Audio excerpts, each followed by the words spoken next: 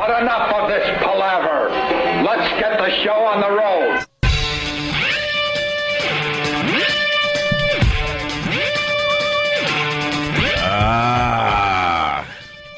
Man, is this becoming a grind, huh? A grind? No. It's wonderful. I was telling Stunt Brain, I go, wow, this is a grind. And I are used to getting fired every 3 years just to break it up a little bit. Ixnay on the iron fay. You take a break for a year every 3 years and makes this all fresh and new again. As long as they keep paying us, I wouldn't mind. Yeah, that's true. It's now that I'm on the air and talking, it seems a little overmodulated. Oh, no. But, no, because it's in the process of being repaired, which is fine. Yeah. I gave it a little test run this morning, and I kind of like the way it sounds. But it gets like an overmodulated little thing to it. Just a tad. Just a little tweak. Thank you, sir. I'll tell you this much. After the show yesterday, all hell broke loose. I saw nerds marching down the hall. Nerds are marching. Nerds with equipment and too many pens to count, just marching like they mean business. Oh, my goodness. The scumbags out, nerds in. Yeah. It was a parade of nerds because I guess the word got to corporate that this needs to be fixed immediately. So how'd the word get out? Nerds plenty. Was it my complete nervous breakdown yesterday on the air when I first spoke into my mic? Wow. I think they had beepers. That's how nerdy these guys were. Oh, my God. They marched in here and ripped this place apart, and I think they even did some dusting because I don't see the spider anymore. Yeah? Yeah, there's a spider living on this wooden board of ours, but it looks like it's gone. Spider. Looks kind of clean, Ant. Looks like they came in and did the right thing, finally. Thank you. Thank you to the nerds. And the head nerd, who's an old listener of ours. Yeah. Yeah, he's a fan. He was a fan of all the nudity that we did at NEW. He was one of those engineer guys that all of a sudden had to be in the studio when all hell was breaking loose with lesbians and stuff. Yeah. Oh, I got to tweak a couple things here. I'll be out of your way in about 2.5 hours. Very busy, very busy. Remember the engineer in Boston?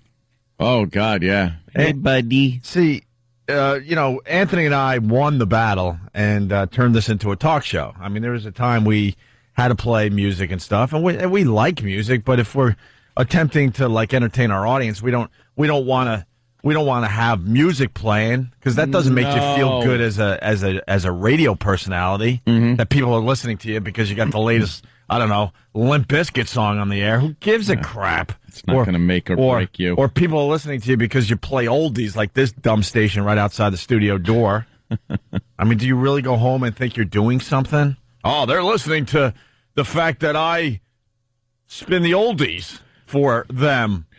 Yeah, do they know who you are? Or? Right. But anyway, so Anthony and I would try to talk and get something done in between the music up there in Boston, up there in Worcester, Massachusetts. Worcester. And Buddy, I forgot his name. Eric? Yeah. What was his name? Eric? I think it was Eric. He was a really good guy. I have nothing bad to say about him, but He decided that between the hours of 3 and 7 p.m. in the afternoon was the perfect time to work on the studio. Yeah. And he would have like a drill in hand, and he would look at Ant and I, waiting for us to push a button. To go to break or... Yeah, and he couldn't wait for us to go to break, so he'd go, and take things apart. He'd be drilling. But the thing was, we were trying to, continue the show during the songs and the breaks. That's when we took a lot of phone calls, tried to line things up for our next, minimal break that we would get. Right. And the drill is going, and there's heavy machinery. Plus, he didn't care that. What are you doing? Plus, he didn't care we were trying to do something funny. He just wanted, to know when he could continue working. Yeah. I imagine, Jimmy, you're on stage, and all of a sudden, someone's getting up to go to the bathroom, but they're frozen in the first step toward the bathroom, but they're still looking at the stage waiting for you to finish. Waiting for a pause or something. I go, okay, I can go now. It was just so distracting. Very distracting. Extremely distracting, but here we are. Yeah. Well, I got to say hi this morning. Oh, boy, to who? Well, one of the friends on, I won't even say what department or anything. I don't want to get anybody in, jam anybody up over here. But... You got pulled over again? No, I didn't get pulled over. It's probably the closest you could get without actually getting. Apparently now they're not even bothering with the pullover. What happened? I'm driving in, and I do at that hour. It's very early, and there's not much traffic, and I like sleeping as long as I can in the morning, so I'm energetic for the listeners, Opie. I do it all for the listeners. Sure you do. And so I sleep in a little bit sometimes. Yeah. So I look at the clock and go, okay, I might have to, Daytona it into work today. So I was doing about 85 in the left lane, which is fine. Left lane's wide open, but I'm like wiping sleepies out of my eyes. And at 85 miles an hour, I'm inches away from zooming past an officer in a marked car. Marked? Yes. I didn't see him. And I'm flying. I saw him when I was just about where my front bumper was at his rear bumper. He's in the middle lane. I'm in the left lane. So I jam on the brakes, slow down, in time to be exactly next to him. Oh, wow.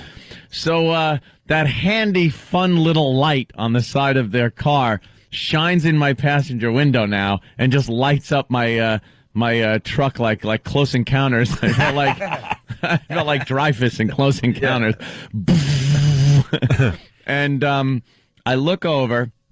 I didn't look, actually. At first, I knew he shined the light on me, so I put my hand up and kind of gave the wave that tells, all right, I know I was going fast. I acknowledge you. I'm slowing down. I understand completely, sir.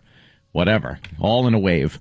So the light didn't quite stop, so I looked over quickly, and he gave me a thumbs up, a smile, and took off. Really? Yeah. Nice. I was just going, whew. Oh, boy. That's what you get when you support cops. That isn't why I support the police. I supported the police long before I had a radio show. See? Because they got a crappy job that doesn't pay enough, and they have to put up with animals. I got a lot of friends on the job. We support the cops. Doesn't hurt that we get out of tickets and we get free dinner. So I don't know who would take a job.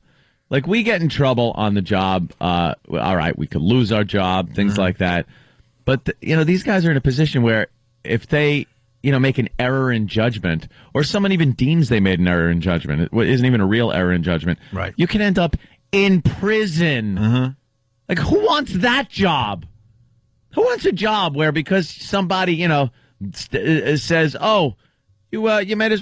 Imagine you working at a deli and someone asks for mustard on their sandwich and you put mayo on it and they haul you off to prison. Oh, I made a mistake. Yeah. You're in prison. Yeah. Who wants that job? I don't get it. Hats off, gentlemen. Hats off. It ain't me. Hats off, gentlemen. And continue allowing us to speed around the tri-state area. Thank you. Thanks No. What? Look. What happened? I have to get to work. and kind of slept in a little bit, so I was in a great hurry. Yeah, I'm encouraging them to let you speed. There's nothing wrong with that. Oh, okay. We're not naming names or anything. Thank you. If you see the Rays, that team, they beat the Phillies last night. Yeah, apparently so. And there's a new battle cry. It seems that Philly likes to strand people on base. It seems to be their major maladjustment here with this series. Where are you getting your sports info? You're really creeping me out. You know a lot about almost everything. You're highly focused on what's going on, but you've never been like a huge sports guy, but you know what's going on with these games, and I know you're not sitting up until 1 a.m. watching them. No. What are you doing? I was on TubeBait. What? I was on one of the major league porn sites last night. Oh, really? I pulled a Jimmy Norton last night. God damn, did I pull a Jimmy Norton. On my way into bed. Trannies? Yeah. Oh, congrats. No. That was a mistake. Trannies, nice. I went to I went to a website that is highly politically incorrect. I can't even say the name of it, but I go there to read their message board and chuckle because it is really horrific.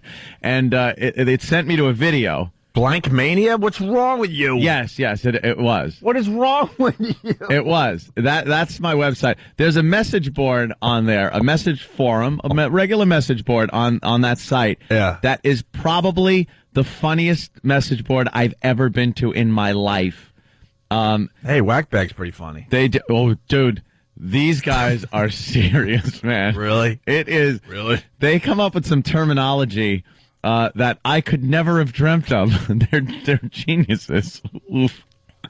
Yeah, it's I can't say the word blankmania.com Wow. or .net, and it is probably the most heinously racist site. But the terms they come up with, the way they put things, the videos they post, the comments on the videos. It's unbelievable. You know how they're turning websites into TV shows? Yeah. You think that one's going to make Well, I was thinking, I don't think so. There's desperate times in media right now. Yeah. Radio stocks are in a horrible place. Yep. The TV's not doing much better, or certain networks and stuff. Imagine they know they got a hit if they just threw this on TV. Yeah. And just said, you know what the hell? It would be, because it's so out there that I'm compelled to check it out. On a daily basis. Imagine a TV show that based on this website, and then people are protesting with signs and stuff, and the network just ignores them, like, shut up, this is what we're doing. And then the people have to scratch their head outside like the TV station and go, and they just have to kind of awkwardly walk away with their signs like, oh my God, they're absolutely not going to do anything about this. Look at some of the avatars. Yeah, I see. It's just I see. They're But they do direct you to other sites that are equally as bad, if not worse. Mm-hmm. How could it be worse than for that? the other way around? How could it be worse than blankmania? Dude. .com. There are sites that are just blatantly, kill. Wow. They want you to kill white people sites, which are really bad, And then there's this site, which, hey, both sides have their story, I guess. What are you going to do? And I think the internet is an open forum. It should be anyway for free speech, whether you love it or hate it. It is somebody's opinion, and they're entitled to it. I don't like that you're bringing racism into my life. What? Racism is so... It is so at the forefront of this country right now, and everyone just wants to make like it doesn't exist. It is more prevalent now than I think it has been since it could be overtly shown through, maybe... German shepherds and fire hoses. There's not this overt racism, but people have taken it kind of underground, and it's there worse than I think it's been in quite a while. But no one talks about it. Everyone treats it like it's because there's this political correctness that also is laying on top of it and hiding it. But it's so bad. Yeah. This site, I have to go there on a daily basis and check it out. But it sent me to this other video site. I just because it flew by the screen, there was an avatar that said, "No Obama, keep the change." Yeah, keep the change. And then there's is that one of the slogans that's going on out there? The old favorite where they show the Klan guy and it's like the original Boys in the Hood. And they show like a couple of Klan people. Oh, really? Yeah. Sorry, but anyway, it got you to another site. Yeah, it took me to a video site because there's a whole section on there of just videos, pretty much of closed-circuit security cameras showing crimes being committed, and then their funny little witty comments about. I can't even say it, but whatever. Everyone's free to post what they want and read what they want, so have fun. But it took me to that porn site. So I go there, and then I watched that one video, and then I just started watching smut and pornography for hours last night. Hours on end. Great, isn't it? But it was one of those sites that it's like one clip they show you, they have thumbnails, and it's hot chicks doing stuff and having sex and whatever. And then there's just somebody's head that was exploded from a tractor trailer also on the same site. Why are they like mixing the two? I don't know. It's a weird mix. It's like, oh, here's a dead chick. Unfortunately, she looked pretty hot. and a motorcycle accident where they say, you know, some guy lost his entire front section, his genitals and his legs, and they show all this stuff. And I don't like that stuff. I don't like the blood and guts. I like, you know, like sexual content. Yeah. It's on there. Mm-hmm. And I was on there, Jim, and all I could think of was, this is what Jimmy talks about. This is what he does. It was like from the time I got home till about, I don't know, 11 o'clock at night. Oh, my God. Just perusing hundreds of pages of hundreds of thumbnails. And then you click on it and watch either a video or you still pics, whatever. While you were... No, Scrap didn't come until, like, later. Yeah. Yeah. Comfort of, you know. Sometimes the best thing to do is just get it over with. Do it. Get it over with. Go outside. And then you could do something. Then you could get back to business. Because I go down that road sometimes. I'm like, will you just do it? It's a nice day outside. You know, the second you're done, you'll do something constructive. Right, I just start yelling at myself. Penguin walk for a towel, and then he'll greet the day. Penguin walk. The thing is, you're in constant search of something a little better than the last thing you liked. Mm-hmm. It's like we're the first generation to have to really deal with the internet. Like, so it's kind of going... It's like every thought you ever had, you could somehow just look at. Mm-hmm. Like, yeah. We're not used to that. We're used to just like fantasizing for a little bit, and then you're still in reality. Right. But there's like little movies of everything that you could possibly think of. It's unbelievable. You just pop it in the search and go, all right, I want to see this. Yeah. And bam, there it is. There it is. Lo and behold, you're watching a video of it. No matter how heinous it is, whatever it is, it's great. It's an amazing time. Great times we live in, gentlemen. Very nice. All right, we're getting Jolly Green Giants with pornography. We're just getting started. Bros, that was it. Great times we're living in, bros. Great days, bros. Great days, bros. What's that from? Is that Full Metal Jacket, right? Full Metal Jacket, yeah. With the guy, he has his dead... the second half, though, his right? dead Vietnamese friend next to him. See, I don't know the second half of that movie as well as the first half. Nah, you That's watch the problem. I've grown more of appreciation of the second half. Yeah. The first half is great, you know, where they're in boot camp and everything. But I watch it as a double feature. Yeah, it is. The first movie, and then, you want to watch the second movie tonight? Okay, well... It's almost like Tarantino's last movie, you know, with the two movies. I don't know why that didn't do well. I really liked that whole thing he did. I think that'll turn out, you know, to be some kind of cult favorite. You think? In years to come, once it's off cable. Yeah. There we go. That's great. Well, and then I was watching everything. I was watching, like, they got every type of smut on this site. I won't give it out, I guess, so they don't, you know. Someone who enjoys speaking Greek, though. It's nice to see a bilingual woman. Why is her head in the toilet? Yeah. Why? I mean, why not? Why is her head in the toilet? Well, I mean, wow, that's the first time. I just saw something new. That's a trend that's going on, or they get into... Oh, there's a lot of degradation on that site, which I'm not into either. Yeah. Unless she's like, seems to be into it, which is good. There was one where there was a guy having sex with a retard. And it was she's just laying there going, I don't know, just babbling, and he's just... How is that plowing legal? The field. Is she making believe? It's in Russia. A lot of these videos come from Russia. A lot of these former Eastern Bloc countries. A lot of Asian videos. It's unbelievable. There she is. Yeah, Danny found it. Look at her. She looks like some Russian old fieldwork, and she's just babbling. She looks like she's acting. Come on. No, look at the face, dude. That's the genetically. That's not just mentally retarded. And look at that. Get the hell out of here. It looks like she's eating corn on the cob. That's not how you do it. All right, she kind of got the hang of it a little bit. Oh, so she's a real prodigy, though. Yeah. Wow, not bad. Do these sites... wearing a babushka. I mean, look at her. Do these sites make your computer blow up, or, you know... No, actually, no pop-ups it wasn't bad. viruses There wasn't any... I had my pop-up blocker on, and then... all right. In my pants. This is a pop-up blocker. Yes, Jimmy? How is he doing that? I know! That's why I couldn't stop watching any of this. I was watching some stuff. Like, I don't care when you got the hot girl, and she's just having sex with some guy. Mm-hmm. That isn't what I was watching last night. I was watching crap like this. Retarded girls being just ravaged in faraway lands. She's on hay. She's wearing a hat. She's got like a Danny hat on and a hairy armpits. And I can't tell if it's 100% I don't think. real. Who but knows? I think it's awful. I don't think she's retarded. I think she's just old. There was a clip of a gentleman that looked exactly like Tor Johnson, and he grabbed some girl by the hair and was throwing her around in a swamp, and apparently having sex with her against her will.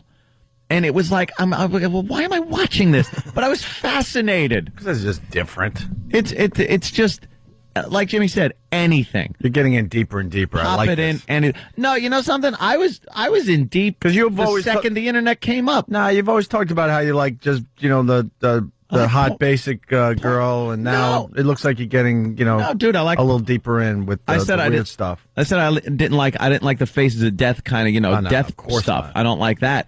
But porno, I'll watch any kind. Look at what she's doing. What is that? It looks like my old Estes model rocket of the V2, and it cost a lot of money because it was like 1/5 scale. That's not. And she's just, yay, how do you do? That's not supposed to do that. That shouldn't go there. No. But Looks it's just. Danny's got a huge smile on his face. This is one of Danny's favorite sites, by the way. It really is amazing. That's yes, awful. sir.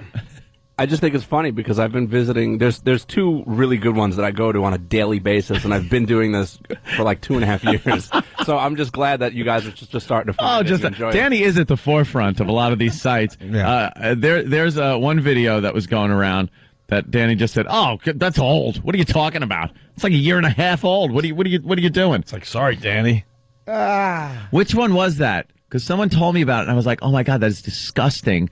And I don't know, man. I've seen so much degradation and filth that I can't possibly remember. now look at where it's going. There's a woman That's right now impossible. putting something where it never should. It looks like old lumberjack logging footage. That should not be going. Wow. No, that's Look! Oh my God! I know. I can think of one better than this. I'll pull it up. Oh, good. That looks like You ever had anything? You ever watch the Discovery Channel where that guy parachutes into that big hole in the ground? Yeah, that's the promo for Planet Earth. Yeah, for Planet Earth. Just enough said. My God, man. Oof. Oh wow! But that occupied hours of my time last night, and then I went to bed and went, I can't believe I got to get up soon, and I wasted so much time doing that. Now take that and do it for 6 years straight. Welcome to my life. Yeah. And then you'll finally catch up to Jimmy. Yeah. Oh, boy. All right, listen, let's take our... it was, okay, and now I remember which one. Egg whites. All right, we'll check that out after the break. Egg whites. Yeah, All wow. right, our phone number, 877-212-08. We're just getting started. Lots to do today. And we'll explain next, I guess. Stay there. Opie and Anthony. It's the Opie and Anthony Show. Good morning to everybody. We were saying Phillies lost last night. Apparently so. Rays beat the Phillies 4-2. We went off on a little tangent. What were you saying? They were leaving men on base? I don't know how you knew that problem. I don't know how you knew that between the racist site and all the porn sites you were on. Well, were they giving you updates on the World Series in between videos? Yeah, that's how they work. That would be smart. No, I catch little snippets of the news, and I do check out all the news sites before I do go to sleep. Yeah. While I'm setting my alarm, I hit on my iPhone. I hit the all the news sites on there and look before I set my alarm on the iPhone, so I know what's going on before I go to sleep. And then on the way in, listen to the news. I'm working while I'm breaking the law. The Philly crew called last night. There's a new battle cry for the Phillies. Uh-oh. What is it? It's simple, and it's pretty good. They're all just yelling and screaming down there, "Do it for Steve." What? Do it for Steve. Think about it. Anybody? That's the rally, and that's the rally cry down there in Philly. Think. See how smart you are today. The rally cry is "Do it for Steve." Yeah, it is. Now, is this just people you know, or is this the real rally cry in Philadelphia? It's no, it's spreading through Philly right now. Do it for Steve. This isn't just the Philly crew I know. It's spreading throughout the Philadelphia area. Do it for Steve. All right, we'll let that sit there for just a little bit. Let people think. I think it's kind of smart. It's not going to blow people away, but it's a good rally cry. It's not a good rally cry. I have no idea what it is. Do it for Steve. When I tell you, and then you could spread it further among your friends, and maybe you spread it with a little picture to everyone's phones, then it would make a lot of sense. Do it for Steve. I just keep thinking of Steve. That's what I'm saying. It ruins me. Bungle it? Or Yes. do it incompetently? Screw it up. Do it for Steve. Do it effeminately. How does Steve? It just rolls Do it off. to lousy music. Just roll.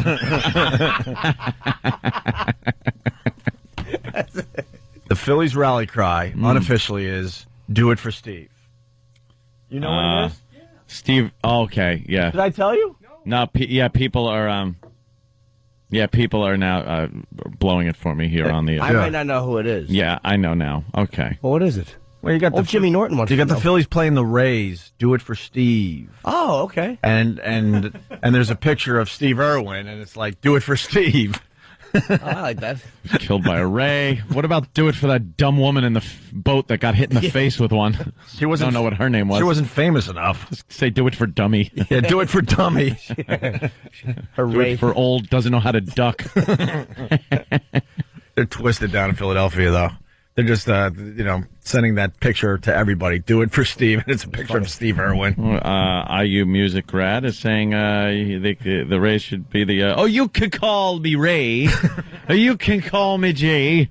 But you can't call me Devil Ray. Don't call me Johnson. Shut it. So the porn thing was successful that was last night. panning out last night. I had people, and then, I got a lot of workers over my house all the time. A lot of workers at my house. But that's good news. Like all the time. Yeah. Yeah, it really is. Like, I like getting things done. Things are getting done a lot faster than I thought they were. Mm-hmm. Which means, like, you're just doling out cash at a quicker pace. But apparently my seats. For your home theater? Yeah. I don't like doing the... Angela, Keith's wife, has been doing all the decorating, but in this, I have to have some kind of hand in this, as far as color scheme goes. And I want some kind of a theater that looks like an old-time kind of Art Deco movie theater. Right. And that's all I know. So I'm like, hey, run with it. So I had to sit there and go through a couple of fabrics yesterday, which I hate doing. It's like I can fall asleep quicker than a radio meeting when I'm picking out fabrics. Yeah. Who cares? It's like red. I'm like, yeah, make the seats red. It's like a movie theater. I like that. Yeah. But it's shaping up. I can't wait to get that thing done and just watch some of this pornography on a gigantic screen. Yeah, you did it so you could watch movies, but you know what that's going to turn into. There's going to be one seat that is just going to be lined in plastic that I'm just going to sit on. It's going to look like the little drop in Lethal Weapon 2. The guy fell backwards on.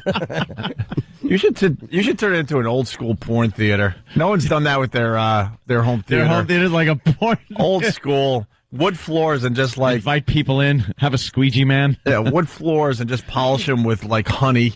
So as you're going to your seat... it makes like a sticky sound and everything. Yeah.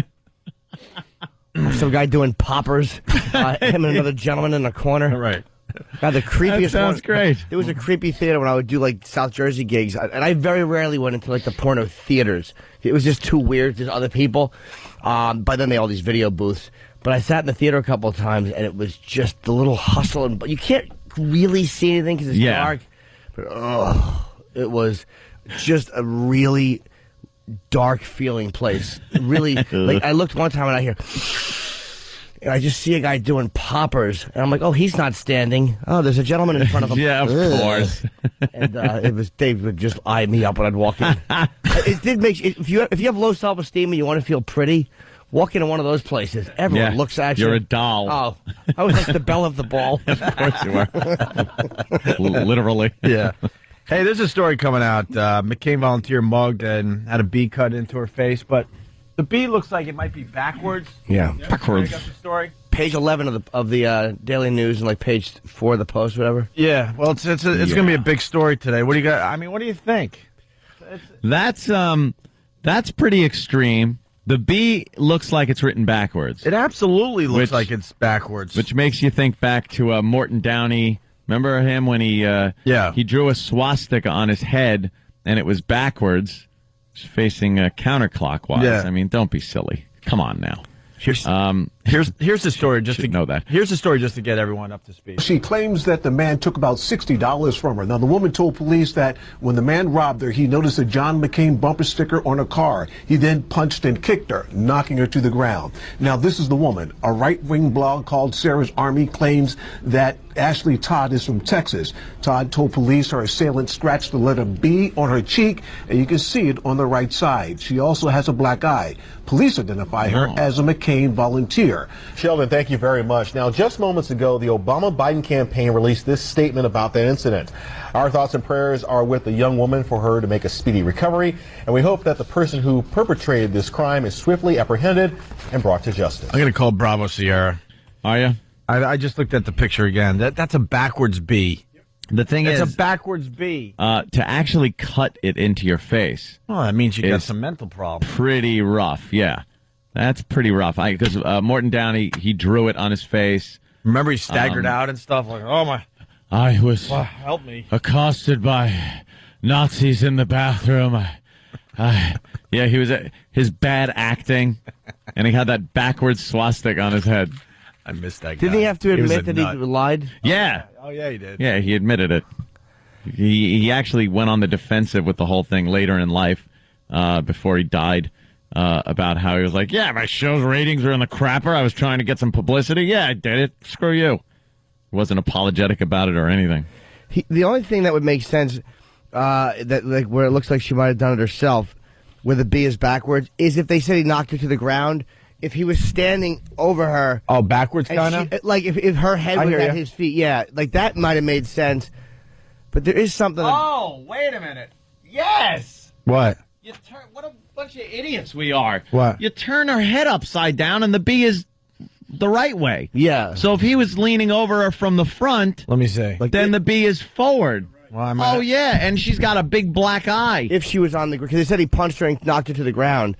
And if that's the case, the way they're covering this, well, there's a few things I don't really mention in the article about the assailant. Yeah, And exactly. the coverage is amazing. If it was an Obama supporter with an M for McCain carved into his face, it probably would be on page 11 of the Post. Oh, believe me, yeah. Yeah, no, yeah, you turn the picture upside down. You guys are right. Upside down, it's a B. You know, it kind of. Well, then I apologize. But, maybe this really doodle. did happen. You just get suspicious with some of these things. I'm not suspicious. I'm saying yes, it happened. Okay. I got to check that website later and see what they.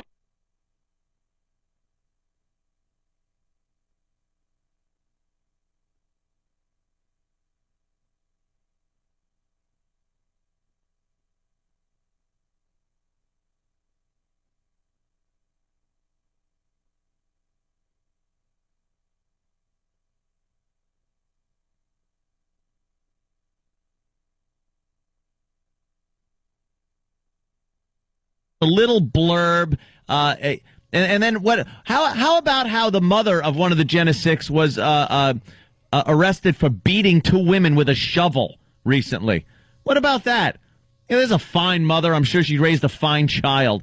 Give me a break. How about you start friggin' covering these things with a little equality? I'm sick of it. The coddling. Enough. God damn. I don't.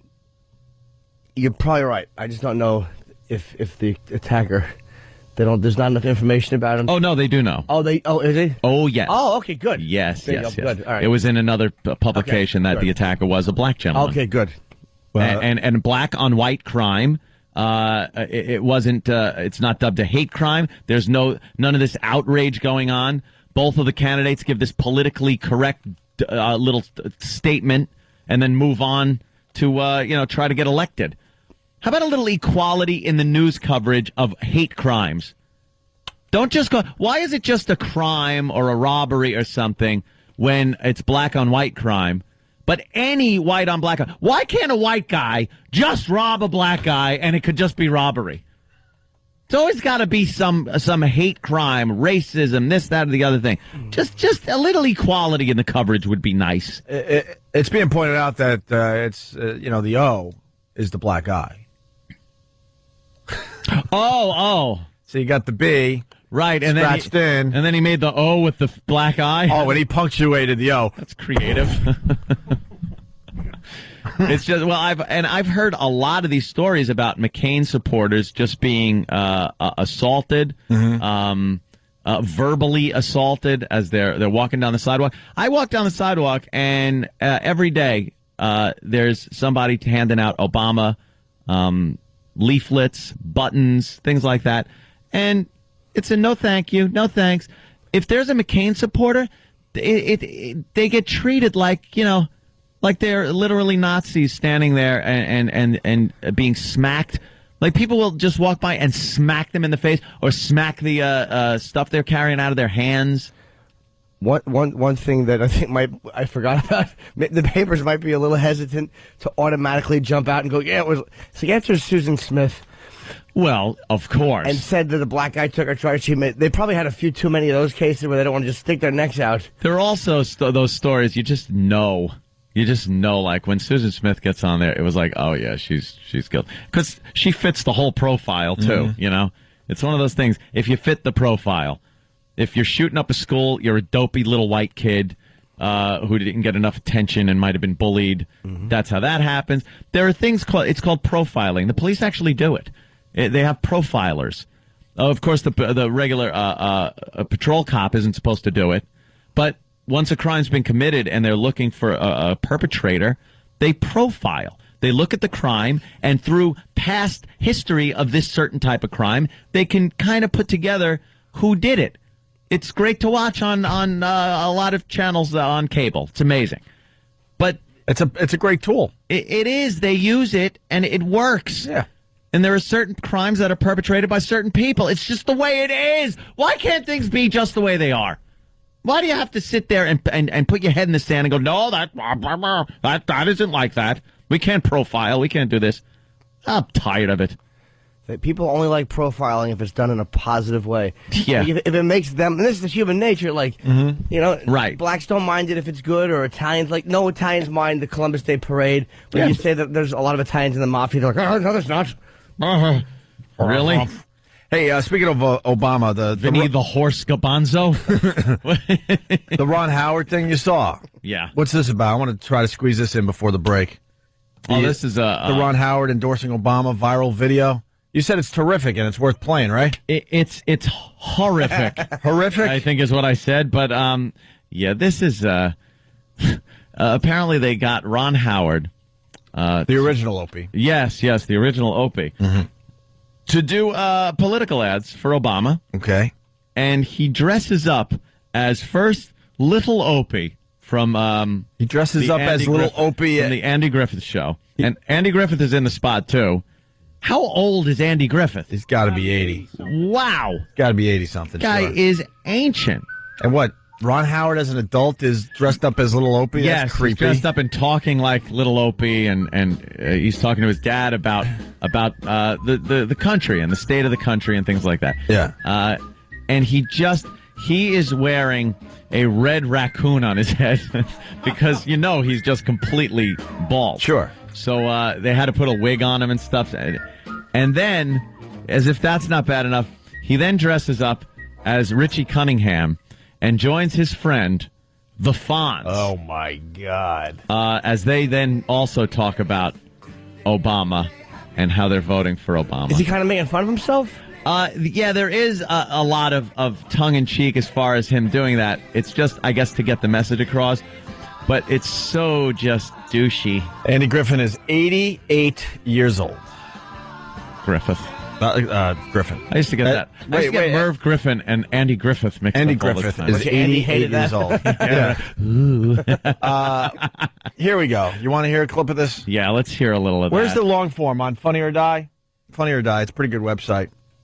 Some of the stuff is really good. I like when people when he says Opie and stuff, because all I'm thinking is he's talking to you. Yeah. Yeah. Hey, Paul. Hey, Ope. You look like you got something on your mind, son. Paul, why are people so set on staying on the same road that's been messing us up for so long? Well, Ope, people are funny.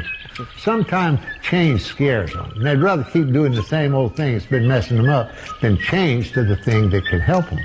Like the time I wanted to fish for lake trout using peanut butter and jelly as bait? That's right, Ope. You got stubborn and wouldn't switch no matter what I said.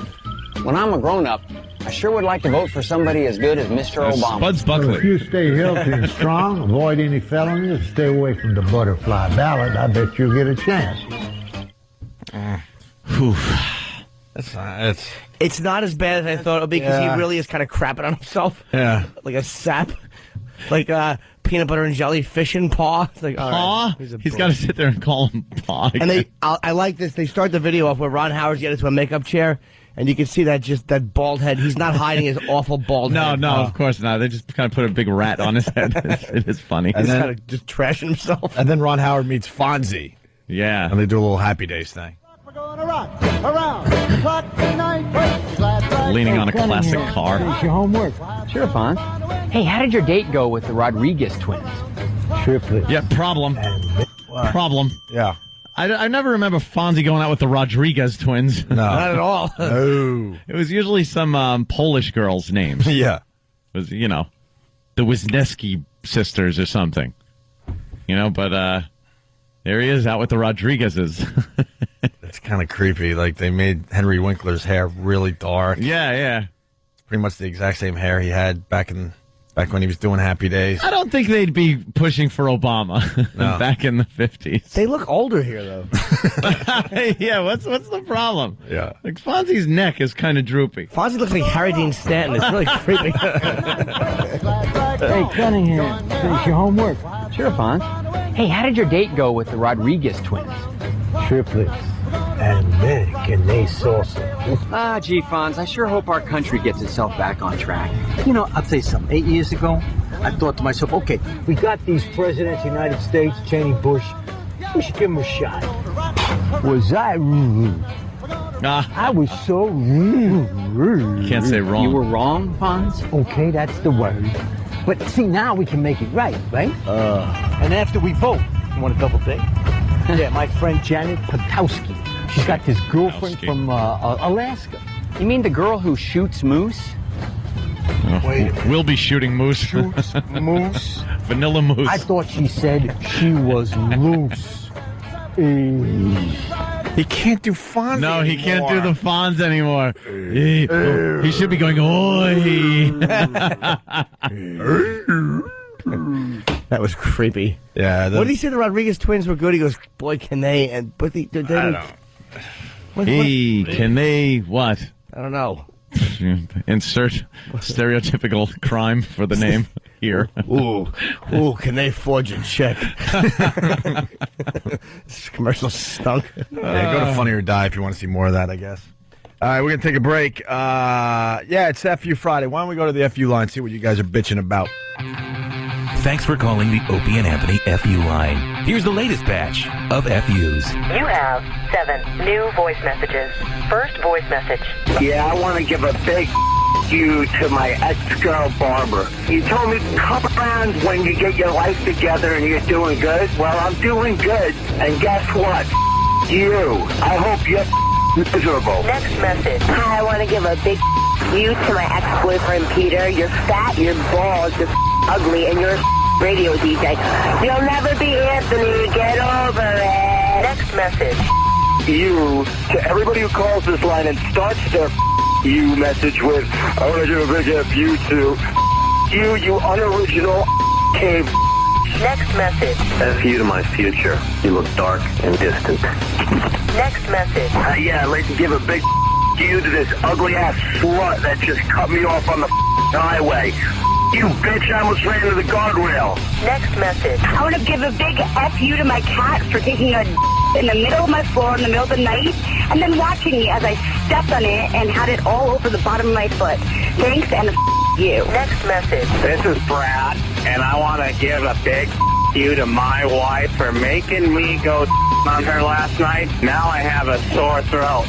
You, Trey. End of new messages. Call the Opie and Anthony FU line. 866-FU line 1. That's 866-FU line 1. Thank you and goodbye.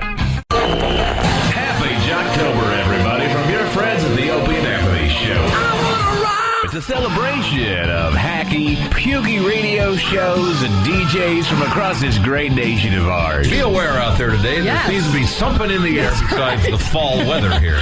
Oh, my God. Would you just kill yourself? I would go home and just swallow a shotgun. Strike up the crapola. It's Jocktober. There's a person stranded. There's a show. It's stranded. I love that. That is funny. What the hell was that? Happy Jocktober, everybody, from your friends at the Opie and Anthony Show. Let's all do it. There was no joy attached to that sound. Who saw this coming? It's time for Jocktober, everybody. Jacktober. And we got Scott and Todd today. We've been waiting for this day, Sam. Yes, today's a very special Jocktober. Yes. Very special. Two hacks that have been at it for how long, Stunt Brain? You know. Like 14 years. I'm sure you probably produced for their show some. For Scott. You really did? Yeah. Oh, my God. I was making a joke. That had to suck. You have just been pretty much a radio whore. He is. Yeah. The slut that's just been passed around. It's kind of like beer commercials on this show. Ah, yes. Okay. Touche. So we feature Scott and Todd today. Yes, they advertise themselves as New York's longest-running morning show. So what does that mean? It feels that way when you listen to it. But what does that mean? They've been on for a long time. Does that mean, is that good? I would never brag about that. No, it seems like at some point that they would be offered opportunities that would allow if they've been on for 20 years or whatever. Yeah, has it been 20 years? What? 15, It's 12. been a really long time. Long. New York's longest running. That doesn't necessarily mean it's good. No. Yeah. What do you get out of that? As opposed to good. All right, well, Scott and Todd, they've been hacking it up for a long time here in New York City. Let's get right into this. Please. They talk about Joe the plumber.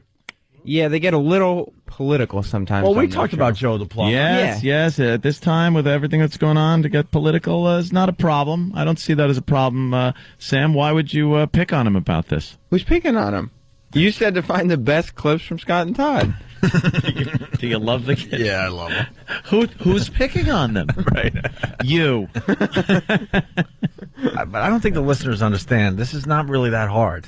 No. Like Sam listens to an hour and gets what he needs from these awful radio shows. Yeah. Todd, so they talk about Joe the plumber. Todd takes a stand and gets upset, then starts yelling, and the whole laughs. Oh, they have a hole? Oh, yeah. I don't even know what her name is. But she just starts, she really is just a laugher. Oh, really? She's just there to laugh. All right. But only when it's genuinely funny, right? Right. Okay, let's get right into this. Scott and Todd, we feature them today for Jocktober. They dug into him as quick as they could. Sure, why not ruin another innocent life? He's on yesterday talking about we might as well wreck his life. how excited his little boy is that they're talking about him. He did nothing. The man did nothing. You try to be a big star, we'll fix you up right now. Idiots in the media got to wreck his life. He's not even in the plumber's Hey, we union. talked to the guy. He's not even a plumber. Don't call yourself Joe the plumber if you're not a plumber. Joe the amateur plumber. Beyond me. This is going great.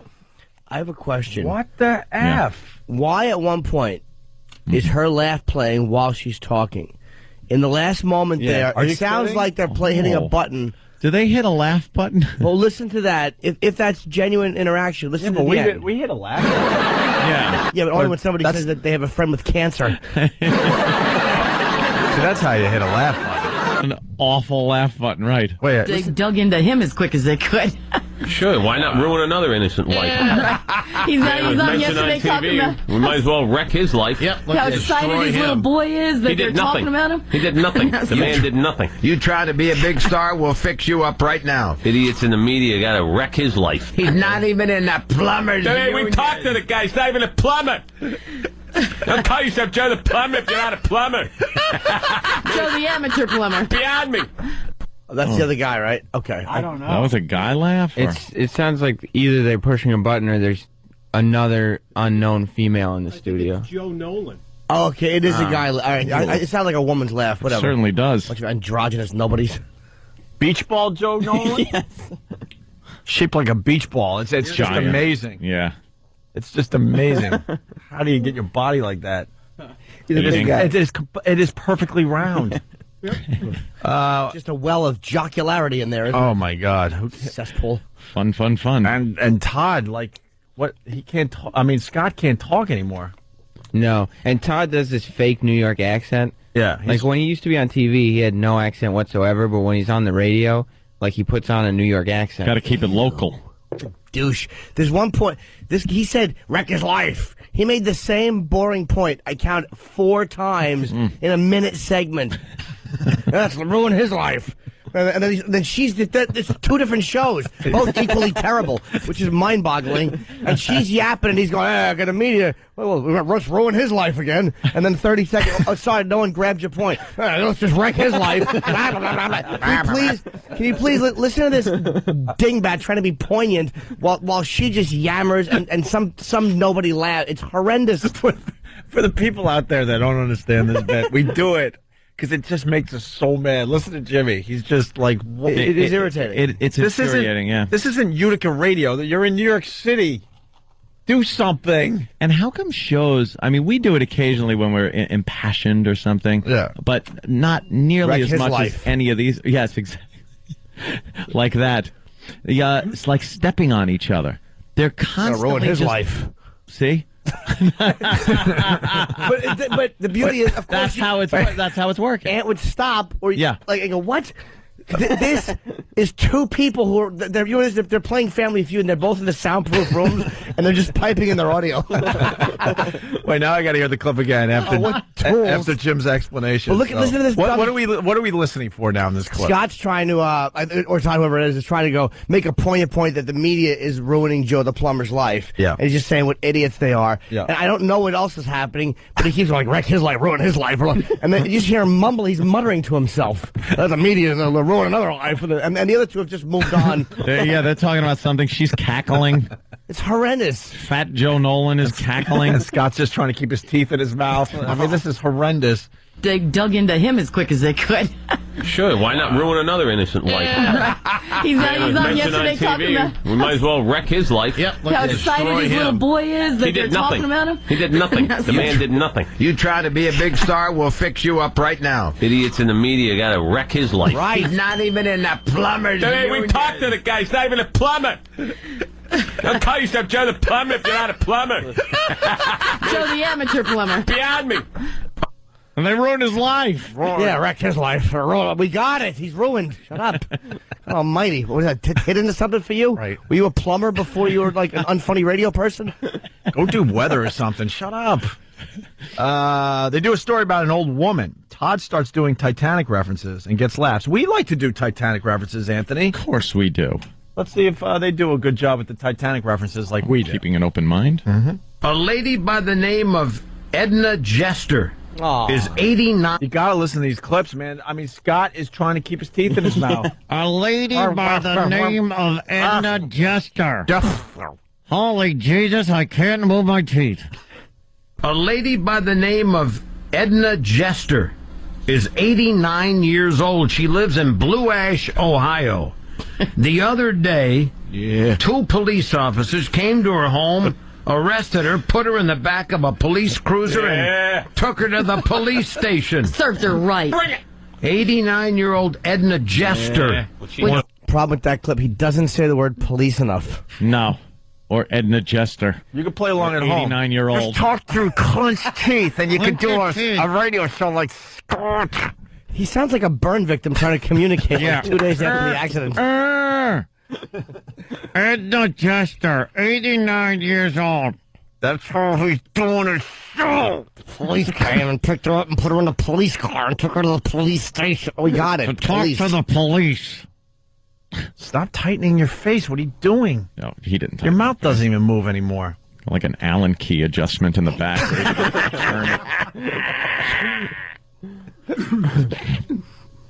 89-year-old Edna Jester was arrested because she refused to give back the next-door neighbor's football. Ms. Jester was asked to return the ball. She refused. It's mine now. It's my yard. They tried to give her a citation. She refused to sign for it. I'll never let go. The kid I never hit it. I'll never let go. Rose. I'll never let go. Right. The next door neighbors. And she lets go. Right. You said you weren't going to let go. Wow. Sucks. That was a hacky Titanic joke years ago. Yeah. About the fact that she said she'll never let go, and then she lets go of Jack, and he slips beneath the icy waters of the North Atlantic. Why? That movie came out a long time ago. Oh, did it? Yeah. Well, we do our Titanic thing every once in a while too, but yeah, but I mean, I mean, ours is more goofing on, the music, right, and Celine Dion, right, and the ship sinking, Renee, and the ship sinking, not forgetting a goal, the love story at the end. Something was said in there, but so much was going on, I forgot. I really wanted to comment on something, and then it just gets you angry. Who the hell knows? We got to stop this bit, I think. Why? It's just I don't know. It's infuriating. It's getting us mad. I'm sure the listeners are mad. Once a guy, I was hanging out with my friends. We were playing basketball, and this guy picked up the basketball and threw it onto the roof of another house. Yeah. And he never got arrested. You know who that guy's name was? Who? Biff Tannen. Really? Yeah. Yeah, but he also never got arrested for date rape. Yeah, true. Or trying to kill somebody with his car. Ladies and gentlemen, welcome to the Biff Tannen Museum, dedicated to Hill Valley's #1 citizen and America's greatest folk hero. Yes, here we go. One and only Biff Tannen. Of course, we've all heard the legend. We all have. But who is the man? Who? Inside, you will learn how Biff Tannen became one of the richest and most powerful men in America. Learn the amazing history of the Tannen family, starting with his great-grandfather, Buford Mad Dog Tannen, fastest gun in the West. See Biff's humble beginnings, and how a trip to the racetrack on his 21st birthday made him a millionaire overnight.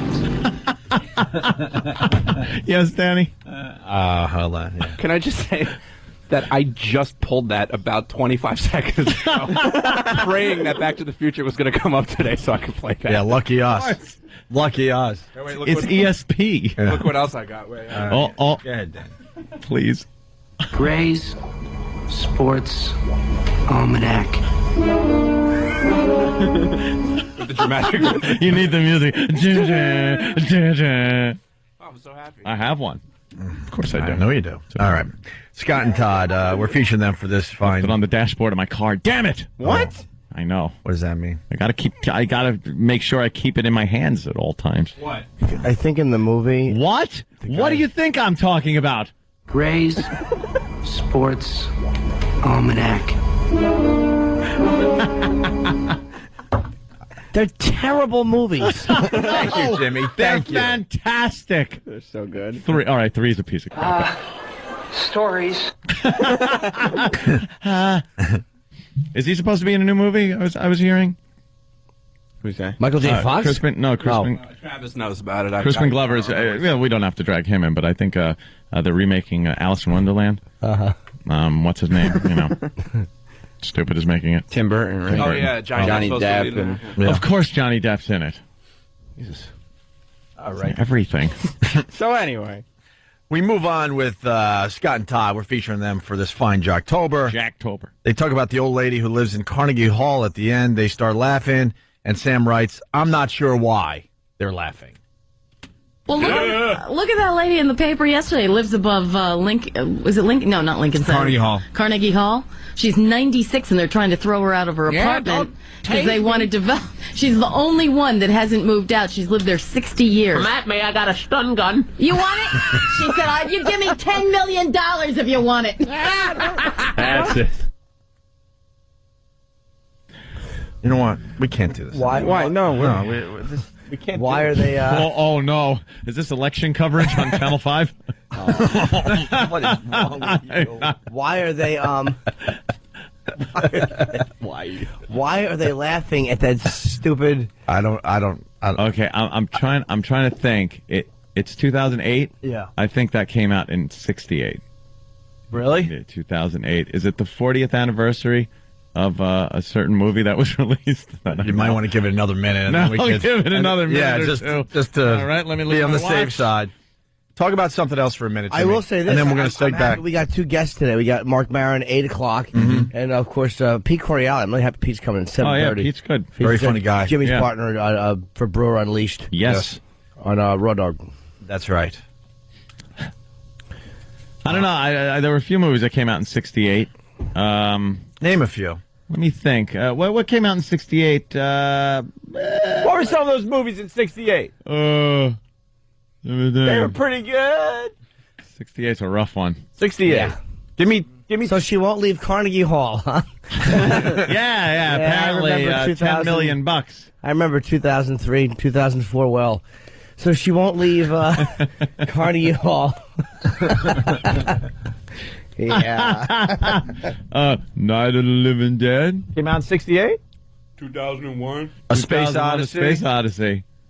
That was 68. Boy, were they wrong? Oh, there was a big one. Planet of the Apes came out in 1968. God, yeah. That I was a big fan of the Planet of the Apes. Planet of the movies. Apes. Yeah. Oh. All right, back to the Scott and Todd audio as we feature them today for Jacktober. Another McCain ad. Oh, jeez. Oh my God.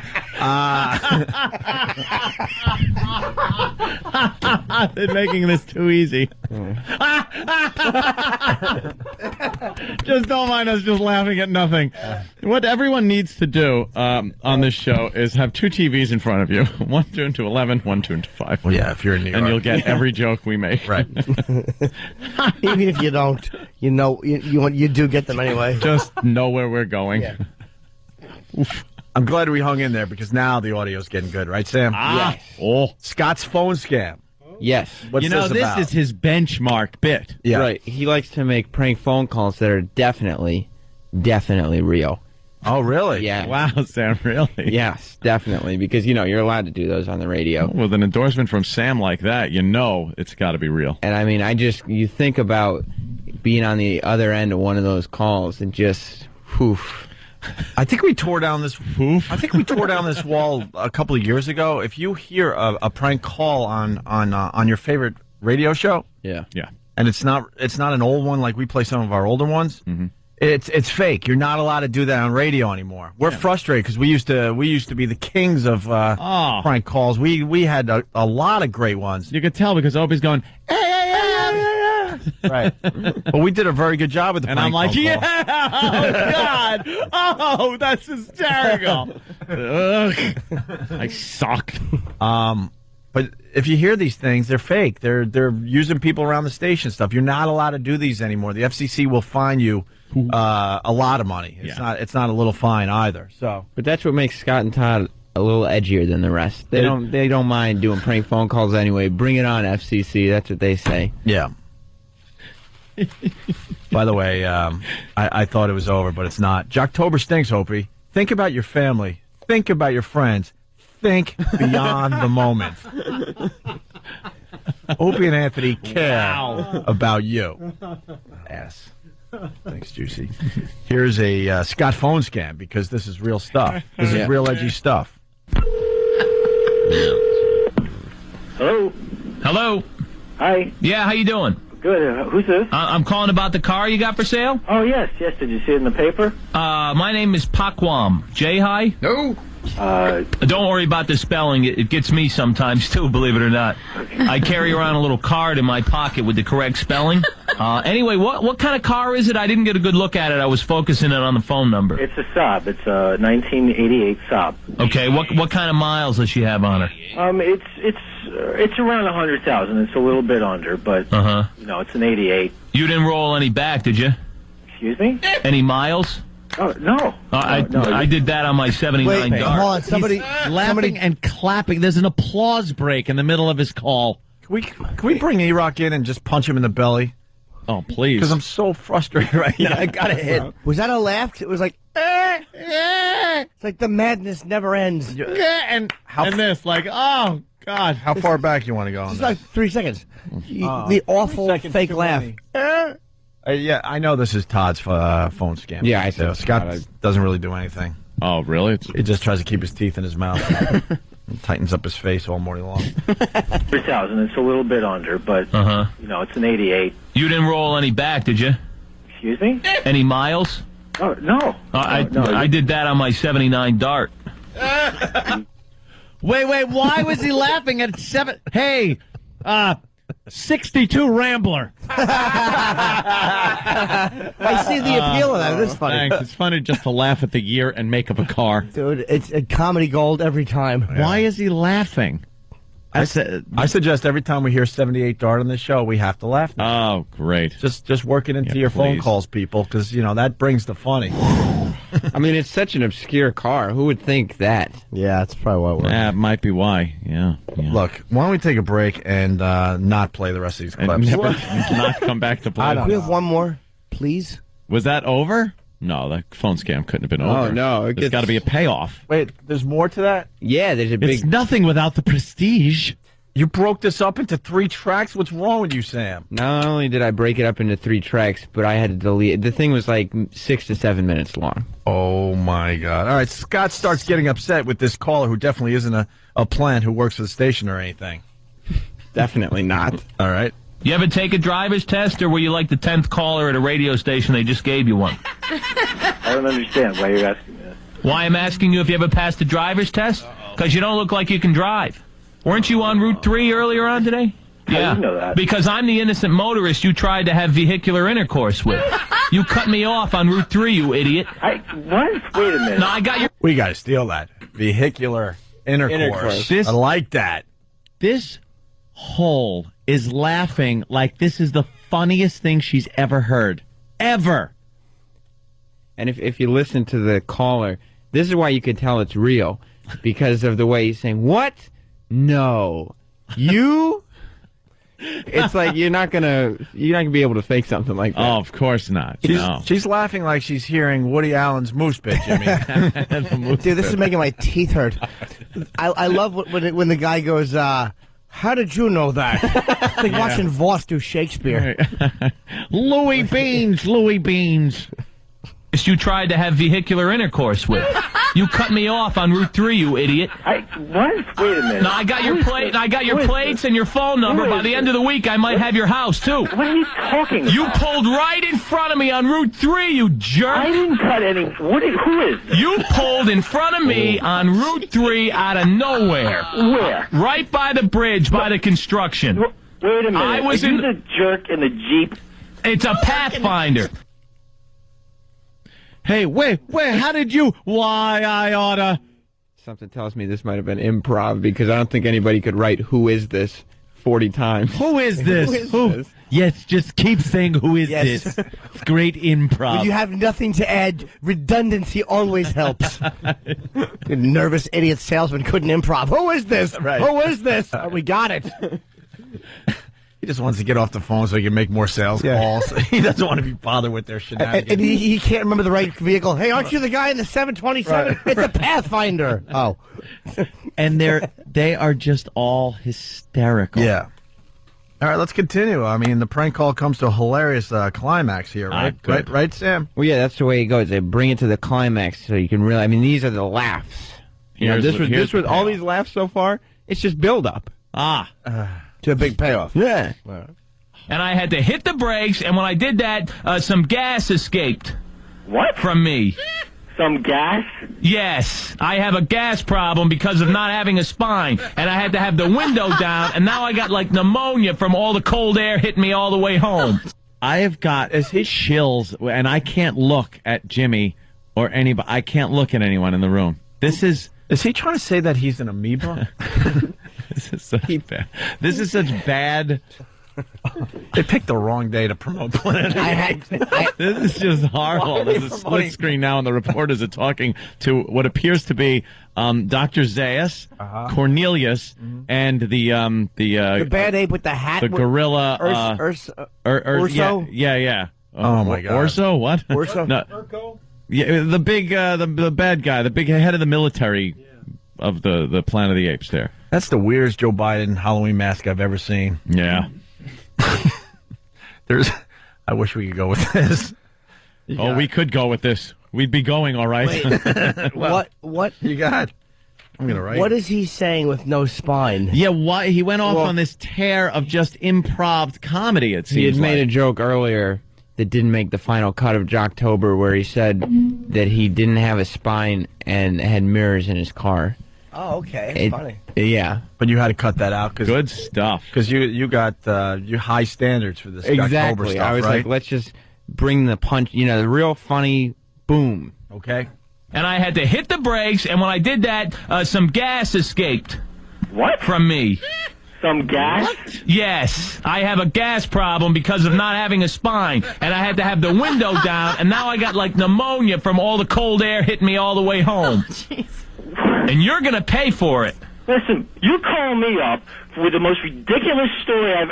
You had gas? Yes, you farted in your car. Yes. And now you're suing me because you blew a fart in your car. No, that's not why. That is what happened. You had a little gas attack and you're catching a chill. You're going to sue me? After you cut me off? What's wrong with you? But you caused it. You can actually get ratings doing stuff like this? I don't know. Well, they will leave you on the air. Because they've been on the air for a long time. The guy, see, what people don't seem to understand is not everyone is an actor. And when you put somebody on the phone that you want to act like an enraged caller or somebody that you call that is not supposed to be unaware of the clever ruse, they're not going to be able to pull it off. And this guy is completely losing it now as far as any credibility goes with his call. And he should have just hung up. I'm trying to sell a car. I don't have time for your nonsense. Click. Yeah. End of story.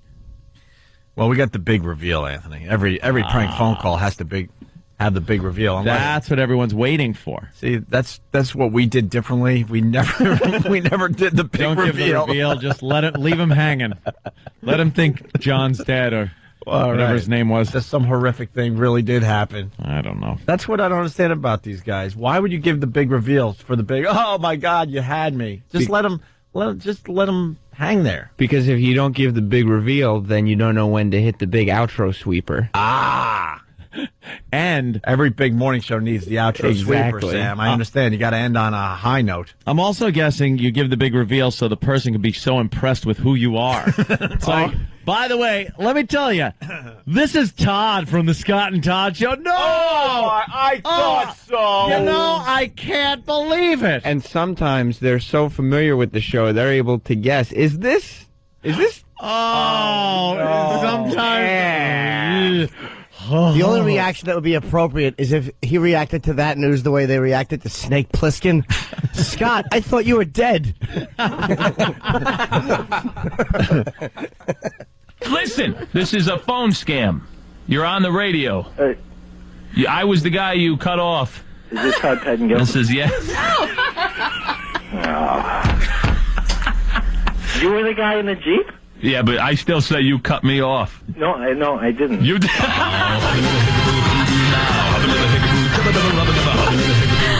my You never know who you're going to run into. I like cut off. What was that music? Wait a minute. Did you hear that, or was I having like Wait a minute. Every bit of that sucked. Wait, he's trying to claim that somebody cut him off and he was able to get their phone number and they were selling a car. Well, it doesn't even make sense. Todd is saying that Todd is saying that it legitimately did happen, that he saw this guy, and the guy did cut him off, and he had a for sale sign in his car. For sale with the number. Oh, I get it So now. Todd wrote down the number and said, this is going to be a great phone scam. It's gold, Jerry. And then he got him. Well, let's end today's Jocktober with a little song parody from Scott and Todd. I mean, come on. Name some of those song parodies you like, Ant. Yeah. What's wrong with the song parody we got? Got electric shock, Jerry. Yeah, that was a good one. Total recalling. Total recalling. Hey, Blankabator. Right. The Black Earl song. Condom Man. I'm horny for little girl. KKK song. Camp Concentration. Candyman. Yeah. Well, KKK. Guys, come on. We're just lucky. House next door to me. Wow. We're just lucky that we could do radio in the same city as Scott and Todd. It is a privilege. It is a privilege. We bow to those guys today. Because how do we come up with songs like "Sucks to Be a Turkey in October"? Oh, come on! Look at the two. The screens are just the best. Oh my God! All right, so what's This. what? Why are they shut? Come on, they're in cahoots. All right, where's what's the song? What's the song? We gotta go to break. What's wrong, Jim? Nothing. Yeah, let's just go to We gotta break. go to break. We gotta get Pete in. We gotta do the song. Let's get to the song. It's about ready to crack. Keep it in. Keep it in. I'm being good. Be good. I'm being good. Sucks to be a turkey in October. The Scott and Todd song parody. Yeah. Sucks to be a turkey in October. Oh my God! You know what? No, I can't do it. Dude, we got it. They're laughing in the back. This is funny. Wow. It sucks to be a turkey in October. No. Yes, it does. Sure it does. This is funny. This is good. I can tell. Do it to the fine people. No, this is important. I'm sorry. No. This is important. You're jealous that this is leaving all those other parody songs in the dust. But I don't understand, why are they making a Thanksgiving joke in October using Christmas music? Yeah, it's just so outrageous. They're nuts. They're far and above what we do, so don't even question them. Don't try to think like that. They're the longest running morning show in New York City. Yeah. Yeah. The #1 market. Willie Mays played until he's 50. Let's remember that, people. Wow.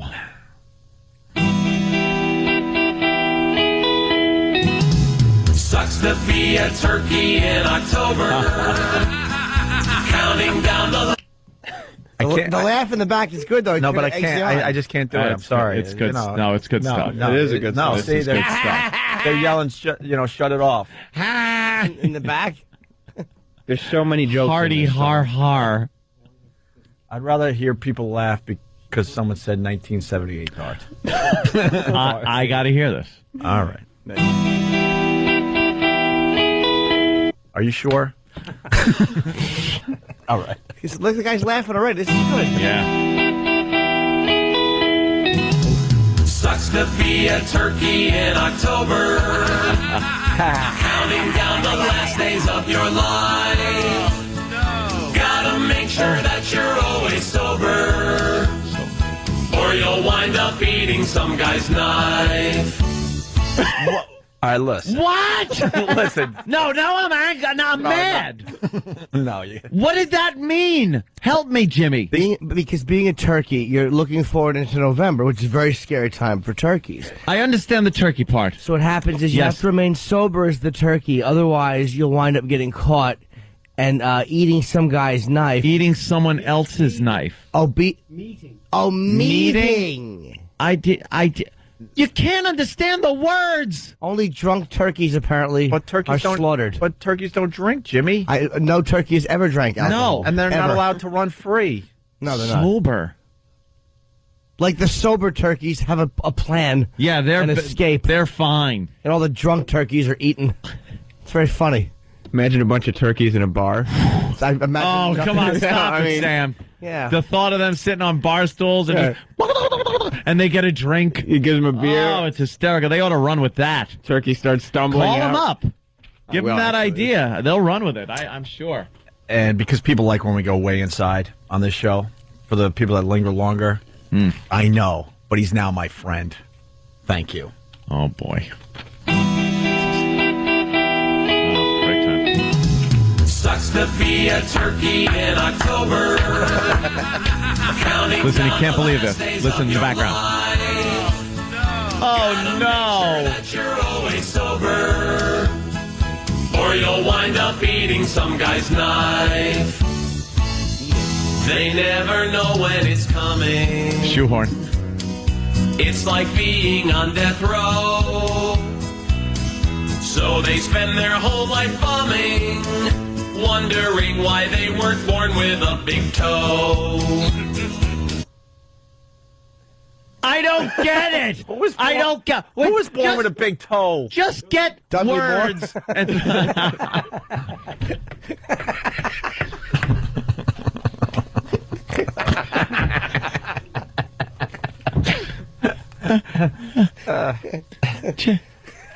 Just put words to music. They don't have to make sense. They rhyme though. How about Sucks to be Scott and Todd on the radio.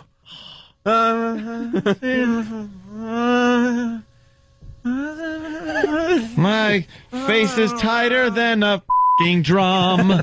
Da, da, da. Oh. Why would a big toe? Because would he be able to like climb out of the pen with an opposable thumb? But no, but that's not a big toe.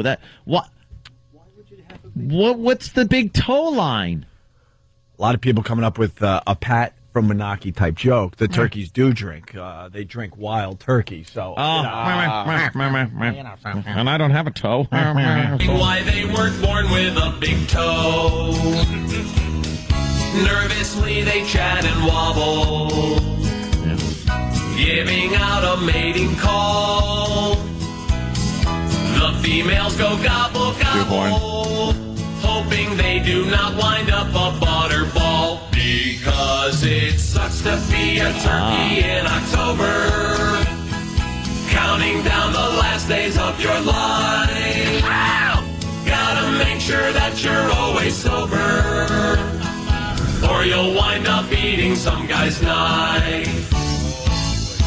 This time of the year is a pain. Oh, wow. A double shoehorn, ladies and gentlemen. Wow. He's pulled off the double shoehorn. We've never seen this before. The judges are holding up a 10-10, a 10-10, a 10-10, a perfect score. Perfect score, a double shoehorn. Double shoehorn. Holy crap. Oh, wow. Yeah. I gotta be honest, I missed the double shoehorn. Oh, how did you miss it? Can you please hear the double shoehorn? It's fantastic. Let's have a replay of that double shoehorn, the first one we've ever seen in a song parody, folks. Absolutely amazing, the double shoehorn. First time ever. He pulled it off. That's right. You're always sober, or you'll wind up eating some guy's knife. This time of the year is a pain. There's no place to run and hide. Hunted down like Saddam Hussein. They won't hang you, but you might wind up deep fried. I knew a turkey named Kevin who wound up with his throat cut. When people die, they go to heaven, but the poor birds get croutons stuffed up their butt. You know, it's not hurting anybody. This is the type of radio we all need to listen to. Hello? Yeah. Yes, I was listening to your morning program with my young son in the car, and I heard something about croutons. And it was very upsetting. I had to explain why they would put croutons in a turkey in that fashion. I won't even say it, but I just want you to know you've lost a listener. Because it's outright. If I wanted that type of Howard Stern radio. Holy crap. Safe radio sucks. Well, that's it, right?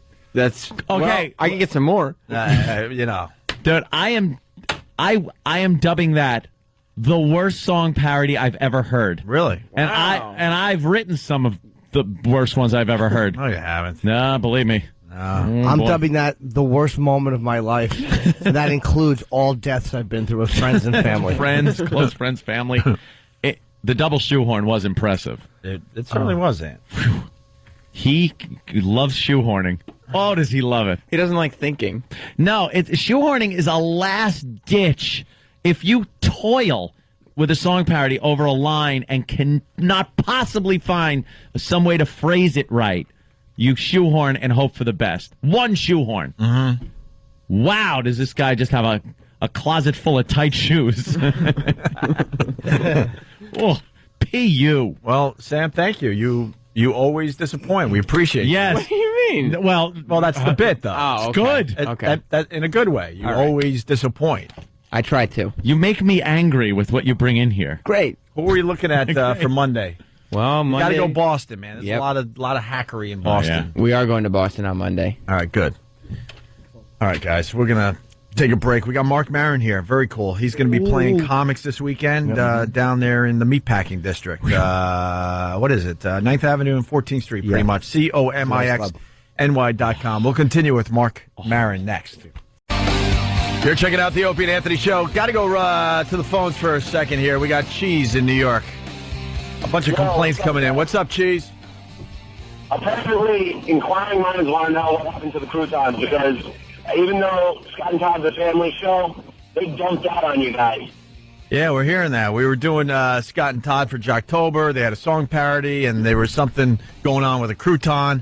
And our station, we're supposed to be the edgy shock jock show. They dumped out of a family-friendly song. Can you believe he described taking croutons and stuffing them into a turkey where you stuff a turkey? Right. Everyone's done that.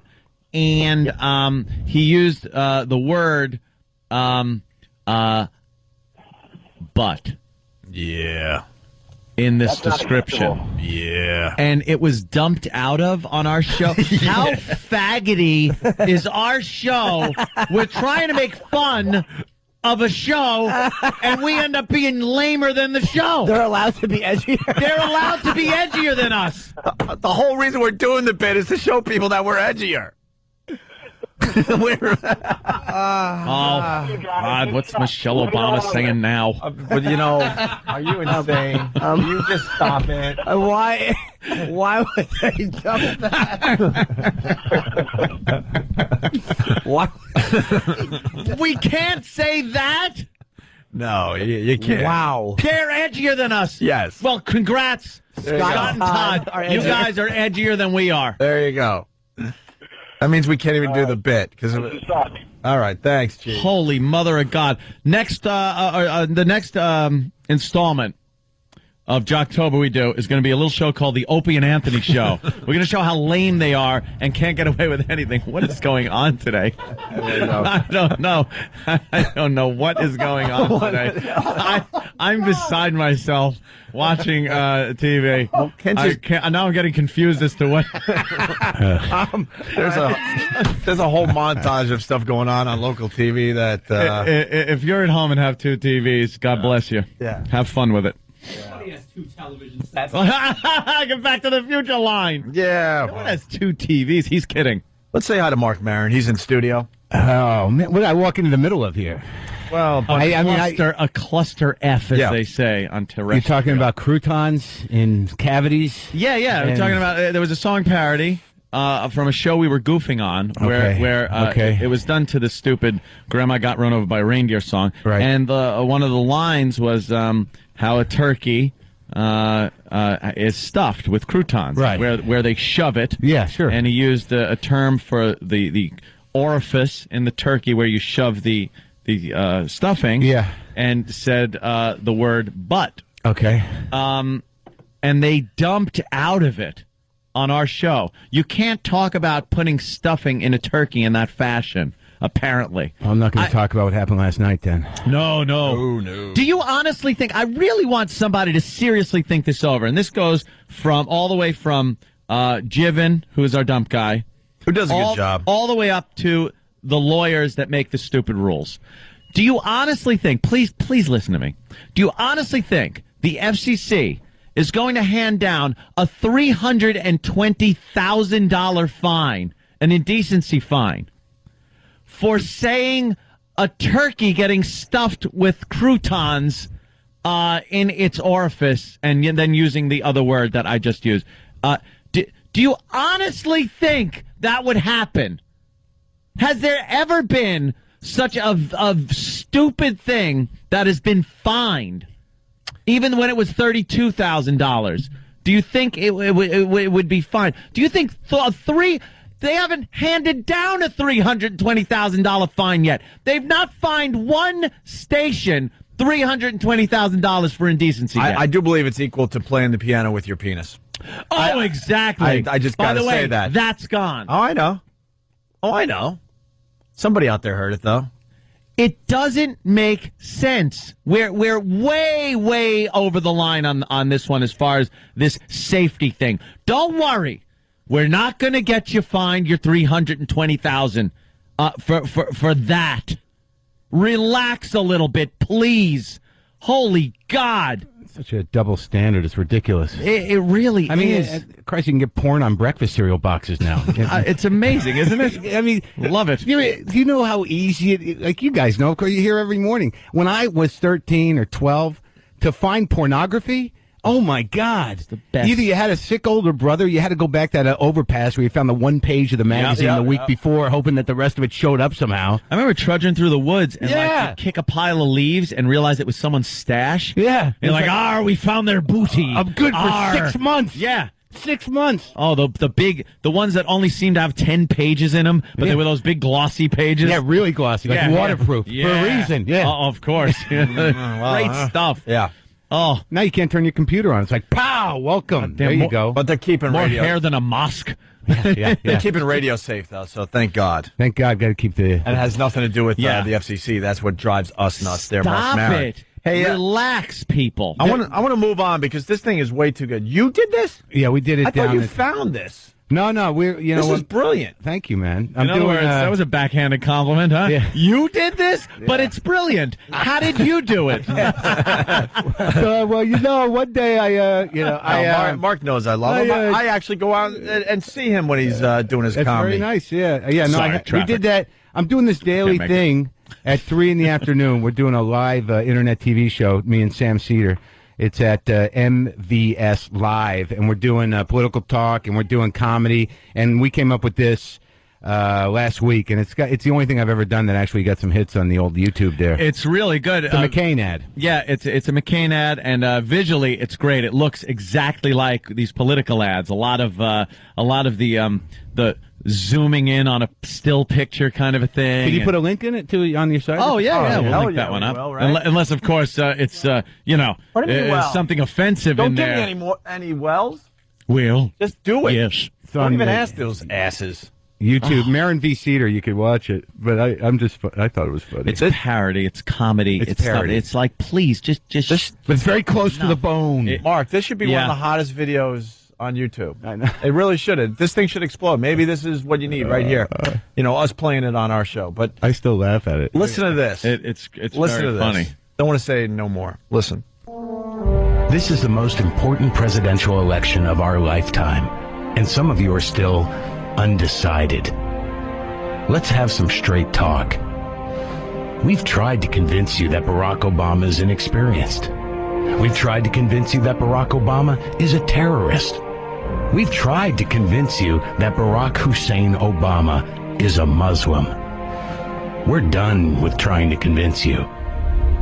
Let's be honest. Barack Obama is black. Black.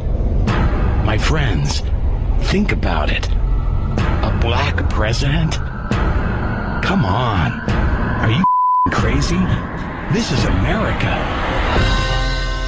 Some things don't need to be changed. I'm John McCain, A white guy. and I approve this message. It's like when we were making that thing, it was so wrong because with the montage, the black of montage of black leaders, Yeah. it just digresses. Like we felt guilty. Like Of course you did. You go from Frederick Douglass to Martin Luther King to OJ, OJ, to Don King, and then the Flavor Flav. We just couldn't stop laughing at how bad that was. It looks like a real political ad.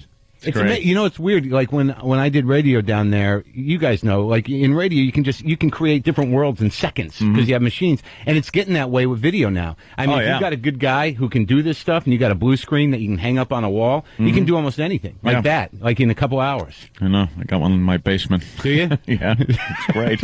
I love it. I do. You have a green screen? Yeah, big Canon XL H1 Really? high def camera. Yeah. And what I'm do you doing that crap? It's I just fun. make stuff. It's fun. It's got like a little hobby. Just when I'm not shooting things, I'm shooting things. So it's videotaping. hilarious. I've been driving cross country. You guys, you don't realize how lucky. Of course you do. I went to a Sarah Palin rally 3 days ago. What? Really? Yeah, because I'm covering. I'm doing this political coverage for the Guardian website. I'm traveling with this crew in an RV, and I just came in to do comics. And man, I had no idea how people live in Kansas, in Kansas City. It's the saddest. I mean, these are people that have just, you go to a restaurant and they've just surrendered their dreams. They're stuck there. And the most powerful moment I had was I was in a bathroom at a truck stop. Oh, boy, Jim. Yeah, all right. Yeah, I wish it was the story, Jim. I wish it was a better story, though, because sometimes, when you don't have kids and you just spend your life in your head, you think like, where the hell does this end up? Where's this going? So I go in this bathroom and there's this little old man standing next to me shaking. Right, and I'm peeing, and then he just looks up at me and goes, "If I could just get this thing running, everything will be okay." Oh God! If I could just get this running, and I swear to God, he's trying to start an old Ford. Yeah, like, hey. I almost cried, but when I heard the tinkle, I felt I was ready to. Yes, nice, good day for you. Now you got That's a good the day. Payoff. The Palin thing was crazy, though. Just surrounded by religiotards of all kinds. Yeah, and but I found them to be very pleasant. They weren't racist ones. They were just Christian whack jobs, starry-eyed, thinking Palin is the second coming, or her son Trig, the retarded one. I wonder if that might be the second coming. Wouldn't it be amazing if Jesus came back and he was retarded? I want the ice cream. Oh my God, Jesus is retarded. But I find that a little odd that you say that Palin is looked at as the second coming, as opposed to Obama. No, it's Palin with the Christians. With the Christians. Oh, okay. But this is a very sincere thing, that they're very patient. You get there, they're like, Obama's a terrorist, Eggcorn is voter fraud, he's a socialist, he's a communist, he's carrying a gun, he's going to blow himself up. Oh, yeah, like he's the one, right? He's the one who's going to turn a blind eye towards fanatic Muslim terrorism and allow them to attack the United States. Wait, that was the guy we have now. So, Bill Clinton? No. Look, this guy, after talking to me, trying to sell me on the idea that Obama was a terrorist, he reaches into my hand and he gives me this as if it were a gift. It's a penny with a cross carved out of the center. Just the way Jesus wanted it. Exactly. We're going to put Jesus on the money and make everything okay. Let me see that. I know that was saying God we trust on it, so I guess the cross is just the next step. Can I ask a question? Because I was talking about legal tender. I was talking about this with Jim the last time I saw him, because I've had a battle of conscience. I don't necessarily need to talk politics this morning, but when I was talking to you about that gig in Seattle, where do you remember that? Well, I was in Seattle. I'll tell you the story because it was because I'm not a real believer, but I had this God moment. I was in Seattle. I was on stage, and I did this joke about Palin. What's so noble about bringing a retarded kid to term? And is that her only credibility? What are they running on? I was tortured and her kid's a retard. Have a little decency. Wow. Come on. And people got judgmental about it, and because of the word retarded. And I figured that if they, at the Republican National Convention, they were passing around that retarded kid like he was a bong, literally, like, let me get hit off of that retard. Don't boogie that retarded kid. I need to bounce in the polls, right? So I'm feeling bad about it. And I had to explain myself to a room full of liberal people and tell them that I'm a compassionate guy. I don't have anything against retarded people. I like the word retarded. I've talked about that before. Yeah. But I honestly do. Because I envy the retarded. Because when they experience joy, it's so pure. It's true bliss. Right. And you feel it. You get like a contact buzz off it. And I don't want to be derogatory. I don't think the retarded is a derogatory term, but maybe we should call them something else. And I said in a very compassionate way, I said maybe we should call them God's clowns. Okay? And it got this very weird kind of laughter, like it's sort of built in its discomfort, because I meant it as a flattering thing, right? But then I walk off stage and like, oh my God, what did I say? That's heinous. God's clowns, is that right? Is it wrong? And I'm at bumper shoot, right? So I go to a Stone Temple Pilots show, all right, outdoors. Not that I like them, but I wanted to see if Scott could make it through. It's always a treat. Right, yeah, is he going to fall down? Hey. So I'm in an outdoor arena. There's 20,000 people in this arena. And for some reason, right behind me, I hear, I like Stone Temple Pilots. And I'm sitting there thinking about God's clowns, right or wrong. Right behind me, there's a mentally disabled guy. Like a 25-year-old. A liberal? No. Sorry, I got to get my shots in where I can today. Yeah, you should. You're going to have 4 years to do it. It's going to be a rough 4 years for you guys to adapt. You're right. That's going to be the biggest challenge of this country, adapting to the black guy. So anyway, right behind me, there's a 25-year-old or 26-year-old retarded guy. You go, this Stone Temple Pilots. And I'm thinking, how the hell is that possible? I just said God's clowns. This is beyond coincidence. That there's a retarded guy right behind me. And I'm still excited he's there because he's having a good time. I'm getting the buzz. I'm like, yeah, And then I look over at his father. Yeah, I look over at his father, right? and just the pain in his face. This man looked like it was just miserable pain, and it was then I realized what God was trying to tell me. Apparently, they're really only funny for a little while. You know what it is? I feel worse for the father of a retarded child than I do the child or anyone else. It's like it's got to just suck. Well, you got so many hopes and dreams of having the son, and you're playing ball and put him through school, a football team, whatever. Whatever you want him to do. And then it's like, oh boy, all right. Well, I guess the best we can hope for is, a little bit of writing and coloring that we can stick on the fridge. Get him his pancakes again. Yeah. Maybe we could get him to tie his shoes. Yeah, that was what was so sad. But I still believe that there is a poetic reality. That's why a little whoopsie daisy down the old. Hope you don't live in a ranch. All right, why don't we take a break? We got Mark Maron. We got to do a little catch up here. Mark's playing comics. COMIXNY.com. I spell it every time now because of you, my friend. Oh, good. Because you were so frustrated on that stage going. Hey, I just want to let people know who have seen me before. I'm not as sad as I was. I was going to wait till. I was going to wait till the other portion of the show to discuss what's going on with the divorce and everything else. Yeah. I think I'm coming out of the tunnel, fellas. You look nice. You look good. happier. Do I? You really do. I was carrying a burden, man. You look happier. Yeah. Maybe we'll get into that a little bit over here after the break because it's a storyline that's been going on for a while now with our audience. Yes, Jimmy. Just tonight, before we go to break, before I forget, tonight's the final episode of Down and Dirty on HBO. It's the Patrice O'Neill episode. I screwed up last week. It's a really good episode. Patrice is great. And it's on HBO at midnight after Bill Maher show. And the number you can call me at is 917-267-2602. I've been using that for a while to interact with fans. Awesome. More with Mark Maron in just a sec. We're hanging with Mark Maron today. Playing comics this weekend. COMIXNY.com or call 212-254-2500. 14th Street and 9th Avenue here in New York City. So, what were you talking about? With you off on the break, I was talking about moles. Moles and your divorce. Yeah, I think I'm finally starting to get out of the weeds. That's great. Good. Seriously, you're out of the weeds now completely, right? Well, very, very close. I have my divorce started in 1999, and I will be done pretty much next year sometime. I'm still being a wuss. I really am. I sent her a large chunk of money. Deposited the large chunk of money on the day it was supposed to be deposited right into her dumb bank account. Dumb bank account. Oh, do I understand this? Okay, and I detached from it. Mm-hmm. I said, "This is just a liability. This is the way it is. This is how people grow up sometimes." Right. And you know what? I waited a week. Not a thank you. Yeah. I just want to thank you. I just sent you a lot of money. Call me up. Thanks. Thanks, I got it. Thank yous. Well, but see, that's the problem. I can't live with that. So who texted her after 2 weeks? Hey, how you doing? Everything okay? Just checking that everything's okay. Oh, my God. All right?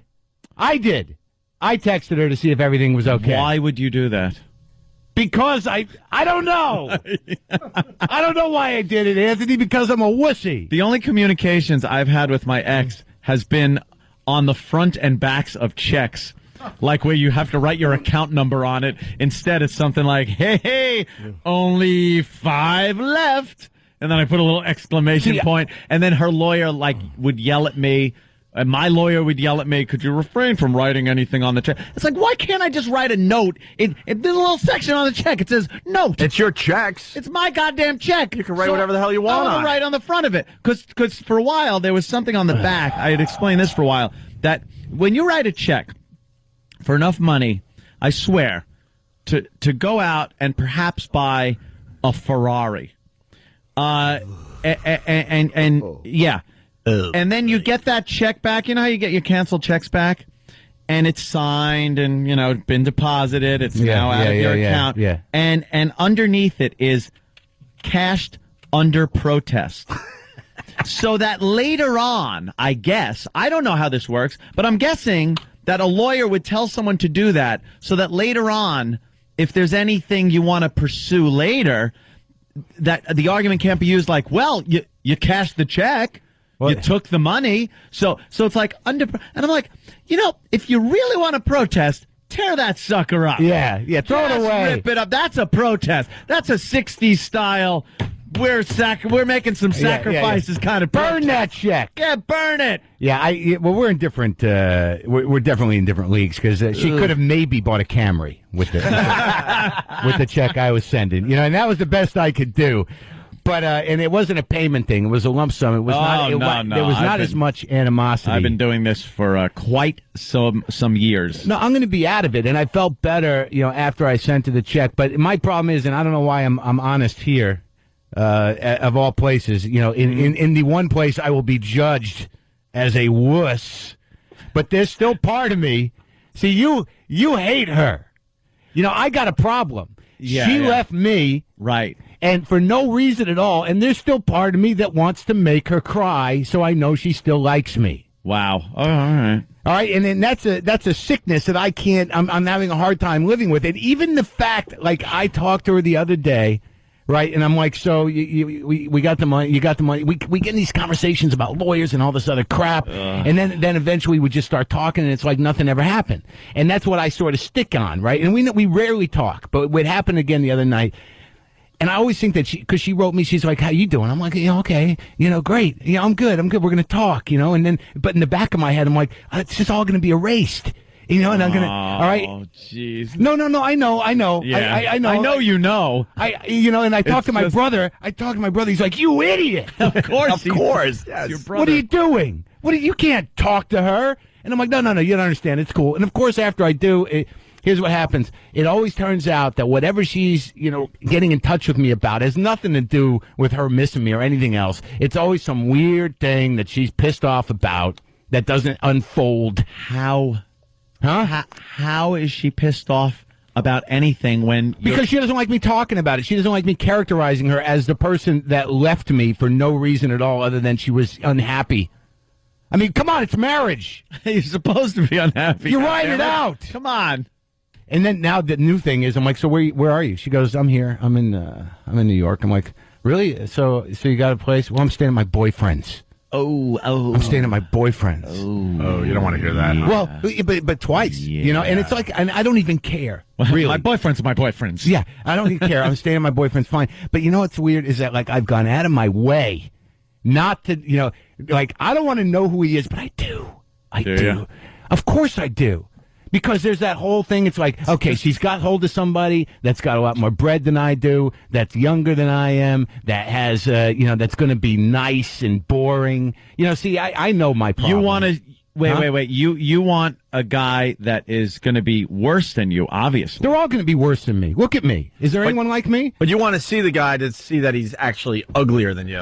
I think it comes down to just a look thing. With girls, the physical thing is different. You want a guy that isn't as successful, is boring, isn't funny. That's the and who's kind impotent.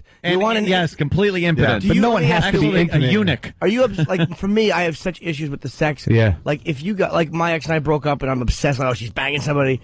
Look, they date. We date. If you guys get back together, like or ever. No, I don't care. Would you be crazy? Like she dated someone? No. It's not even about that. It's not about the sexing. I know what I'm capable of.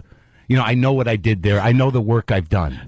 I know the impact I have had. And I used to talk about it because I used to be a jealous guy. And I somehow cured jealousy, with mathematics. And I'm not even a math guy because I figured, I've probably had sex with her, thousands of times over the last 8 years. So if she goes out and bangs some guy once, twice, I'm still winning. I still got the numbers on him. Oh, you got more? Yeah, okay. All right, there's that. But then there's also the thing is that she's so hot. I crossed the line in terms of maturity. With jealousy, that one time I was like, who's she, what's she doing? Who's she banging? What's going on? And I'm picturing her like, banging like two guys. And I actually, it turned me on. So I actually started, masturbating to my jealous fantasies. I'm saying I turned the corner here. You know what I mean? Like I'm a grown up now. Let that sit there for a second. They dumped out and that's too good. No, that's okay because if you're taking, it's too good. If you're taking care of yourself, thinking about her with two guys, you're over it. That's right. Wait, so do you throw in a black one and a white one? Sometimes that helps me get through it. Yeah, no, absolutely. A black one, and Biden. Yeah. A black one, a white one, and another woman clapping. No, it's Obama and McCain. It's about healing. Yeah. And hanging over it, Jim, is a picture of me, and they all stop every few minutes and laugh. Why don't you find out where he lives and just blow up his spot? I'm not even. It's just it's like You know what the truth of the matter is? I thrive on spite, and like I want to carry this burden of I don't really want to know, and there's some part of me that wants her to be happy and to have a life, but the thing I dread, and the thing I know about myself is the fear I have. I'm 45 years old. I got no kids, and on a day-to-day basis, there's part of me that's like, well, what the hell am I hanging on to here? There's those moments where you're like, what's the point of all this? Even if I'm getting laid, it doesn't matter. What I really want to know is that I am a hard act to follow. That there's some part of her inside of her that will never forget what we had, even if she is determined to make it sickness. You know something? That's the thing about That's very good. That's a great point. That you made an impact and you're a hard act to follow. That is good. You got to be the hard act to follow, because no matter where else she goes in life after that, you want to think like, I'm in there. I'm lodged in her heart like a blood clot. Like a blood that she cannot remove me from her heart, because when you're in, like, here's the other way I'm spinning it, is that she got me sober. I've been sober 9 years, and she brought me in. When I left my first wife, I was about to die from alcohol and cocaine and disappointment. I used to lay in bed next to a woman who loved me, who could not tolerate my drinking, just waiting for my heart to explode to the sound of snoring. You understand? And when I saw Mishna, when I met her, I was like, oh, my God, she's perfect. And she got me sober, and she got me involved with that, right? So the new way I'm doing it, I'm going up to cats I know that have been through several rehabs. And I'm saying, all right, so since you've started trying to get sober, how much has it cost you? Right? So, like, I know one guy, he's like, I've been to 3 rehabs, I've spent $150,000. Okay. I'm like, that's about what I spent. So this you is can the cost look at it. Right, it's the cost of my sobriety. That's brilliant. Yeah, it puts really it into is. perspective. Oh, you do rationalize it when you have to write a check. You got to detach from that money, man. I just look at it like a number, because if I thought that every few months I was going bum bum bum bum and pulling up in a Porsche and going, here you go, rum rum rum rum, here's a Lamborghini, there you go, rum rum, here's a Ferrari, take it away, I'd shoot myself. Yeah. You got to look at it as digits on a page, on a worksheet, on a flow chart, on a friggin' whatever. Or an investment. It's a karma cleaner for me. Yeah, I mean, is that what you think of it as? I'm not blameless here, but the thing that gets me is that there's some part of her that you idealize these people, and she's not perfect in any way. And I know she's not buying cars. She's just sitting around in some other guy's apartment, wondering why she can't get her work done. What she's not doing is working. In the sense that I would, and I don't think that she should have to work necessarily, but I just know that I just bought her another year where she doesn't really have to do anything. Dude, that same exact thing. I've been in the same boat where I look and go, a job, something, maybe work, anything. But no, it was like I don't know what I could say here. And I'm still under, I can't seem to bang her out of my heart either. Really? Yeah, I've tried, and on some level it works, and I'm involved. I've been seeing this other woman who she knows, and really? Yeah. Plus, well, that's why she's throwing boyfriend around, because you've already trumped. When you've done certain things with certain people's friends, it's very hard for them to compete with that. So they got to throw a boyfriend. No, I'm not even. I understand that, and it's all fair. It's all fair play. If this is the table we're playing at, you're subconsciously trying to hurt her. Subconscious, I'm actively trying to. Yeah, I guess that. What do you? I'm right. I'm very aware of what I'm doing. He has a chart on a blackboard. My action to her tears. Yeah, but I didn't know how to get my self-respect back. Do you like her friend? Who? I don't know who he is. No, I mean, do you like her girlfriend? That the woman seeing, I'm dating or now? are you just doing that as No. I did it a couple times. Yeah. But no, the woman I'm seeing now, they weren't good friends. But yeah, I like her. It's very interesting and weird to be in a relationship, and it's a long distance relationship, which means there's a lot of arguing, and there has to be. It's difficult, really? But I like her. But I know there was some part of me though. The first one that I was with that she knew. Like, it was just it wasn't a coincidence, but it was somebody who was around and being supportive, and I was vulnerable and weak and angry, and it happened, and it was a big mistake. But in my brain, what you think is a guy, it's like, if she's going to leave me, the only thing I can do is sleep with one of her friends to get my self-respect back. Well, that's like the thing. That's the ultimate, like, screw you thing. But it works better with the person that left. Like, if she leaves you and then sleeps with one of your friends or someone you know, that's worse than her leaving you and you sleeping with one of her friends. Yeah, I don't know which one she slept with. Jimmy just went like, She went out of her way to tell me that plenty of my friends offered. She went out of my way to say, a lot of the guys, I turned down some offers. Oh, that's nice of her. But I didn't say who, what's their resume, what are their credits. I'd want to know. But if she left you, why? That's it, and me too. But why? Maybe she's just saying that. Like, if she left you, why is she saying that to you? Because in her head, she was waiting. She wasn't going to file for divorce. She was going to wait till I blew it up, and I blew it up. And you know what that means? She can go, "You did this, but you left. Yeah, but you did that. Were you coming back? Doesn't matter." Yeah. This is hilarious. Hilarious. I don't know how this is the thing. Like, when you're talking about a woman and you think of the impact you had on her. Yeah. I'm just the opposite. Like, I really my ex and I talked, my long-term ex. And she's like, yeah, I'm still hurting over it. I think I have no impact in a person's life. Really? None. Like, my self-esteem is so low that when the relationship is over, I figure that she's out banging and hooking up immediately because she's so happy to be away from me and so relieved. So anything she does is going to be better. So I feel like I'm suffering and I'm in pain, and I've had no impact. I'm like, you really do? Like, 6 months later, she was still hurting. She's like, yeah, of course. I'm like, really? I really was surprised to hear that. They're not like us. They don't go out and just start banging people. I mean, not all of them. Why are you looking at me like that? No, I think some of them do. Some of them don't. Sometimes they get over it. Yeah, but he's saying more guys than girls would do that. I agree. Yeah, because we have a distance from it. It just becomes, I had all right, how was telling he's remembering something real nice. Well, no, someone said something to me before I really started in this other relationship and whatever is going on, when I was kind of going through them. And I was with this woman, and someone asked me, do you like her? And I said, no, but I like it. And it wasn't, it's not disregarding that woman. It's just like you like to have sex, and if sex can be just as addicting as anything else, that's an easy way to get out of yourself. I mean, if anyone finds the amount of time I spend on YouPorn is disgusting.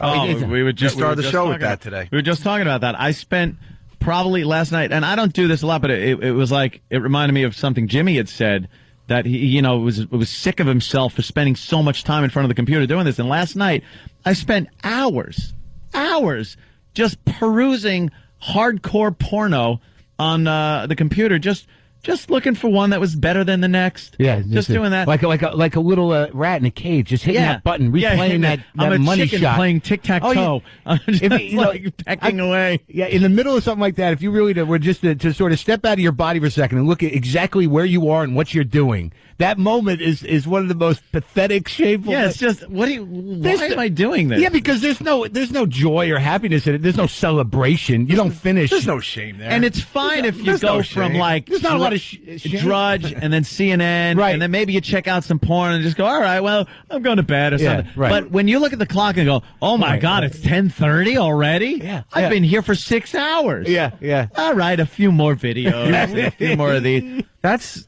not like you. You really were at it for 6 hours? Yeah, I'm weird when I'm alone in the house. The thing is, I'm not usually alone in the house. Yeah. But lately, I've just been alone. It's been me and my friggin' thoughts, which is horrific. I wish I had the technology to, like, right when you finish, when you're watching a porn, everyone who's on the screen having sex stops and just looks at you and goes, look at you! Are you proud of yourself? You can't shut those browsers fast enough. I know, because you're convinced they might be live videos. Sticky hand is right. Listen, we got to take a break. That's really funny. Mark Maron's gonna be at Comics here in New York City, 14th Street and 9th Avenue, COMIXNY.com for Mark Maron. Your thoughts in your house? Could you share share that after the break? Oh, maybe? yeah. We'll talk about what like you were thinking about when, last night. When that I'm alone in the house. That led you to the computer and checking out porn for 6 hours? absolutely. All right, more with Mark Maron, but first we got a primetime gossip thing here. We're back, and primetime gossip is rolling on further than anyone thought it could. Recently, all hell has broken loose on radio's The Opie and Anthony Show, as the morning show's studio has been falling apart around them. It all started with Anthony's mic. Listen to this mic. It overmodulates when I talk. It shouldn't do that. Listen to it. You like that? Wake up. Wake up at 6 o'clock. Thank God for Anthony being the consummate broadcaster that he is. His professionalism shone through as he was able to troop on with the show without misdirecting any of his anger towards the listeners. Hey, David, go to your job and complain to the manager the fryolator doesn't work. How would you feel if the fryolator didn't work, you friggin' low-class piece of crap? As the morning continued, they found out next that they had lost their dump and delay systems. The dump is officially dead. It's not working down the hall. While some morning shows would let this affect their mindset, Opie stayed in the zone and certainly didn't respond by going into complete self-destruct mode. No cursing. How about a little one? What's a little curse? We are really taking a chance just talking like this. How are we taking a chance? Why is all this happening? Could the CBS radio network truly be this incompetent? Normally, primetime gossip wouldn't jump to conclusions, but all the information we've received points to only one answer. CBS Radio is letting this ship sink and sending their boy Stumpbrain down with it. Tom Chiasano wouldn't allow this to happen. Stumpbrain. No, they got rid of him though. Stumpbrain, what are you doing? Are you just in over your head? What could possibly happen next? Could the technical problems continue? And who the hell is leaving this goddamn show? Stay tuned, as you'll only find out here on Primetime Gossip. Opie and Anthony, Jim Norton in studio. Of course, he's here every day. He's being a big star when he's not doing the radio show. Down and Dirty, HBO, tonight at midnight, right after Bill Maher, starring Patrice O'Neal tonight. That's all you need to know. Author. And then I go over here. That's right. That's right. And then we go over here. We got Mark Maron playing comics here in New York City. And we love when Mark comes in. I'm a marginal star, an acquired taste. We didn't know how it was going to go with you, to be honest with you. Yeah, well, that's because, you do the Air America and the liberal thing, and, Well, that's the thing. But you can play different roles, which we like. People, I come here to reveal my inner sick, perverse self, and then I go over there and I care about people. Yeah, it's cleansing in a way. It's that mixture between selfish and selfless. Yeah, you gotta help the people that are angry about certain things, and then you just gotta help the people that hate themselves and need to masturbate. You can't just walk around with the angel on your shoulder all the time. You need the devil to counteract a little bit. Are you kidding? Balance it out. My devil's in my pants. Anthony, so you're alone at home. Yeah. And your thoughts really bother you, and you try to distract that. Well, what have you been thinking about lately really in your bother house? me. I just think too much. Like, that's what it is. I think much too much about things. We were talking before, about retarded individuals, mentally handicapped, whatever you want to call them. Yes. God's clowns. We like God's clowns. That one's going to be used. We'll credit you, though, Mark. And it's just one of those things where ignorance is bliss, and I delve into a little bit of everything, and I try to keep informed, and it just makes you, nervous. And your mind starts working and creating scenarios, and sometimes you got to tell yourself to just shut up and enjoy yourself. That what's in your pants is a ticket out. I mean, it's a built-in stress release device. I don't know why people are judgmental about it. I mean, because when the world is overwhelming, make it simple. Yeah, you focus right here. Get locked in. I mean, here's the saddest thing about doing that because I've been a chronic masturbator since I was 12. I don't think I've gone maybe a day or 3 days. Say taking care of yourself. Yeah, because we want to keep this on the radio. We used to be able to use that word. I keep getting dumped. Yeah, right. And we used to be able to use that word, and we should. I'd be able to. Of course we should. I've been taking care of myself autoerotically. Right, very good. Okay, fairly regularly since I was about 12. Now, as I get older, I'm justifying it by saying, it's good for your prostate. I mean, you got to keep that thing working. It is true, yeah. But here's where it gets sad, is where you don't really want to, where you just want to go to sleep and you're like, oh, God. Here we go. Let's do this now. You ever do it? You ever do it when you're just gravely sick with a fever and laying in bed and you're sick, and then it's just like, I'm bored. Yeah. Like you're too sick to even get up to go to the bathroom or do anything. You're in the middle of a fever dream. Yeah, It's yeah. like, oh my God, I'm having sex with the devil. You just have to do it. We're just slobs, man. Yeah. Just slobs. Yeah, but why not? But then I see, I was in Colorado, which is the whitest, most sexless, most weird Aryan culture I'd ever been in. I was staying at some fancy resort hotel. But look, Overlook. Yeah, it was exactly like that place. Love that place. The Overlook Hotel is trying to elect. You've always been here, Mr. Torrance. That's the best thing, where he sees himself in the picture. Pack your pig mask. When he sees himself in the picture from the 20s. Sure. Yeah. And that guy says, you've always been here. That's what I used to say to Jeff Ross. Yeah. In terms of show business, you've always been here, Mr. Ross.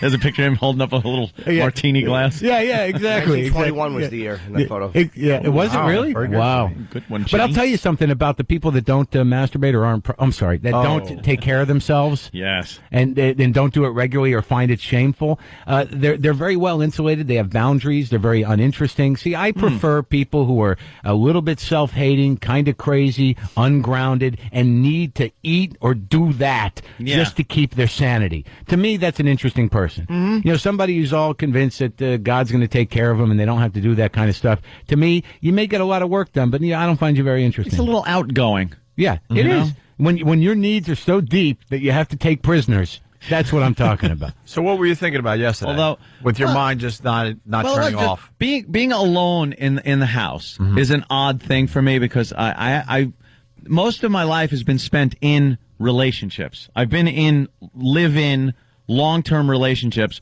for most of my adult life, if not all of my adult life. I've always had girlfriends, and they've lasted in the years. Yeah, me too, yeah. But how many years longer than they should have?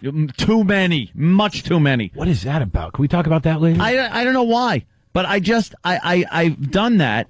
And then I'm really at this stage of my life, I've decided, hey, I'm not doing that anymore.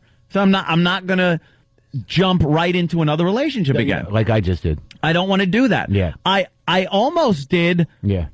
Like a couple of times since I broke up with my girlfriend. My last girlfriend I was with for 8 years. Yeah. We lived together in a few apartments. I got this house. I bought a house. And we were there for a year or so. And then she decided, I'm leaving. What? I'm taking off. Why? She, as far as she told me, she was bored. She just kind of, I met her when she was 19. That's what happened. She was 29 at the time, that we're breaking up. And she just kind of fell into this thing where it's like, you don't really, She became a different I person. don't really like you like that anymore. Daddy. Or something, Daddy. It was just one of those situations where it was weird. So she just kind of, she left. And it was one of those weird things where I wasn't really broken up about it. I felt a little weird and a little like I had some questions. Did you cry at all? No, not at all. And I swear I'd be honest. Oh, yeah, I would have. There had been situations where girls broke up with me and I was a wreck. Yeah.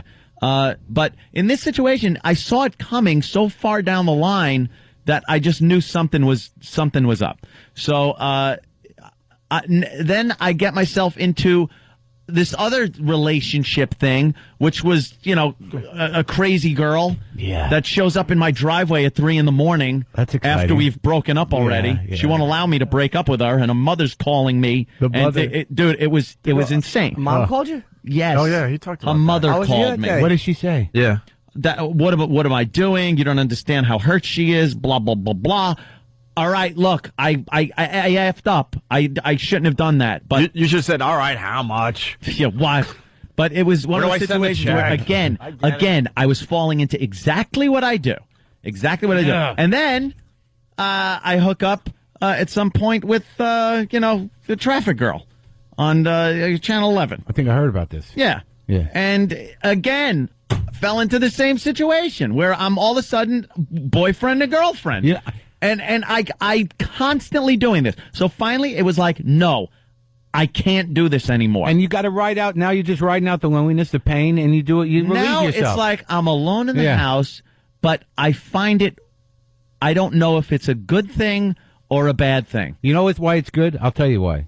because I've had to deal with this. The reason it's good is that you can finally, sit, and this is going to sound a little Dr. Phil-ish, if you don't mind. Dr. Phil's great. Yeah, but you can... Shut up. He's helped Jim a lot. I like how Jim tries to put the straight face on but you can... and nod, but his smile is like I'm telling you, boyish grin. It's important to sit with yourself and all your own crap and to sit with your feelings and to feel... But I don't. I sit with pornography on the computer. Yeah, but I'm not sitting pondering, my life. But you just said you were. That moment before you decide to go to the computer where things get overwhelming, that's what you got to stay in for a few more minutes. I hit the wine. Oh, really? It's a little bit everything. It's just and I don't know if it's this big. It isn't this big deep thing. I'm such a deep thinker. I get bored. Right. I'm bored. I walk around and it's not like, oh, poor baby Anthony. Believe me, I have my hobbies. I have a lot of fun. Yeah. I do fun things. I've been given a lifestyle which allows me to have a lot of fun and do things and have toys and whatever.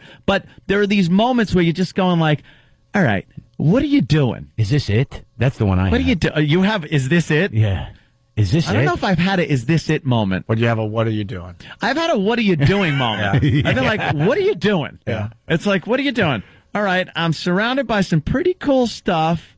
I'm having fun. I am, and it's not a this fake plastic put on a mask fun. Yeah. It's legitimate. I'm having a good time. Yeah, I'm having a good life. But then this thing kicks in. It's like, what are you doing? Yeah, why are you sitting here? And then I look around and go, what? And that freaks What are you out. doing? For 6 hours. I'm just sitting here in front of a computer looking at hardcore pornography, and then I go to bed and I go to work. You know what? You have to get a pet. And you have get out of here! You have to get a pet. Every one of these stupid girls too that I've almost become boyfriend with. They've almost become my girlfriend. Yeah. Every single one of them want to bring a menagerie of animals into my nice house. Yeah, I'm in the animal. I walk into their apartment and they're a wreck. Yeah. Everything's scratched up. Something's been urinated on by an animal. You wake up with a cat on your head. A cat's there. There's hair on every bit of clothing you have. Yeah. I went out. I was like, I got to get a suit for an event. And I decide, I'm doing well. God bless. I feel good. I got a nice Armani suit. Treat yourself. I wanted to dress really nicely. Yeah. And I'm just thinking to myself, if I still had a girlfriend where we had a cat, this thing would be covered in cat hair. Or pee. Or marking the... Yeah. They do that, and then the other one. Where do you guys put your suits where a cat's going to jump all over? And They get everywhere. The hair gets everywhere. That hair floats or something. It goes into your air conditioning system and just blows floats out around. your vents and stuff. It's sad. You don't realize you have a problem. It's like Cats a drug are a problem. nightmare. Like I got in LA, I got 6 cats. And people come over and they're like, "What the hell is wrong with you?" I'm like, "What are you talking about? They're my friends." I bought a rug for the living room at some point. This was when I was still with my ex. Yeah. We had a cat. And bought a rug because we were starting to decorate. There was nothing in the house except a rug and like a couch. This cat clawed up this rug immediately. It was a $4,000 rug, which had every bit of pile looped out of it from cat scratching. You know where it is now? Where? It's on my garage floor, and I park my cars on it. That's what happened because of one effing cat. And then this other girl that ended up in my driveway. She had these delusions that she was moving in with me at some point. With she her started mother? hinting toward it. Wait, don't laugh. Almost. It got to the point where she wanted to come over with her mother to decorate my house. Oh. And they didn't live in the area. No, very far away. She had that well. Dude, she had cats and 2 pit bulls. That she brought with her when she traveled? No. Okay. But this was what was going to... And then when I said, what are you talking about like that? I wouldn't have that in my house. Yeah. I wouldn't have... And that turned into a big thing. What was the thing? And I'm just like, hey, and that's when I was like, all right, pull the friggin' thing, Maverick. We're punching out. Wait, We're were in a you going to flat let her spin. come in and stay for a while, though? No, because before that it got a little crazy, weird. because it started getting really weird, where it was like, no. That's the reason I'm here, is because you're here and not where I am. Yeah, it's good to have that. Yeah. Yeah. But then it's like what are you doing? Yeah. What are you doing? So now I'm alone in the house, walk around, hey, I talk to the construction guys. How you doing? Hey, what's going on down here? Hey, the guys came to cover the pool the other day. But that's better than having the cat, because that's what he's saying. You get a pet because I got these cats and it got a little weird because I'm alone. She left me. I'm sad. You start talking to the cat. I'm having philosophical discussions. Yeah. Like I got a cat. This little cat, LaFonda. Enough. Don't bring it up. LaFonda. I'm laying on the couch. And LaFonda gets on my stomach and starts doing that thing with her clawing. Making biscuits, we used to call it. Yeah. But you know what I said to adorable, Jimmy. You know what I said to the cat? I said, "What, am I fat? Are you saying I'm fat?" I actually said that to a cat, and that was for me. It was like, "What are you doing? What are you doing? What are you doing?" Yeah. And I'm saying, "What do you think I should stay here?" And I'm talking to cats. Yeah. What are you doing? Having philosophical conversation. Are you knocking on the neighbor's door yet? No. I don't Just to get want some conversation Got going? some sugar? Can I borrow a pint of sugar? No, I don't think I want company. I know. I just You kind should of want. get a live-in maid or something. No. Just like on the other side of the house. live-in I don't maid. speak Spanish. But you First just of all. run into her every once in a while, like, how's Yeah. the laundry going? You know, just dumb stuff. I do. It's called Keith. Yeah, that's true. Keith comes over and does that. But, so I find myself when I'm not doing anything, I usually wind up going out and buying a gun. I went to a gun shop in Vegas. At least you're handling Did it well. Yeah. Yeah. That's another thing you don't know about. I grew up with guns. I got no problem with guns. Yeah. I like my guns. They're fun. All right, we Go to got the range. We got to Blast take them a all. break. So, what do we want to do here, Jimmy? You got a lot going on. Why don't we start with you? Well, I want to whore myself again. Down and Dirty, the final episode on HBO tonight after Bill Maher's show. Tonight is the Patrice O'Neill episode. Are they going to give you more, Jimmy? I don't The numbers know. are good, I'm hearing. The numbers actually were good. So Can I do it next time? I didn't have booking power. Of Who course you did? can do it. Nina? No, it was people in L.A. actually. Oh. And 917-267-2602 is a number you can call me at and leave messages, and I actually do listen to them. Yeah. I can actually call fans back. And keep pre-ordering I Hate Your Guts by Jim Norton on Amazon.com. pre-orders are available now. Can I plug too? Oh, yeah, you got... MV as in Victor, SLive.com is the Marin V. Cedar show every day at 3 o'clock in the afternoon. You can VOD it later, and comics this weekend. Here in New York City. Yes, sir. COMIXNY.com. All right, if you're bailing, have a great weekend. If not, we'll continue with Mark Maron. Stay there.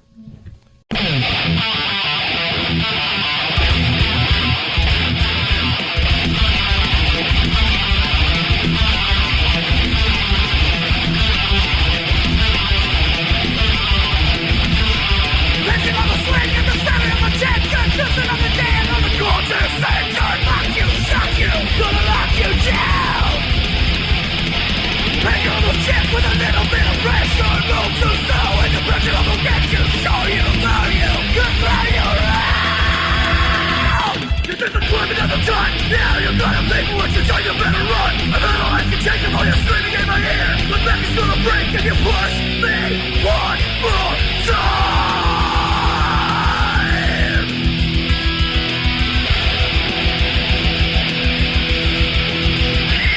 My arms getting heavy. My blood's getting cold. You change me into something that I just can't control. If you say me coming, best get out of my way. The picture of us swinging back beyond that way.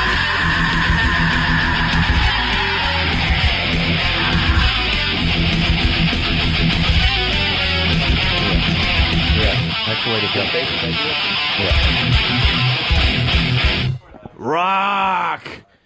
Lich King, right? Lich King doing their version of Pendulum as we continue with the Opie and Anthony show. We got a very nice, large live audience. My God. They all came to see you, Mark. Oh, yeah, it's all about Every me. single person was like, Mark Maron's here. I got to come in and check out the show today. That's what you heard? I heard, who the hell's that guy? Who's that guy? Where's Rich? Who's that guy? Where's Bobby? Oh, because we're doing the satellite radio before we go anywhere, we got to do your political ad uncensored. Come on. Yeah, let's do it. It drives us nuts. We got to, bleep words like fuck and masturbate. What else do they bleep today? Cock. Oh, yeah, the crouton up the butt. Yeah. Not up the butt. We just made it worse. But this is, we think this is very brilliant on Mark Maron's part. It's a McCain ad. Where can they find this? They have to YouTube it? You can go to mvslive.com to see all of it. That's Marin V. Cedar. It's a daily... because this plays well on the radio, internet TV show. But the visuals that come along with the ad are really good, too. Yeah. I mean, you sneak Flavor Flav in this ad. I mean, come on. That montage is disturbing. Yeah. Disturbs myself. Here it is, in case you didn't hear it earlier. If you did, well, now it's uncensored. This is the most important presidential election of our lifetime, and some of you are still undecided. Let's have some straight talk. We've tried to convince you that Barack Obama is inexperienced. We've tried to convince you that Barack Obama is a terrorist. We've tried to convince you that Barack Hussein Obama is a Muslim. We're done with trying to convince you. Let's be honest. Barack Obama is black. Black. My friends, think about it. A black president? Come on. Are you fucking crazy? This is America. Some things don't need to be changed. I'm John McCain, a white guy, and I approve this message. They like it. They like it on the bleachers. Loving the wrong. Yep. That should be a viral video, I'm telling you. I think that's going to take off, yeah. Maybe we give it the final push for you. I hope so. You never know. That's the subtext of all of it. Yeah. I just, I'm going to love when people don't get your sarcasm on that whole thing and actually it's think already it's happened. like, you know, dude, finally, finally. You got CNN following in. You'll get that. This is a great ad. You know, this finally shows, you know, the truth of what's the happening. Truth. You'll get people that say that, and then other people like will be like, dude, you know what? Why would you put an ad out like that? Yeah, it's hurtful. It's hurtful to blah blah blah. People don't understand shit. They really don't understand shit. I've done some things on this show that were so obviously sarcastic, and people are like, you know, how do you say that? Why would you do that? I'm not even justifying you with an explanation. Why would you do that? Well, because I like living in a mansion. Yes. But you know what's weird? My lonely, echoey mansion. Hello, hello, hello. Yeah. There's actually the douche in the gilded cage. That's me. There's some black intellectuals. There's actually. You could end it right there. You are a funny comic. Yeah. No, there's some black leaders that are concerned about an Obama presidency because they're going to think it's going to imply to white people that there is no racism. That's pretty much what my stance has been. Right. Because I'm like, all bets are off now. That's right, because now it's like any complaint a black person has, you're like, what? You got your guy in. Your guy's in. Hey, he was able to bring himself up. The guy's and in become there. president of Quit the United complaining. States. That's right. Stop complaining. And, you know, there's going to be some arrogance on behalf of the black community. Like in the South, they're going to, you know, there's going to be standard racism where they're like, you know, what are you doing? And then they're, well, I think I'm going to go ahead and drink at this water fountain. Yeah, wow. What are you going to do? That's a reach. I'm going to call Barack. Whites, presidents, water fountains. There's going to be a lot of disappointment in the black community because it's not going to change that much. These people are convinced there's going to be some drastic changes. It's just not going to happen. There is. We're going to have a black president. Drastic change number one. What's the change? It's going to be business as usual. No. He's a black president. That's aesthetics, though. It's aesthetics. It's not aesthetics. What the fuck? It's going to have cultural implications. Are you kidding me? It will have cultural implications. How many people are going to have to suck it up and try to deal? Four. Yeah. Yeah, no, I agree. The cultural implications, I think it's a good thing. I actually want them to win. But, you know, as far as, like, taxes and the way things run and DMV sucking in our daily lives, it's not going to have a tremendous Well, you know what impact. you got to do to avoid the tax issue? Make less money, Jim. There you go. Make less throw it all money. away. But they don't allow you to write off money you lose in the stock market. I mean, they're scumbags. You can only write off against what you gain. You can offset off your gains. I'm so glad I invested all my money to the pockets of lawyers last year that I don't really have any worries. Yeah, then you don't have to worry. Yeah, I know exactly where it is. Lawyers are pieces of shit. Being spent on a car by a woman I can't stand. Hopefully they invested it and lost it all. Exactly. That's the best I could hope for at this all point. you can hope for. Now They are scumbags. Mark wants to talk about flying in the small planes. Or, Well, no. I mean, I just had this. I just had this experience yesterday where I'm flying out of Kansas City, And it's on one of those like 28-seaters, like that size jet. Yeah, right. And there's part of me that likes flying better in those because you can see the ground, and there's some part of you that thinks, just like an idiot who thinks they can jump in an elevator right before it hits. And, maybe if I jump out of the fucking plane right before it hits, I'll be all right. But Mark, Bugs Bunny did it. Huh? You nailed it. I used to do those puddle jumpers, and I felt way safer in them. Yeah, because you do understand once you're stupid. over a certain amount of... But it's psychological. It's bullshit. It just makes you relax a little bit more in the plane. If the plane was on the ground and you're on the roof of the plane,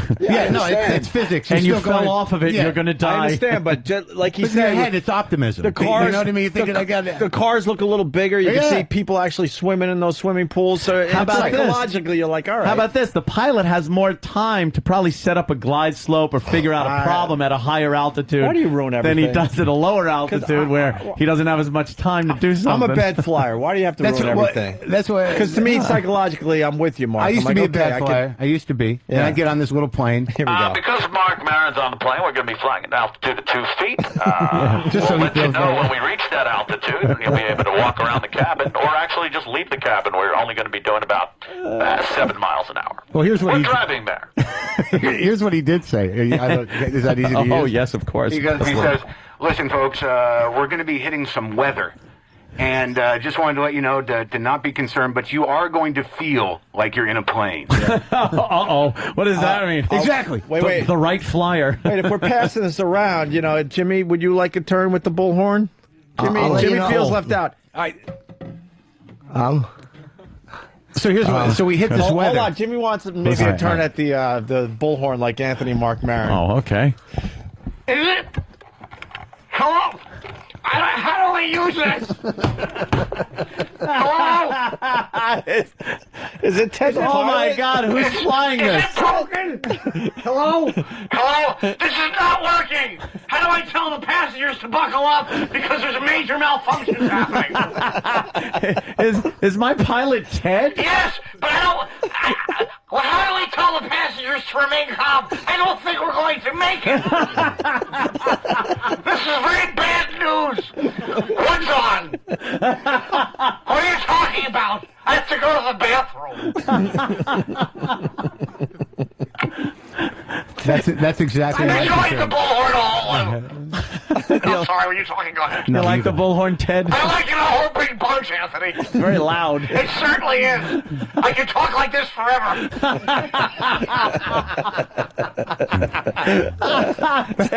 Ted the pilot. Ted the pilot, yes. Oh. But that's exactly my concern.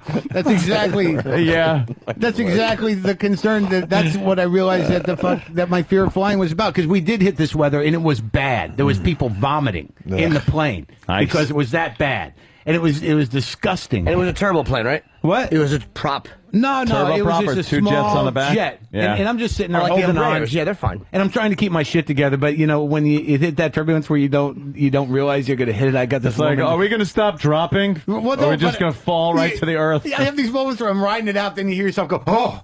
And then you're sitting next to a stranger, like, oh God, what? How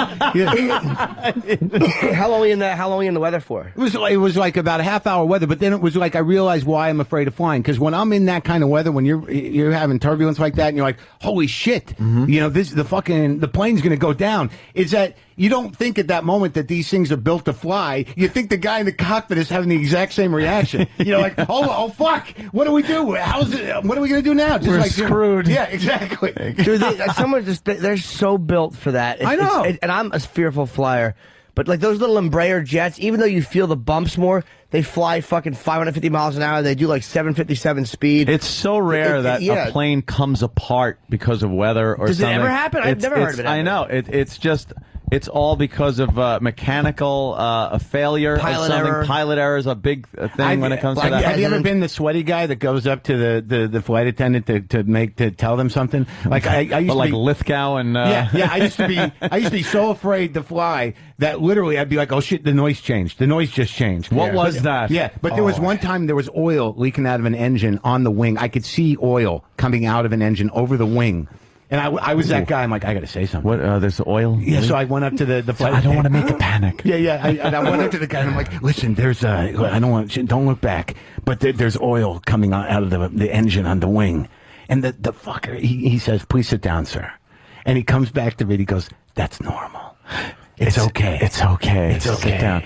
All right. It's not normal. Excuse me. Do you work for Boeing? Yeah. Sit down. Yeah. Do you work please, for? please. Yeah. Don't try to. I don't say anything, and Yeah, you and then crash. something You should happens. always say something. Of course. Once Fuck I came back from the bathroom, and they had made a turn in there, and the sun was setting. And I sat back in my seat and quickly looked out at the wing, which when I went to the bathroom, the sun was shining off of it. And then when they turned, a shadow from the tail of the plane was now on the wing.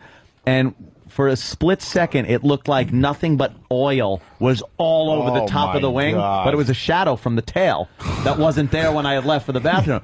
Yeah. I got this rush of adrenaline that felt like electricity shooting out my eyeballs. This is it! I was scared fuckless. It would amounted to a split second before it all kicked in and I realized what it was. But I just thought it was oil all over the wing. Oh, we're fucked now. Yeah, Flying's just a thing where you're like, I have to get from point A to point B.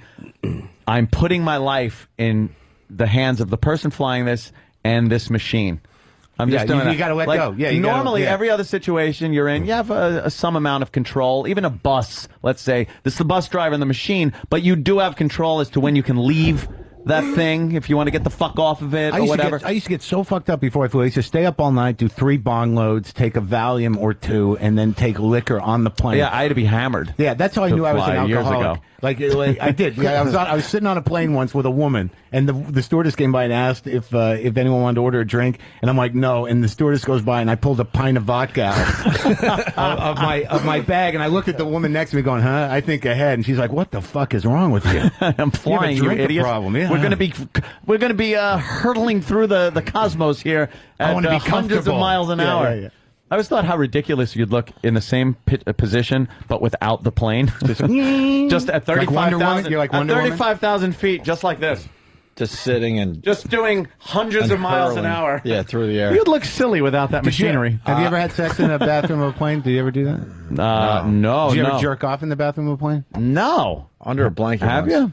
What? Yeah. In my seat, yeah. Really? Yeah. I think I tried, but then I started to feel guilty about how long it was taking. You know, and knowing the guys, someone's waiting. Yeah. Hello, are you smoking in there? No, wait, shut up. I'm almost done. Is there a cum detector in here too? I hope disabling the cum detector is a federal offense. You come up on the little screen. Delicious. The market has fallen almost 500 points already. Thank God I have no money. The futures were down like 500, and they're calling it nightmare on Wall Street because we're close to Halloween, people. It dropped another 500. Where's? Yeah, right there. Well, now it's 437. It'll bounce back today. That's what everyone says. Yeah, I know. Keep dreaming big. Yeah. Yeah, the bottom can't fall out completely. No, we're fine. Come on. And the other thing, Mark, Obama is going to save us all. By the way, the market will be back. We'll be out of a war. Everyone in the world's going to love us. No. Everyone, there's going to be no poor people. Let me tell you it's going to be something. fucking fantastic. You know what's happening? I'll tell you what's happening. The fact that they're even fucking running McCain means one thing to me. They don't really want it.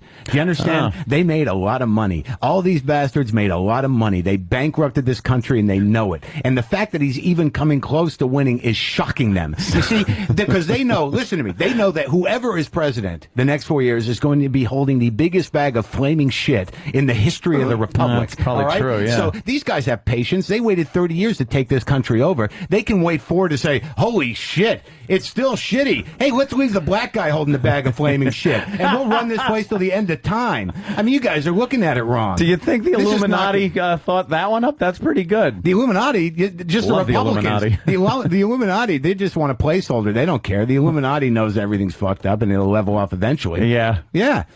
I like the idea that he'll be holding the bag and everyone will go, see, worst president ever. Of course that's what's going to happen. You know, unless he does a miracle.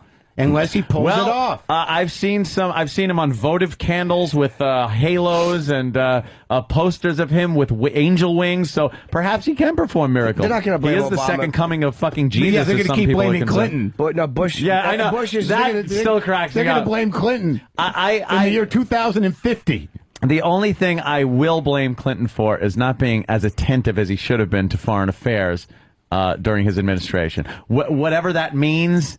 You make your own interpretation. Whether he should have been talking more or bombing people, I don't know. I'm not a fucking politician. But he was a little lackadaisical. That's why. I mean, everyone says, hey, we didn't have a national debt. It was great. Yeah, the economy was good. This country internally was great. But as far as foreign affairs went, he really did kind of not keep an eye open as to what was happening in the world and how many people were starting to really despise us.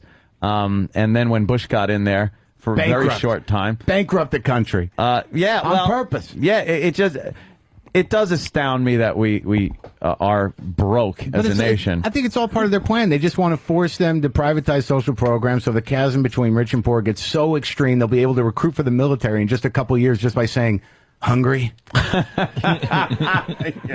Need a place to sleep? 3 squares of meals a day? Are you willing to kill for food? Join the army. Mark's going to be at Comics here in New York City this weekend. I highly recommend you see Mark. You were talking about something being removed from your face. We had a conversation. Yeah, you and I about having something removed from your face. I got the fair skin. I did a lot of catting when I was growing up, so I'm worried about the skin cancer. I get my skin checked once a year now. I do because of Tom Chiusano, who had the worst form of skin cancer that you could have and still live.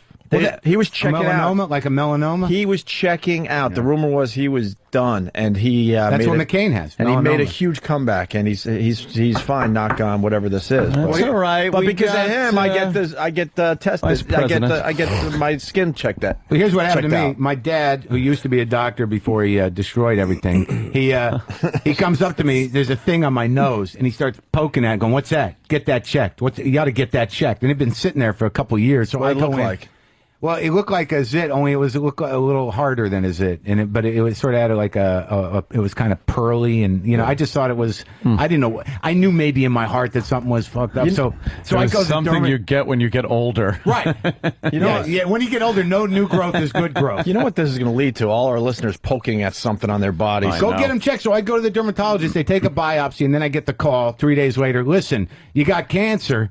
But it's the good cancer. And I bet you the pause was long because these doctors, they love that. Hilarious. They love saying it. It's you got good cancer. Wait.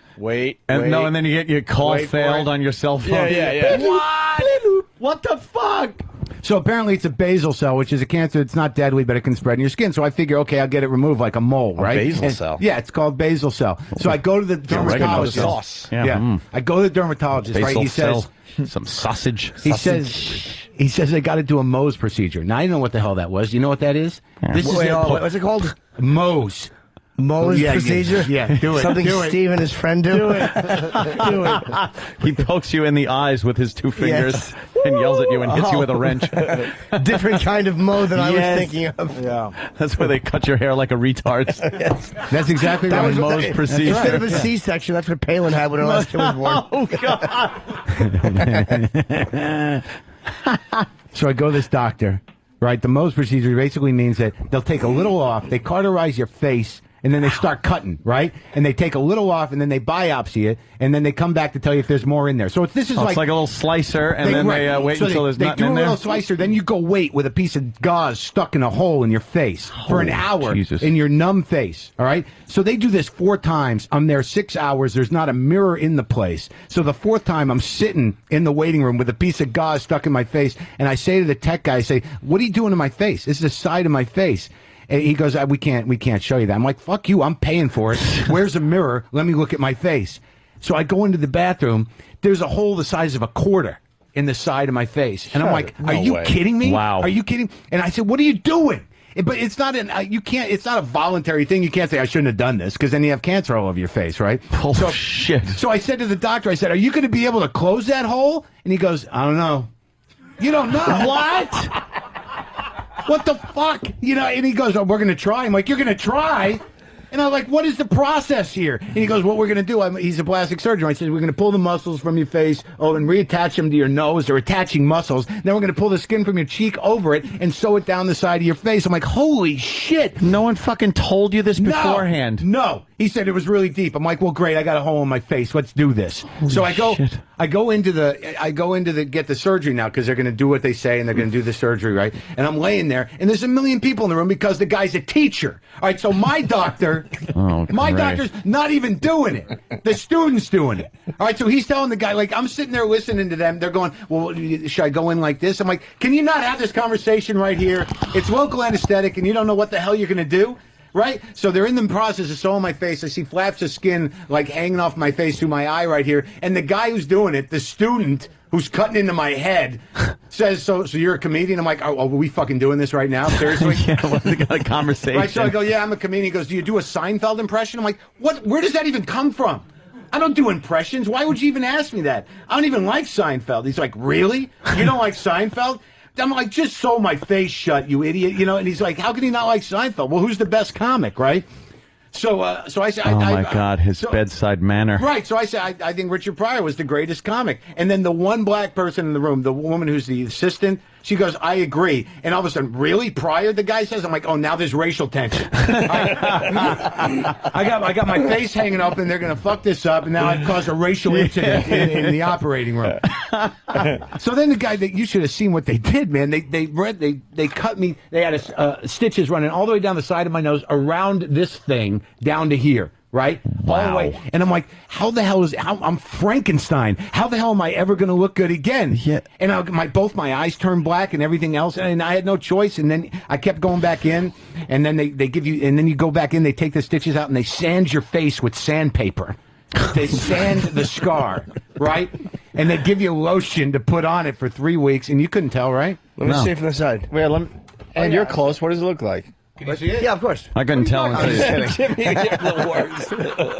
I can't. What does it look like? Tell until you said something. So now I gotta go. I gotta go get this one checked. What do you got? A slight scar or something there? No, they sanded the scar off. If so you really can't really look tell, right? right? No, you can't really tell. The guy was a genius, and me and that black woman are still friends. Really? Yeah. Wow. That's not the doctor, though. I tell you, Dr. Moy, what a racket. But now I got this other thing right here, and I'm like, oh shit! If that's one, they're gonna have to take my eye out. Fuck, You're gonna walk in, I'm gonna have the whole hole. My eyes gonna be dangling. Like, don't worry, maybe we'll get it back in. Yeah, maybe. We're not sure. We're gonna get it back in. Doctors suck because I didn't talk about this on the air, but I've been breaking out in hives and stuff and getting horrendous heartburn. Why do you think that is? I'm getting married, and okay. The planning. Of course, it's stress. But I don't think I talked about this on the air. So I go to the doctor to get the hives under control and the heartburn, and she goes to me, "It's either heartburn or you had a heart attack." Or maybe there's a big difference between the two, right? Yeah. Oh yeah. And I'm like, well, when are we going to find out? And I think this was Friday. She goes, the blood work will be back Monday. I'll be able to tell. So the whole weekend, I'm wondering if I had a fucking heart attack. Yeah. And it turned out it was heartburn. Oh, God. Because I was farting, and I even told her, I'm like, if I'm farting a lot and have this same heartburn where I'm actually belching, I am not a doctor, but I think it's heartburn. Are you farting out of your heart? Yeah. Right. Is your heart about to explode? Your heart is filling with air. and we do the EKG. I forgot this part. I don't know if I told Aunt this. She wants to make sure, so she puts me on the EKG, right, Mark? Yeah. And I go, what is EKG saying? I casually say it. She goes, it's reading heart attack. Oh. And then she pauses, and I'm like, what? I'm ready to go into freak mode. She goes, yeah, but the machine reads every four out of 5, it reads heart attack. I'm like, why don't you tell me that before you say it's reading heart attack, that maybe the machine is not going to be accurate. You know how I cured my, I was a hypochondriac. But to make a long story short, everything worked out fine, the blood, everything, I'm totally fine. It was fucking heartburn. But the way they go about this, I didn't need a weekend where I was wondering if I had a heart attack or not. No. I used to be a complete hypochondriac. I used to think I was dying all the fucking time. And you know what cured it? Here's what happened. My father was a doctor, all right? And I remember this very succinctly. I was in college. I was about to come home for Christmas break, and I was calling my dad. I'm like, Dad, it started with, I'm pretty sure I have MS. And he's like, what's the matter? Why do you have MS? I'm like, I don't know. My hands are tingling. I feel weird. He's like, you don't have MS, right? So that goes on for 2 weeks. And then I call him up. I'm like, I got prostate cancer. I'm 19 years old. He's like, you don't have prostate cancer. But I started calling him every day. I'm like, Dad, my prostate is, I'm rotting because I got, my ass hurts and my hands are tingling. There's something fucking wrong with me. Yeah. And I panicked him. So what he did was, I got off the plane in New Mexico where I grew up. It's 7 at night. He goes, listen, we're going to my friend Bob Rosen's house. He's a urologist. We're going to find out what's going on. So we go to this guy's house. All right. The guy gets up from the dinner table to answer the door. He's got a napkin. His family's eating dinner. Was not expecting my father to come over with me. And he says, listen, Bob, my son thinks he's got prostate cancer. Will you give him an examination? Oh, shit. At his fucking house. So we go into Bob's bedroom, my dad, Bob, and me. This is like hot. This is right? Yeah. And Bob's like, fine, thank God. My father had sold him on this idea, but thank God we get into the bedroom. And Bob's like, I think this is inappropriate. Yeah, right. Why don't you come into the office? Yeah. This is as gay as you can get without being gay, man. I've been more through the gay. same scenario but without the whole doctor thing. It gets more gay. Right, so I go into Bob's office, and he gives me the examination, right, with his finger, and you got to literally squirt prostate juice onto a slide, okay? I'm sorry, is this too crass? Really? You're going to judge me on this fucking show? All of a sudden, Exactly. I get clinical, and it's beyond the fucking line because it has to do with medicine.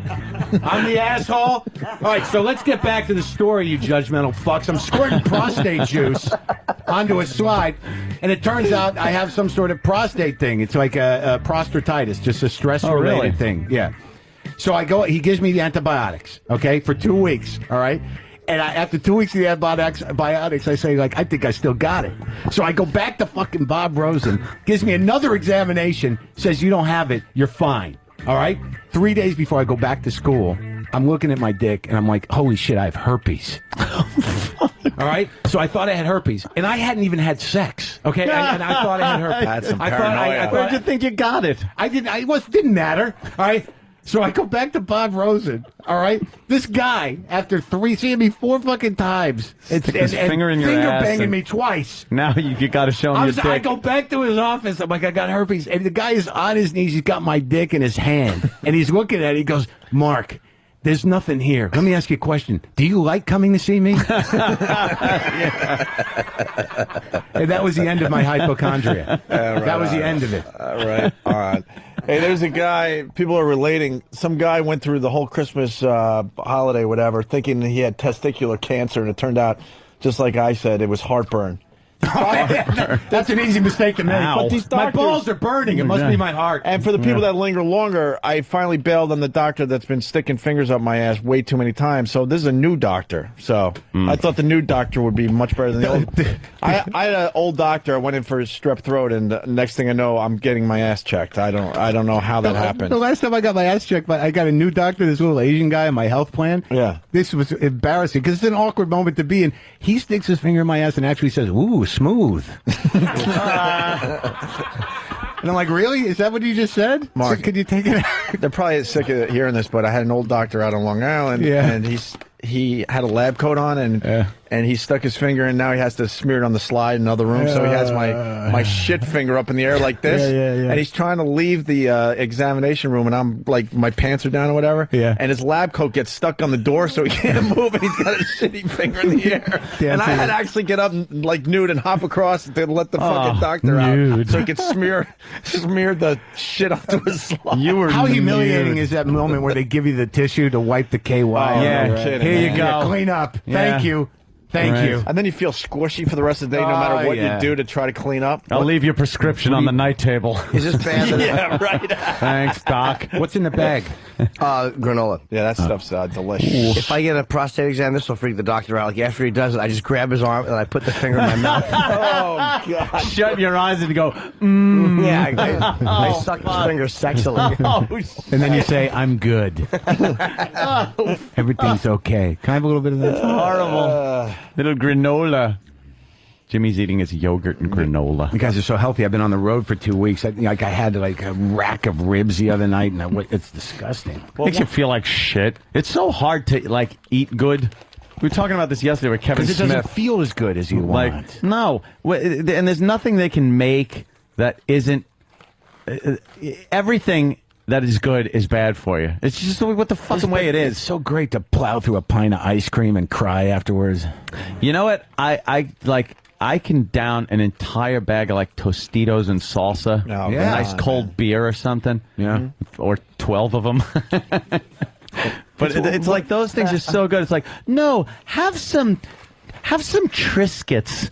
Ooh. Or have some fucking Wheat Thins. It's like, well, Wheat Thin does not even come close to a fucking Wise potato chip with fucking how about baked sour cream. Have you tried the pepper Triscuits? Baked potato chips doesn't matter. A whole bag. And pepper Triscuits. But I don't know. I steer clear of everything. You know what I ate yesterday? Pepper Triscuits. Nothing. I'm telling you.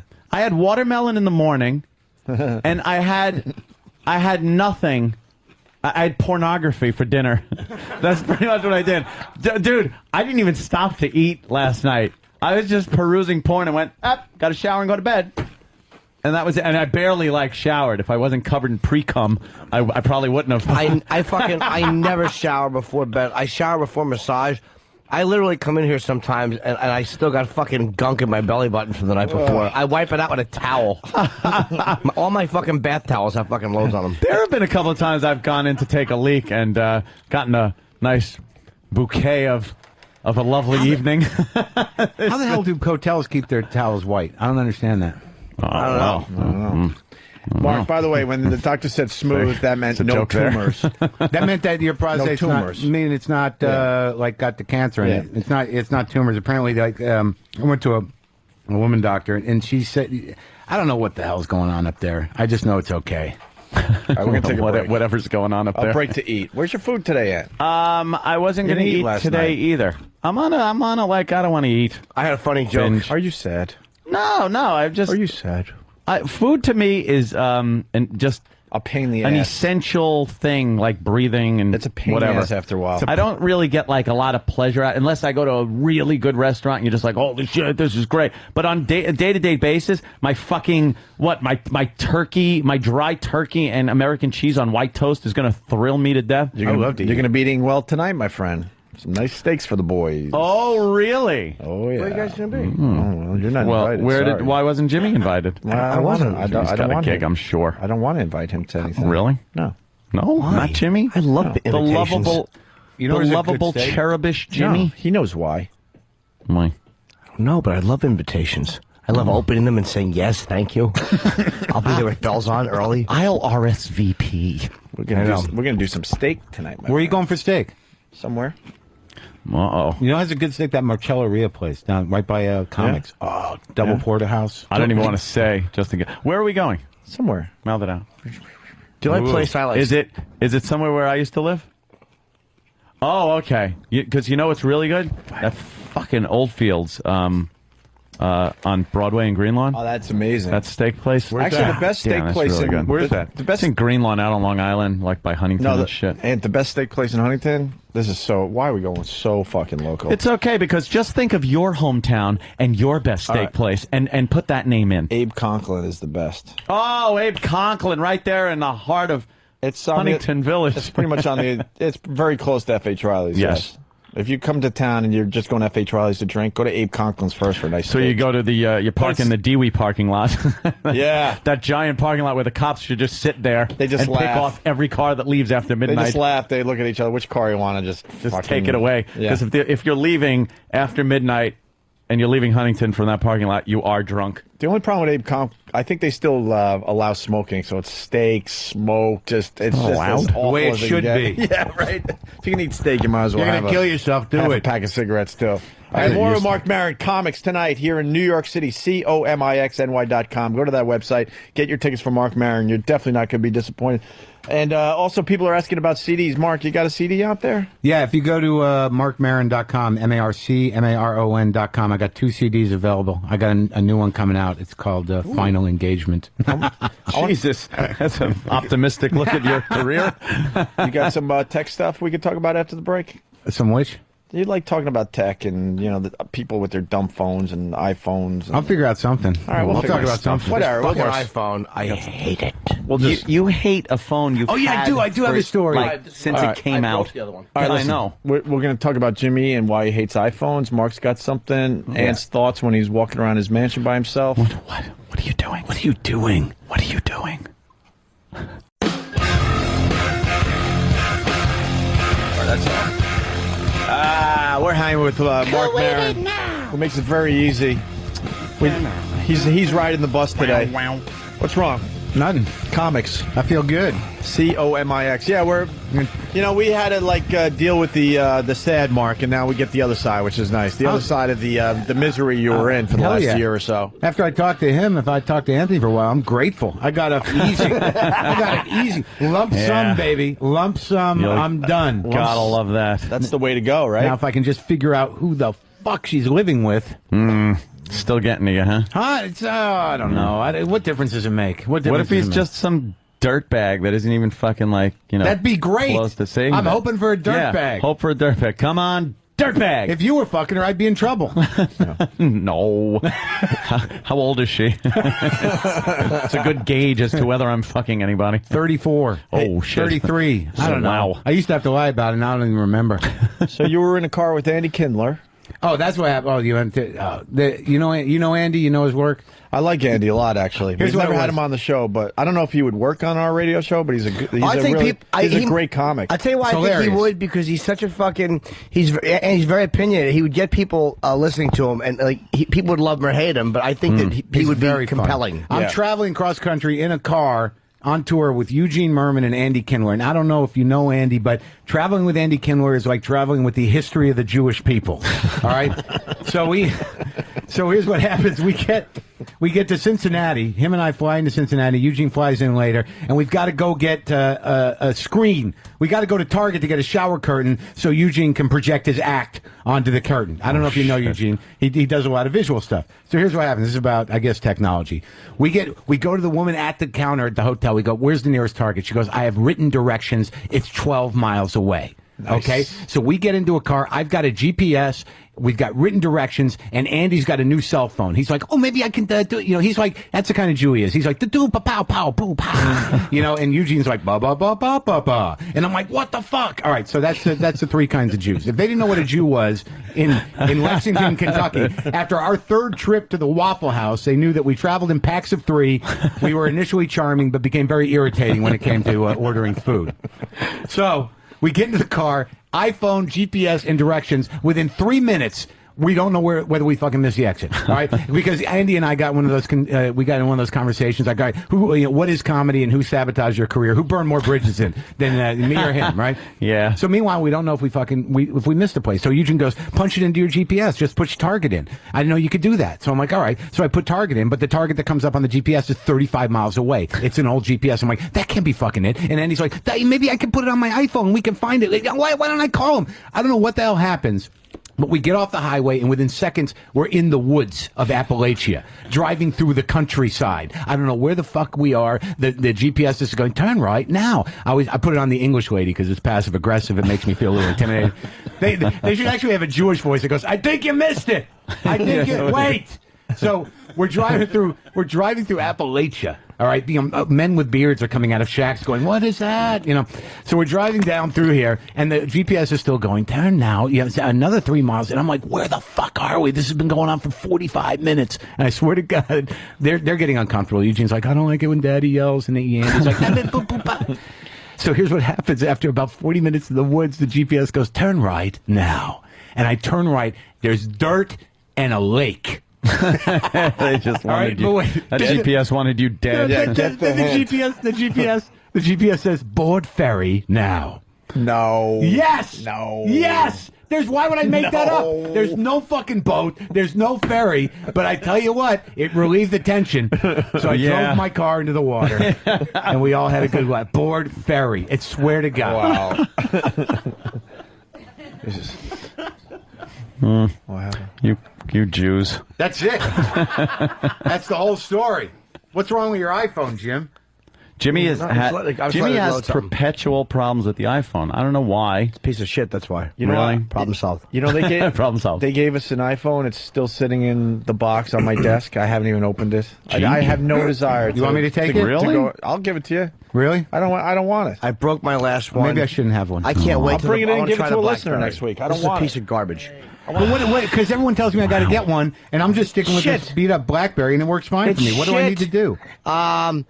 It constantly crashes. Constantly fucking crashes. Mine. I was on Safari. Yeah. The reception is fucking horrible. It's a piece of shit. And I smashed my other one on the bathroom floor in L.A. a couple weeks ago when I was out there. And I bought a new one only because I know that BlackBerry's not coming out, so I don't want to pay for a new phone plan yet until I see if I like the BlackBerry Touch. But I will be rid of this piece of shit by December. Really? Garbage. It's fucking garbage. I can't get along without mine, Jimmy. I have an original BlackBerry. They got a new BlackBerry coming out? Jesus, Yeah, look at yours. Yeah, it's antique. Let me see yours. That's cute. That is nice. Yeah. She was a fucking anchor. Yeah, I actually have to fill it up with lighter fluid.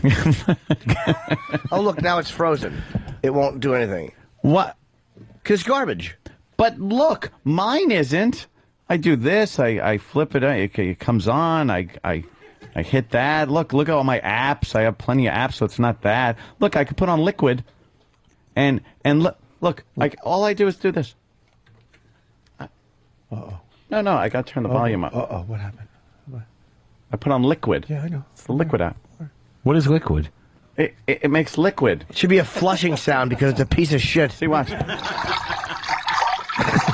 It's the most useless application I've ever seen in my life. It's, Yeah. But it's calming. But look, see, look, it's got water in the face. See, and you can move it around. You can do a whole radio show and make it sound like you're in the tub. Yeah.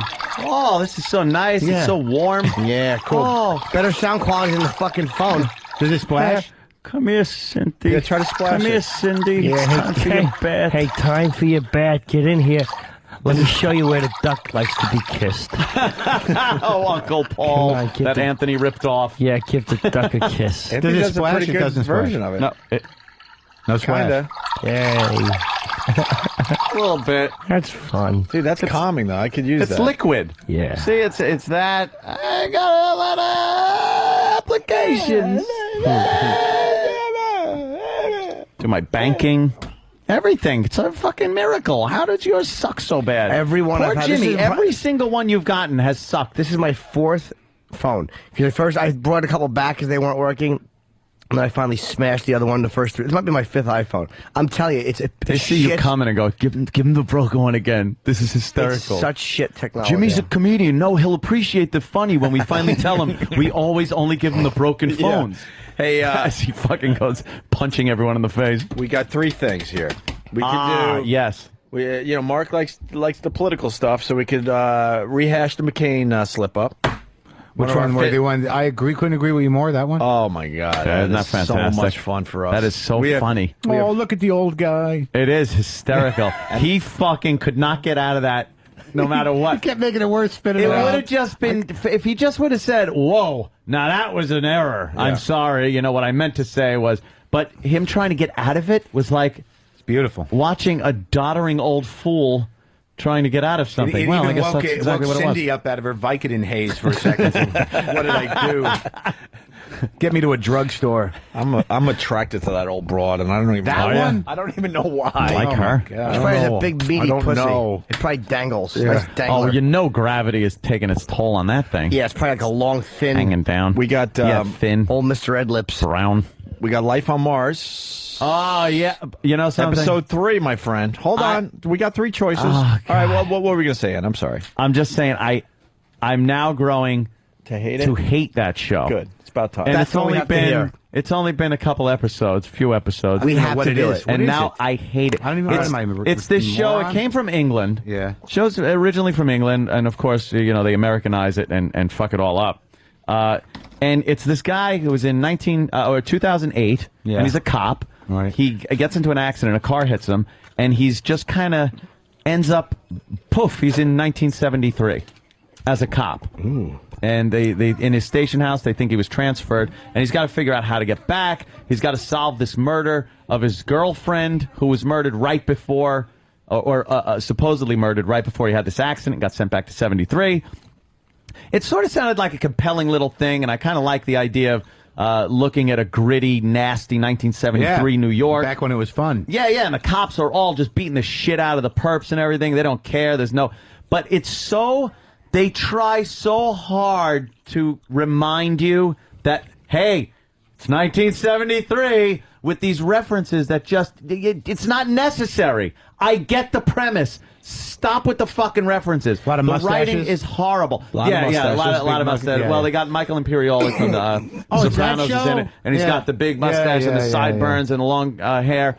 They have high hopes for this show. Is it doing well in the ratings? When I first saw it, I was like, wow, this is a good concept and everything. The first episode was all right, but I figured it would get better. It's only gotten worse. It's turned into what amounts now to a bad cop show. It's just a bad cop show now with references thrown in to remind you that it's 1973. Yeah, Mark, that's the key. These references come out of nowhere. They're ham-handed, Yes. Yeah. like spoon-fed.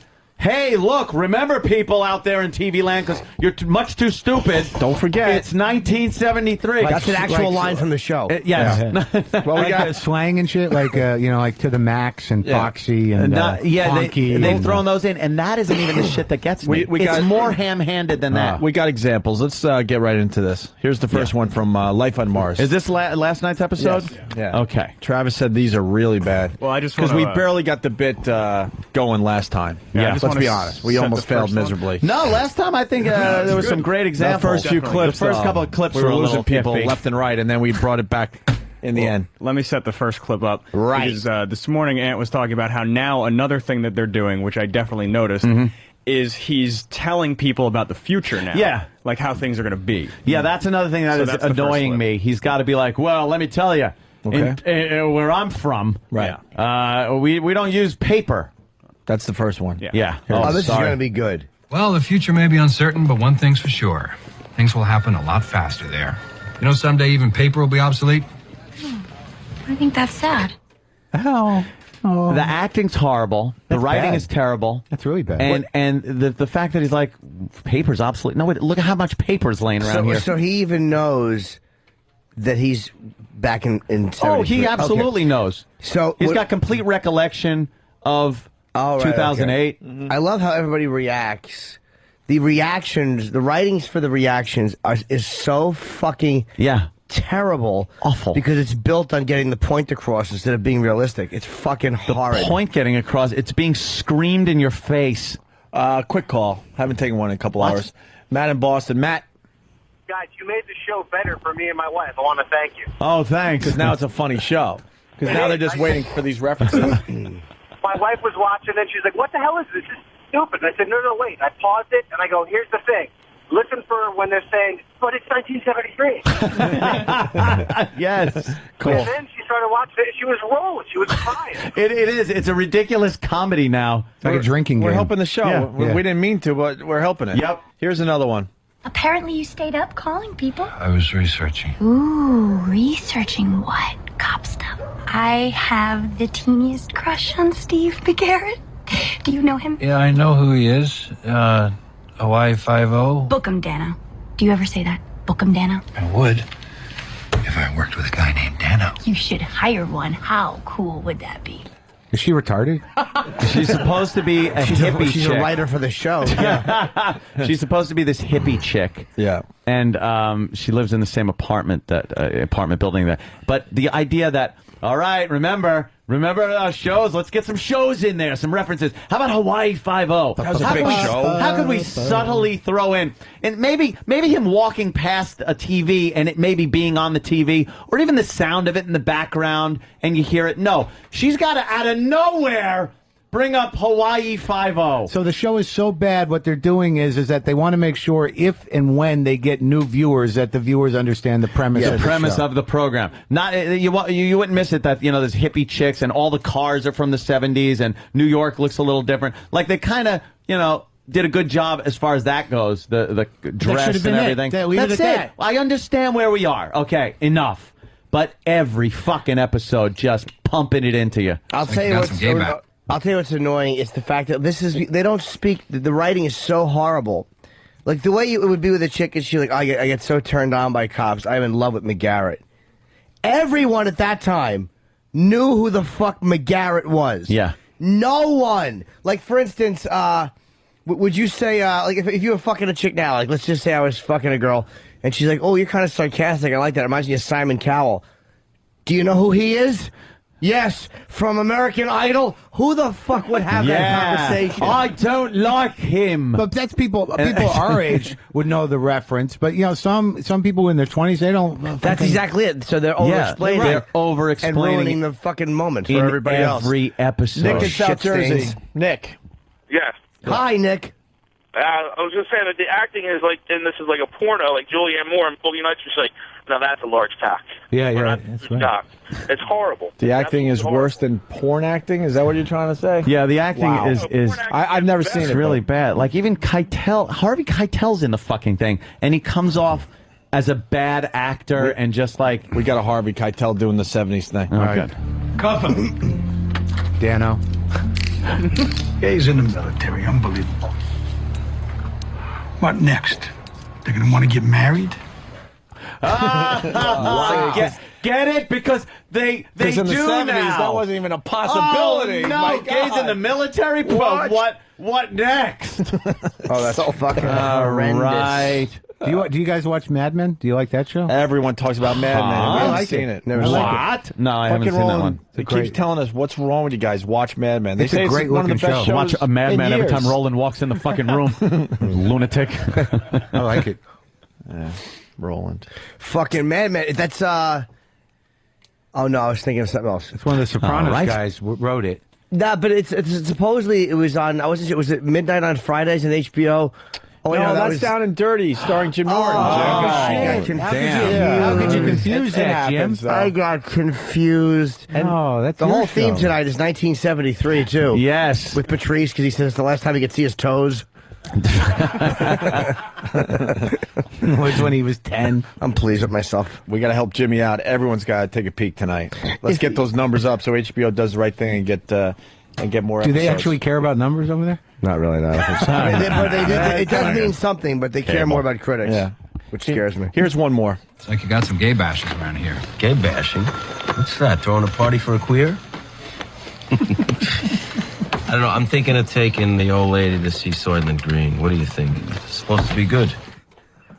Take a see what? Soylent Green. It just came out. The movie with Heston. Then why didn't he? That came out in '73. Why did the other guy say it's made out of people? He did, actually. Oh. He ruined the movie for him by going, later. he said What do you call that? it's Spoiler? made out of people. Spoiler? A spoiler. Yeah. But, I mean, But I'm it thinking doesn't I'm advance taking the old plot. lady to Soylent Green. Get it? 73. But see, I wouldn't because that's such an obscure movie. I've never heard Soylent Green before. It was a big movie. You would just Never heard say, of it you would until just just go, now. how about Really? just saying, Swear to God. yeah, I'm going to go to the movies with the old lady tonight. That's the second week in a row that they've done that. The chick went to go see Grease. She goes, I'm going to been see out. Grease. It's been out a year already. You got to see Soylent Green. You know, it came Really? out in 72. Never heard of it. Never saw You it. never It's saw a great Soylent movie. Green? Never even heard of It's it. people! Soylent Green is people! Damn you! Damn apes. It is Edward G. Robinson's last movie. I never. Yeah. Right. I'll check it out. Is it good? I don't even know. It is good. All right. Damn. They're people crackers. Whatever. Okay, listen, we got another. I can't wait till next week because I'm sure there'll be plenty more references. So laugh along. I don't want to watch this anymore. It was fun the first 2 weeks. It's horrible. You have to watch I it. know it. But I can't. It's your bitch, Travis. I have it Show. DVR'd and I'll watch it just to see those references Have they now made any and get angry. And they don't even advance the plot. There was nothing that had to nothing do. happened. That's why now it's just a bad cop show. Yeah. They have a crime at the beginning, and they solve the crime by the end of the fucking show. That's all. And, And throw in 73 references. We're 3 weeks in. You got to figure he's been there a couple days, and he's completely content with just being He's in fine now. He just walks around. Oh, like, yeah, I'm walking around. You guys 73, are fuck it. looking at this all wrong, though. I Am mean, I? if they get a second season, you can look forward to all the 1974 references. That's Oh, when is it it going to gets have good. to advance like that? Yeah. Wait till they get to the disco era. That's right. Ah, that'll rock. Everybody starts wearing the platform shoes. Hey, there's a great story coming out of Chicago. Listen to this. U.S. postal carriers are known to deliver mail through rain, sleet, and snow, but apparently through gunfire is not part of the job description. Hell fucking Is no. this one of the most dangerous blocks in the country? The U.S. Post Office seems to think so. People who live on it say they haven't gotten any mail delivered to their homes in almost 2 weeks. Venus Jones is one of them. Between robberies and shootings and the delayed police response, Venus Jones. it's several things going on that would make it unsafe. One of those shootings on the morning of October 10th reportedly happened yards away from the mail carrier. That's when the mail stopped on Marshfield between 151st and 152nd Streets. Good. But the post office didn't tell anyone. Some of the people didn't even know that it was being held at the post office. Now Jones, who Till says that her check own didn't home's show been up. broken into 3 times in 30 days, is talking to her neighbors about the mail problem and what should happen next. Yeah, they stopped delivering the mail. It's that dangerous. Yeah. Yeah. But it's like, there's really not many choices. It's like, what do you want them to do? Get shot at? It's fucking where is amazing, that? right? Where is that? In Chicago. Oh, good. Thank God Chicago has one of the strongest fucking gun control laws in the country, where they don't allow people to have guns. Thank God for that. Boy, that sure made it safe, didn't it? Go fuck yourselves. God, I hate these motherfuckers.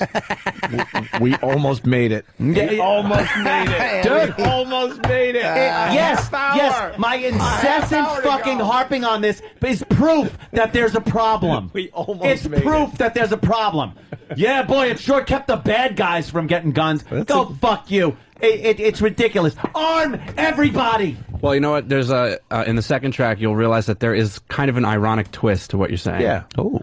All right. There's a solution to every problem, man. Right. Wow. What's Listen that to guy what the willing to solution look? is. What? Hello, there's someone out the window. Quick, shoot him. Are they trying to get our secrets?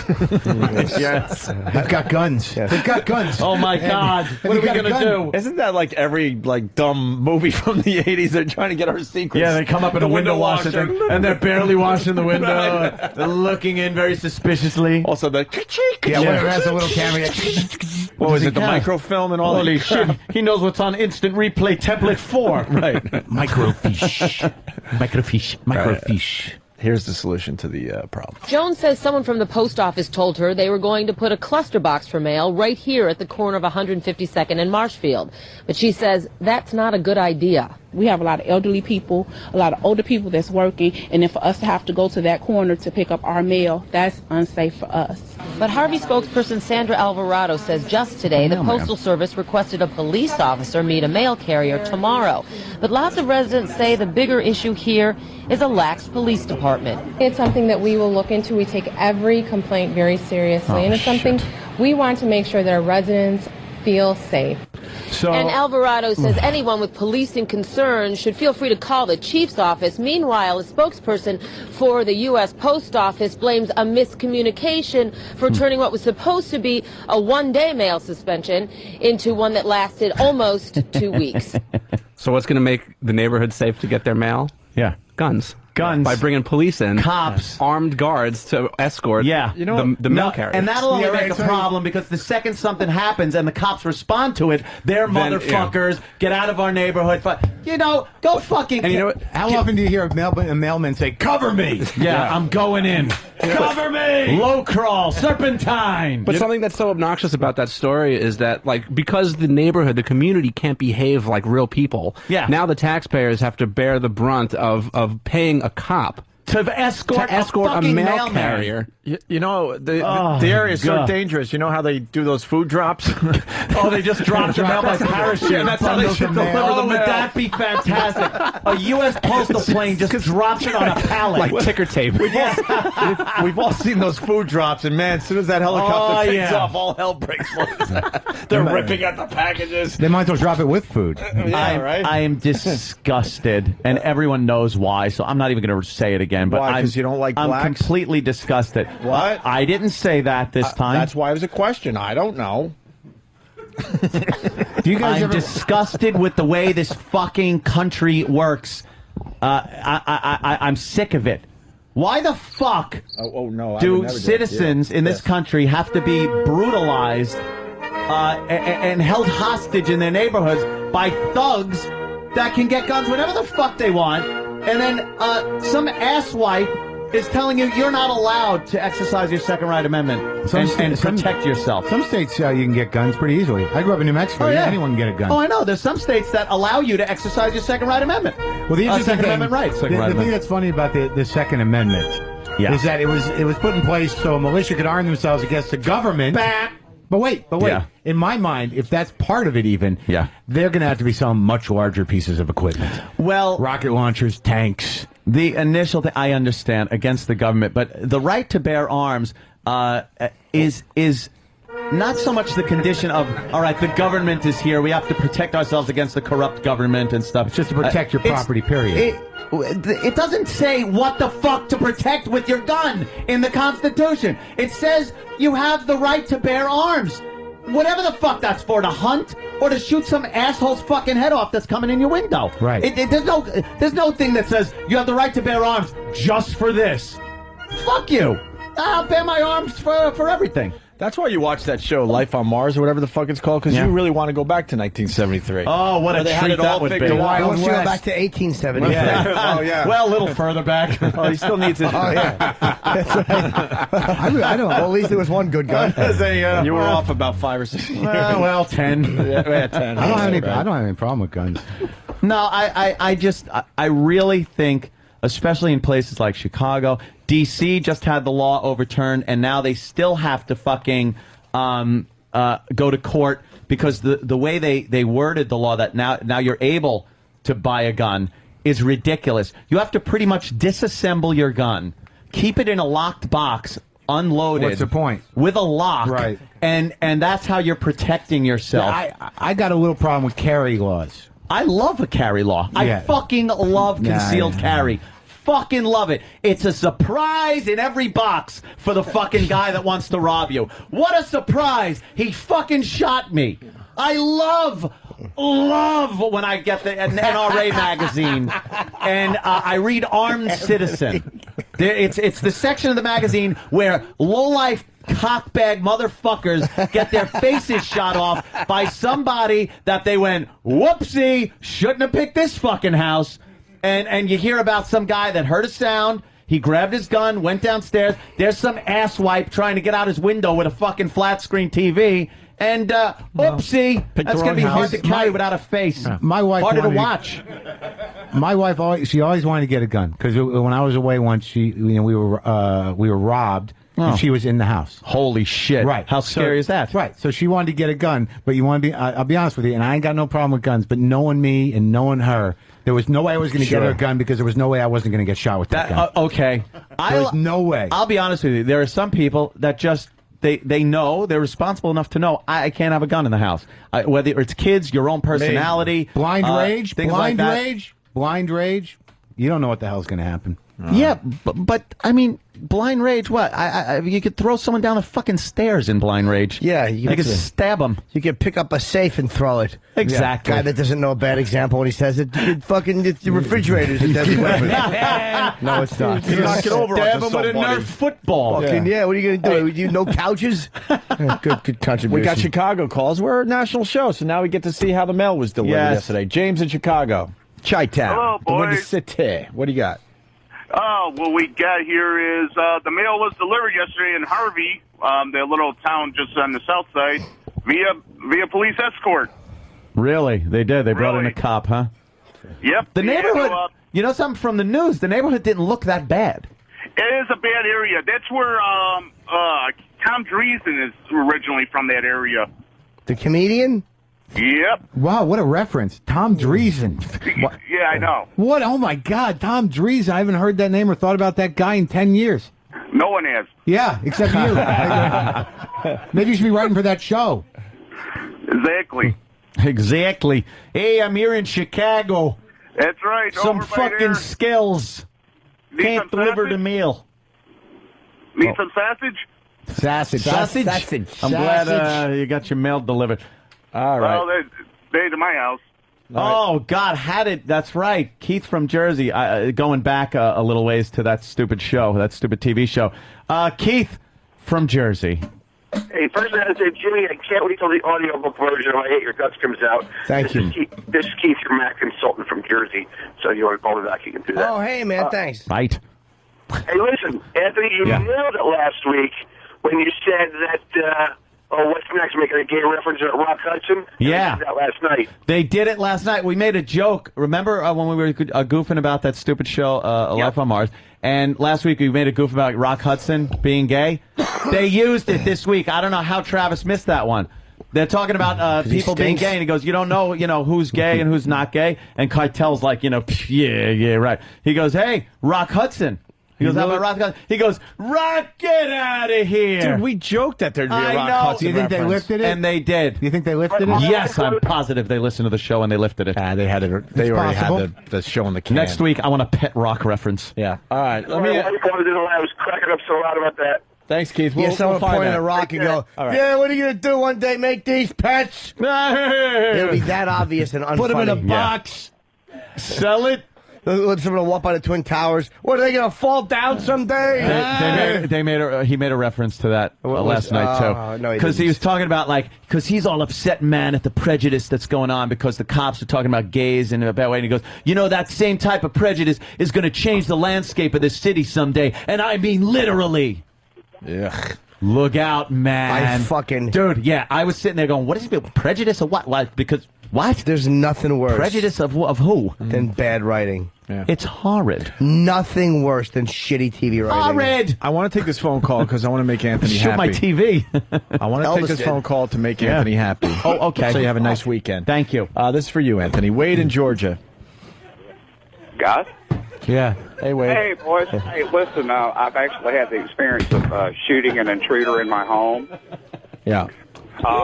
2 o'clock in the morning, hear something rattling around, and there was this guy coming in through the side window of my house, had a crowbar in his hand. I've got 4 kids in my house, and I sleep with a shotgun beside my bed every night. Good man. And blew his ass out the window with a load of double-aught buck and killed him. He was dead before he hit the ground. Congratulations. What state do you live in? But yeah, dude, you say congratulations. There is a feeling of triumph, but at the same time, when you see a dead human being who doesn't have a face, it's kind of something that fucks with you a little bit, guys. No, I wouldn't doubt it. Like I've said, I joke a little bit about what I'm talking about in this subject, but where are the jokes? I don't. Well, did you hear me? I had no face to go. It's being so overzealous about it. The last thing I would want to do is kill somebody. Believe me, it fucking got to eat at you. I would, honestly, I'm being honest with you now. It would be horrible.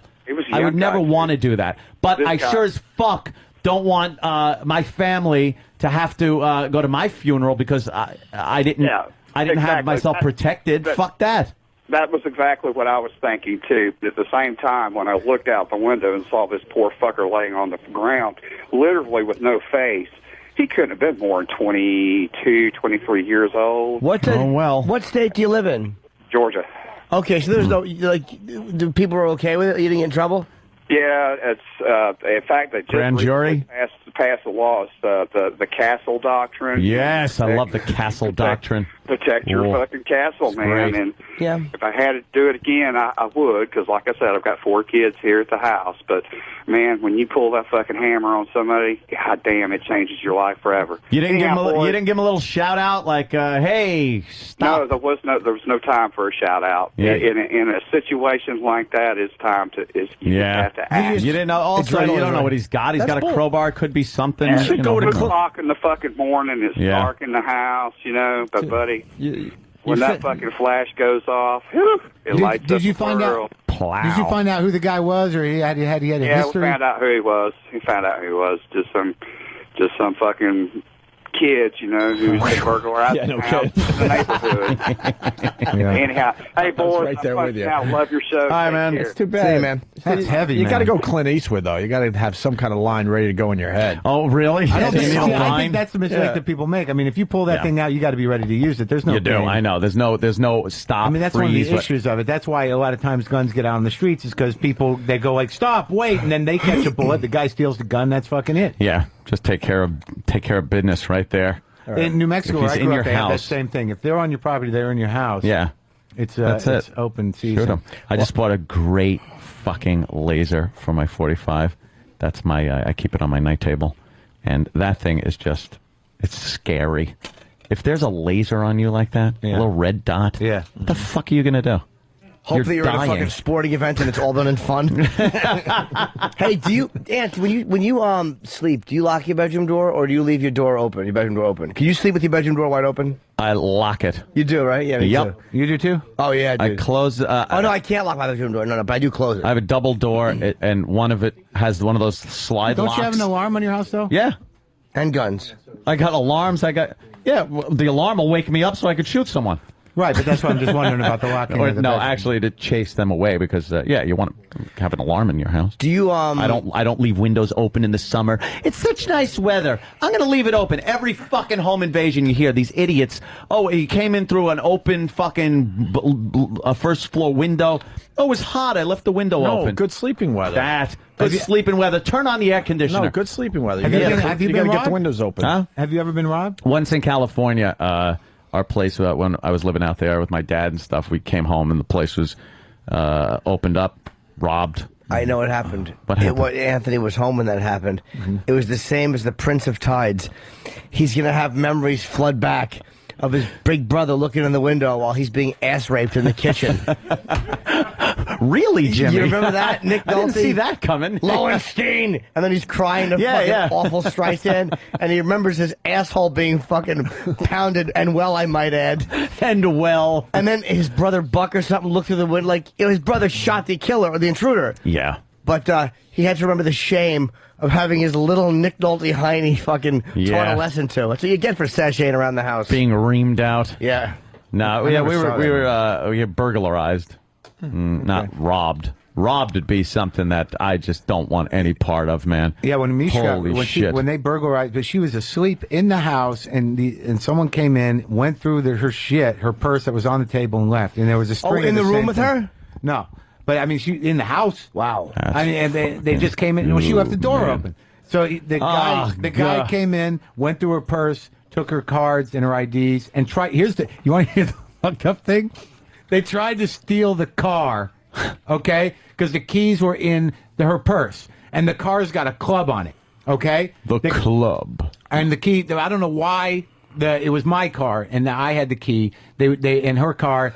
I guess we only had one car, but I remember because they drove the thing out of the driveway. You know, when it has a club, it can only turn so much. Yeah. So they must have been close by because they figured with the turning radius they had, they could get the car where it needed to go with only the ability to turn at like maybe a 45-degree angle. So they got it out of the driveway, and it was just at the end of the street, plowed onto the curb with the club on it because they couldn't make it to where they were going. Dude, if they had the keys, isn't the key to the club on the keychain? I don't know. That's what I'm trying to put together. But they came back. I said we got to change the locks. You know, we got it. Yeah. Because they came back and tried to steal the car again. Again? Yeah, and they tried to saw through the steering wheel. That's fucking scary, man. Holy They shit. caught him in L.A.? Yeah, they caught him though because they'd done a string of robberies and they caught him. They were from a building, an apartment building, not too far from my house. It was drug related desperation. Was there any desperation? Stop. Any oh, is that too sympathetic? Yes, much too sympathetic. Was there any raping or assaults? No, none of that. No, they're just getting money. When you're all They were hopped up good on then. crank, it's not easy to get a hard on, so they weren't thinking that. I call it junk. Yeah, when you've been up for 3 days listening to demons in your head, fucking is not the first thing on the menu. You know what I mean? You know, I've seen him cut through steering wheels with a hacksaw, and then do that little bend thing. That club came right out. Yeah, that's what they tried to cut through. Use I hear the those club things anymore. are useless. Yeah, No, I don't. I didn't even put nothing Great on for my car. banging over people's heads. Maybe. I just buy cheap cars now. Yeah. Fuck it, you know, If I could take a disposable car, it's got like a a big Camry. lighter instead of a Zippo. Got a Camry. If I'm lucky, I'll get 200,000 out of it. If it gets stolen, fuck it. Fucking. Why don't we start wrapping up because we got steak to eat. Wrap. We got a nap so we could eat steak. Nappy. We don't nap together though. Don't you worry. No. I gotta go do my show. I do. you're doing it. You're doing it. Yeah. We do it every day, live at 3 p.m. Eastern time. But you can VOD it. It's MV as in Victor S. MVSLive.com. It's myself and Sam Cedar. We do a bunch of comedy bits, interviews, political stuff, funny stuff. But every day, 3 p.m. I'm gonna become a fan. I hope so. It's coming along. No one's doing this. It's actually a live TV show on the internet. Every comic that comes in, I say I'm a big fan, but in this case, I really am. Well, I appreciate it, man. And come down to comics. I usually see you come down. Yes. You've seen me there. Line of the day brought to you by WebX.com. Yeah, Mark Maron's going to be at comics tonight. COMIXNY.com. Remember how frustrated you were on that stage? Oh, always. Because the people, it was new at the time, comics. Yeah. And you were promoting on our show, Comics New York, ComicsNY.com. Right.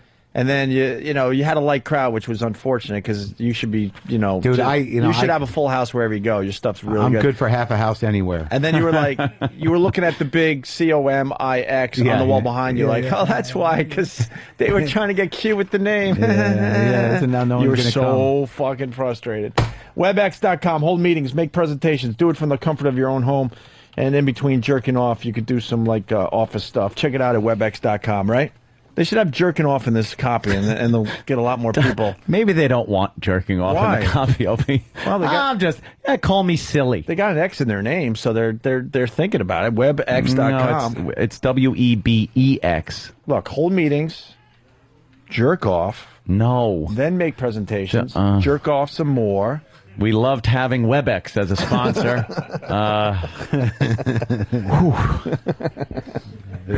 That's satellite. You don't really need advertising anyway. Don't worry about it. I got this one. Don't worry. All right. You feel this one. How many times have you heard that over the years? Don't worry. I got this one. April Fools. What happened to her? Trust me on this one. Tomorrow?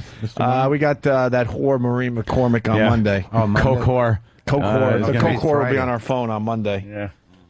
The loose Cocor slut. She found her true voice, though. Her true voice has been found. Yeah, I'm sure. Why don't you tell us this stuff when people cared about you? It's the last-ditch effort of fame when they put these books out. I know. When you're when still you're hot. popular, man. Then you got a book that people are really going to get excited about. If I knew I wrote when a book. I saw her in California that I could have just had a little bag of Coke and fucking fucked Marsha Brady, God damn, I'd have been all over that shit. Hey, let me go to Brother Joe real fast. Brother Joe. Hey guys, what's going on? Hey man. Hey man.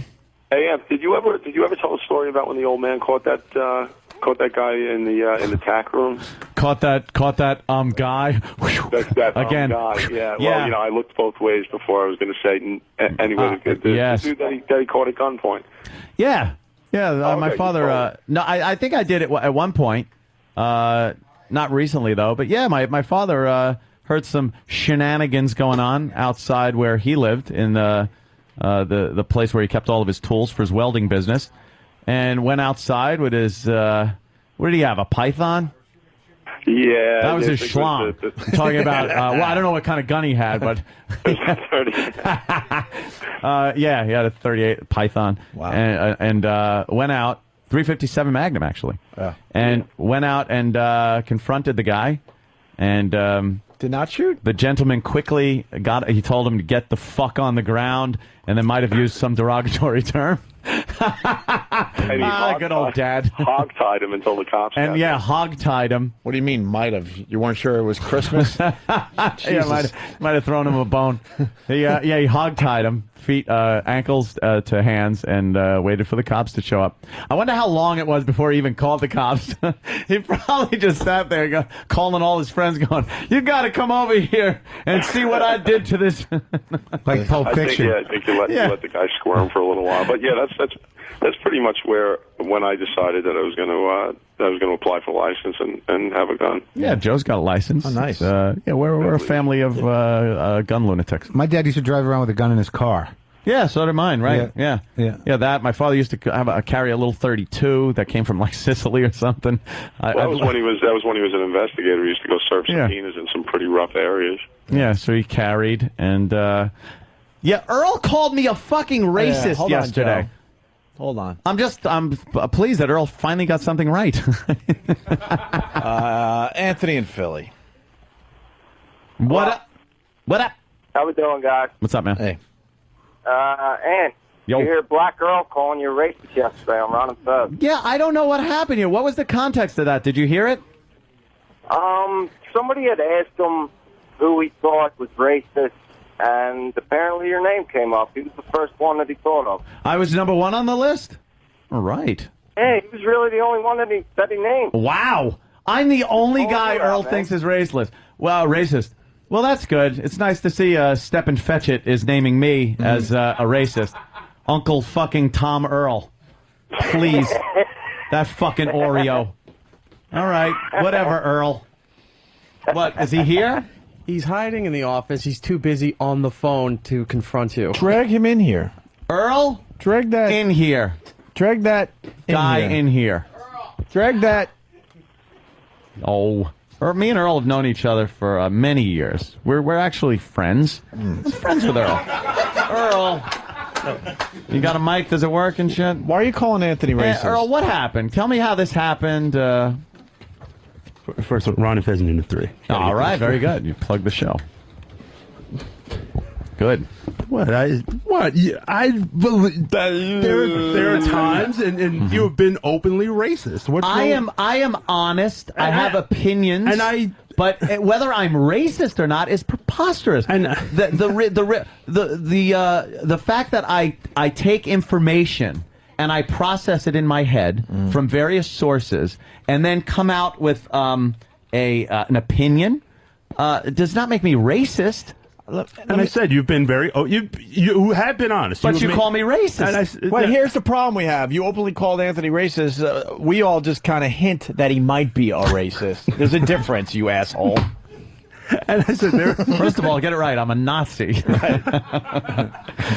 A racist, but that's kind of see, that word gets thrown around too much. I really don't consider myself a racist. I am just I'm very honest. With my opinions, which I think are garnered from various sources that I then explain, and instantly I'm called a racist. Do you judge all black people by the same negative standard? Yes. Well, then. No, of course I don't. You know what I do? I do something that Dr. Martin Luther King wanted everyone to do. Oh my God! I judge people. You have a dream? I had a dream. I judge people by the content of their character.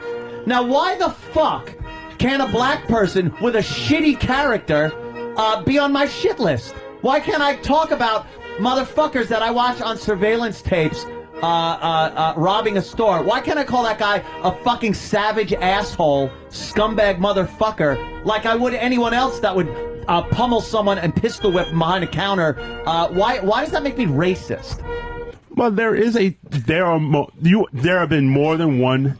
There's been one or more time where you kind of lump everyone as a. I don't lump you into. You're obviously a black man. Yes, I would never lump you into a category of a guy that I would consider a thief or a thug or anything. I would not do that. The second I get to know people. Like, I don't know. There are plenty of white people I don't know that I fucking steer clear of on the sidewalk because I'm not going to get bashed over the head with a fucking cinder block by some crazy homeless guy, regardless of his color. But I know, like you, Patrice, did I mention you? These are people that I consider friends. And Keith, what about Keith? Keith, no, fuck him. Oh, really? Holy shit, no. What happened? We love him, but we don't want to hang out with him. Keith is a guy who I love, who's on the show. He tells stories, but he's one of these doesn't shut his fucking mouth when the cops pull him over. It's always a racial thing. It's just whatever. It's like Keith. He has to make a point all the time. Look, here's how you find out if you're racist. Motherfucker, pull me over. Here's how you find out if you're racist. And this happened to me. The next time... Jeez, you are fucking heinous. See, that's racist. That's fucking racist. I just wanted Earl to feel, What? Extremely uncomfortable. Horrid, uncomfortable, insulted. What are we looking at, Ed? I don't even know. I'm not even going to describe it. It doesn't even merit a description. Well, E-Rock brought it out. Yeah, E-Rock is an ass when I'm trying to make a point. Well, here's how you find out if you're racist. There are similarities, though. The next time you lose something that you think has been stolen, when you retrace your steps, see how you cast that short mystery film in your head. How many blacks and Latinos do you get through before you finally hear yourself say, "Oh fuck, here it is under the car seat"? I'll be honest with you. I'm an asshole. I'm a little racist. No, if something's ever missing from my truck, I assume it's one of the people that work in the garage, and they can be of various races. Black, so Hispanic. Did I say Hispanic? Just general garage assholes. Yeah, garage assholes. Okay. In my neighborhood, if something happened, I wouldn't think it was anyone of color because there's no one of color in my neighborhood. But you wouldn't picture a vague a black man or a Hispanic guy came into the neighborhood. Anytime I have this image of how I would respond to a home invasion, let's say.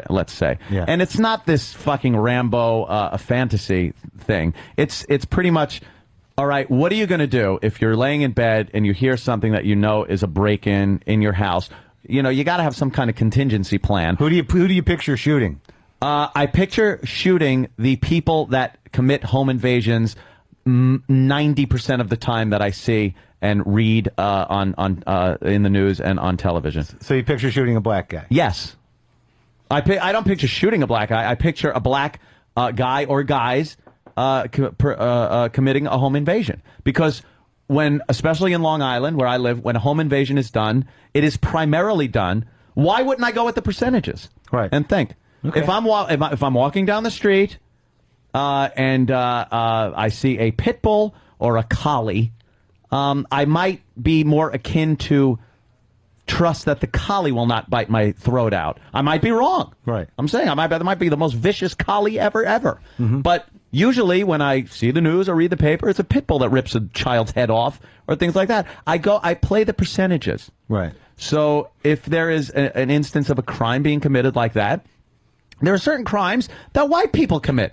You don't see black guys going into their school and shooting the bullies. Or bankrupting the country. Or bankrupting the country. You're absolutely right. White-collar crime is white fucking neck in the collar, too. You're right. Except for, of course, Fannie Mae that was being run by the black guy. Yeah. Briefly. Well, long enough, my friend. Long enough to fuck that fucking thing up, huh? So maybe if you saw that guy coming into your house, you could shoot him for a whole number of reasons. Well, if I see a white guy come into my house and start going through my files and trying to invest me in something bad, I'll shoot him too. But it's usually a lot faster than that. I'm just saying I don't think that's a good barometer for saying someone's Henry racist. Yeah, he was in my house. Henry Paulson was in my house. The Treasury Secretary, I shot him. He stole $700 billion from me. $700 billion. I don't think that's a good barometer, though, for if you're racist or not. And you can't blame the media for just portraying a certain group, regardless of which group it is, as committing certain crimes. That's why they profile in police work. And I don't mean just just mean patrolmen. I mean they profile. When you see a certain crime, it's profiled as to who probably, not definitely, but probably committed that crime. Right. When it's child abduction, a girl is abducted and raped and murdered, it's usually a middle-aged white guy that wears a hat, has a radio show. I think what you said before is probably the best indicator, is that it's a case-by-case thing. If you get to know somebody, everybody's nervous. There's no reason to not be nervous. Everybody's sensitive. It's not ethnicity-based. But, once you get to know somebody, that's the relationship. But in generalities, your fear primarily is getting robbed or shot by a black guy. That is what I would expect if I did get robbed.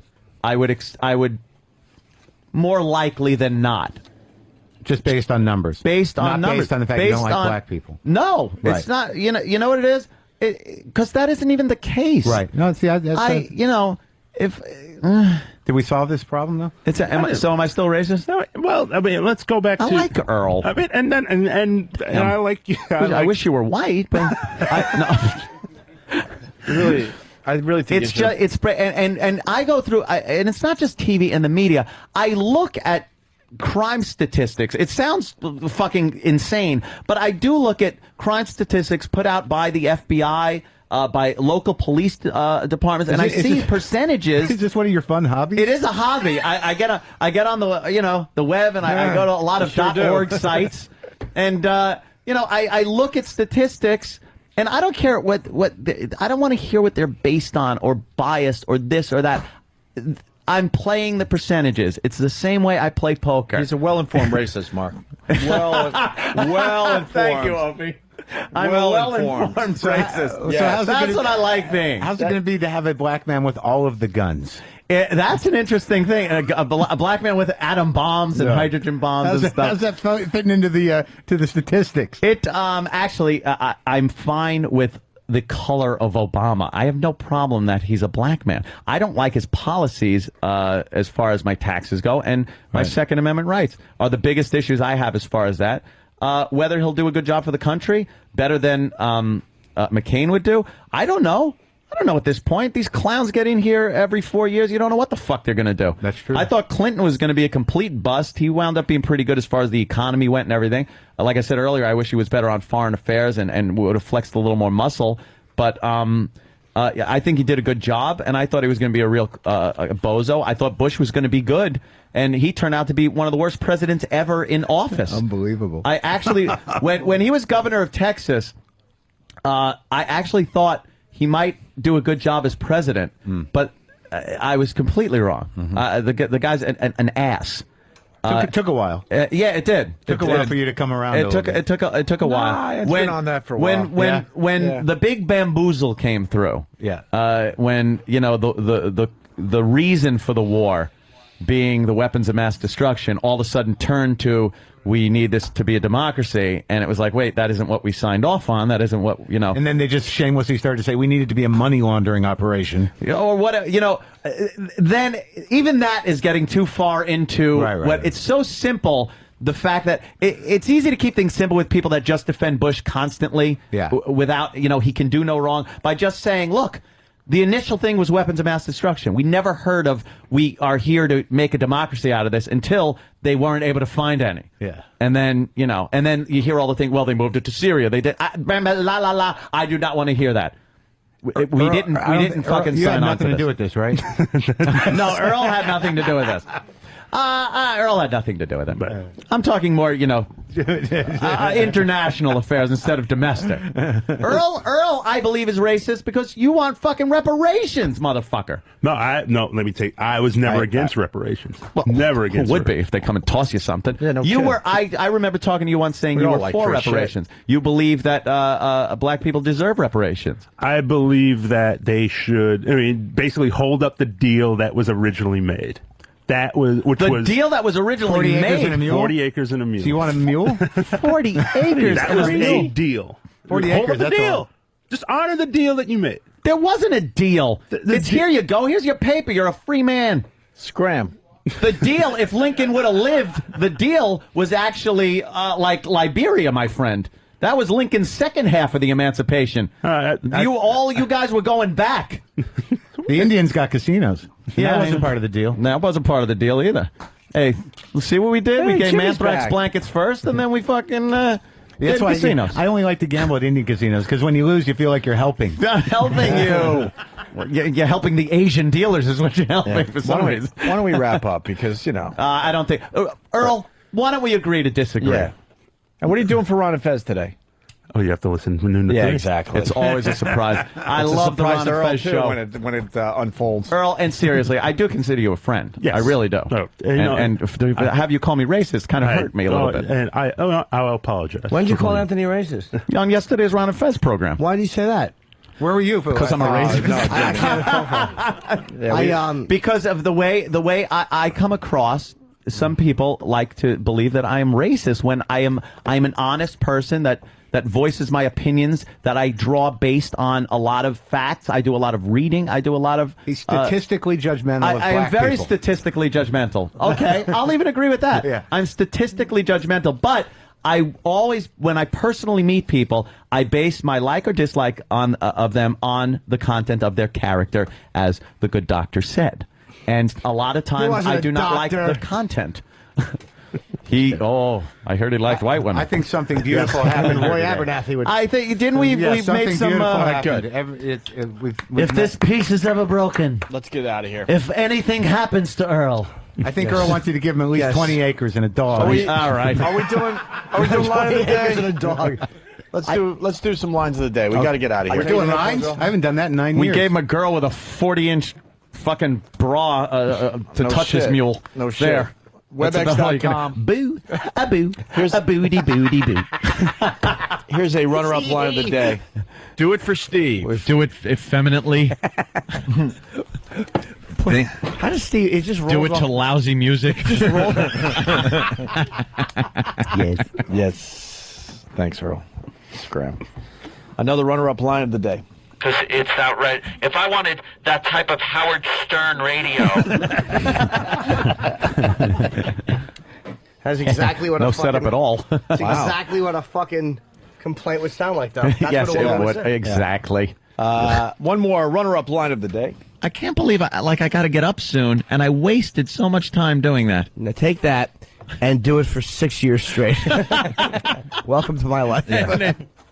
Down and Dirty tonight on HBO, midnight. Jim Norton's fine show on HBO. Patrice O'Neill is the comic, and you can get I Hate Your Guts on pre-order on Amazon.com. Yes. It comes out in Moving up the charts. Quickly, I just got to say this. It says somebody called and said a white lawyer took more money from you than any black man ever did, and that's absolutely true.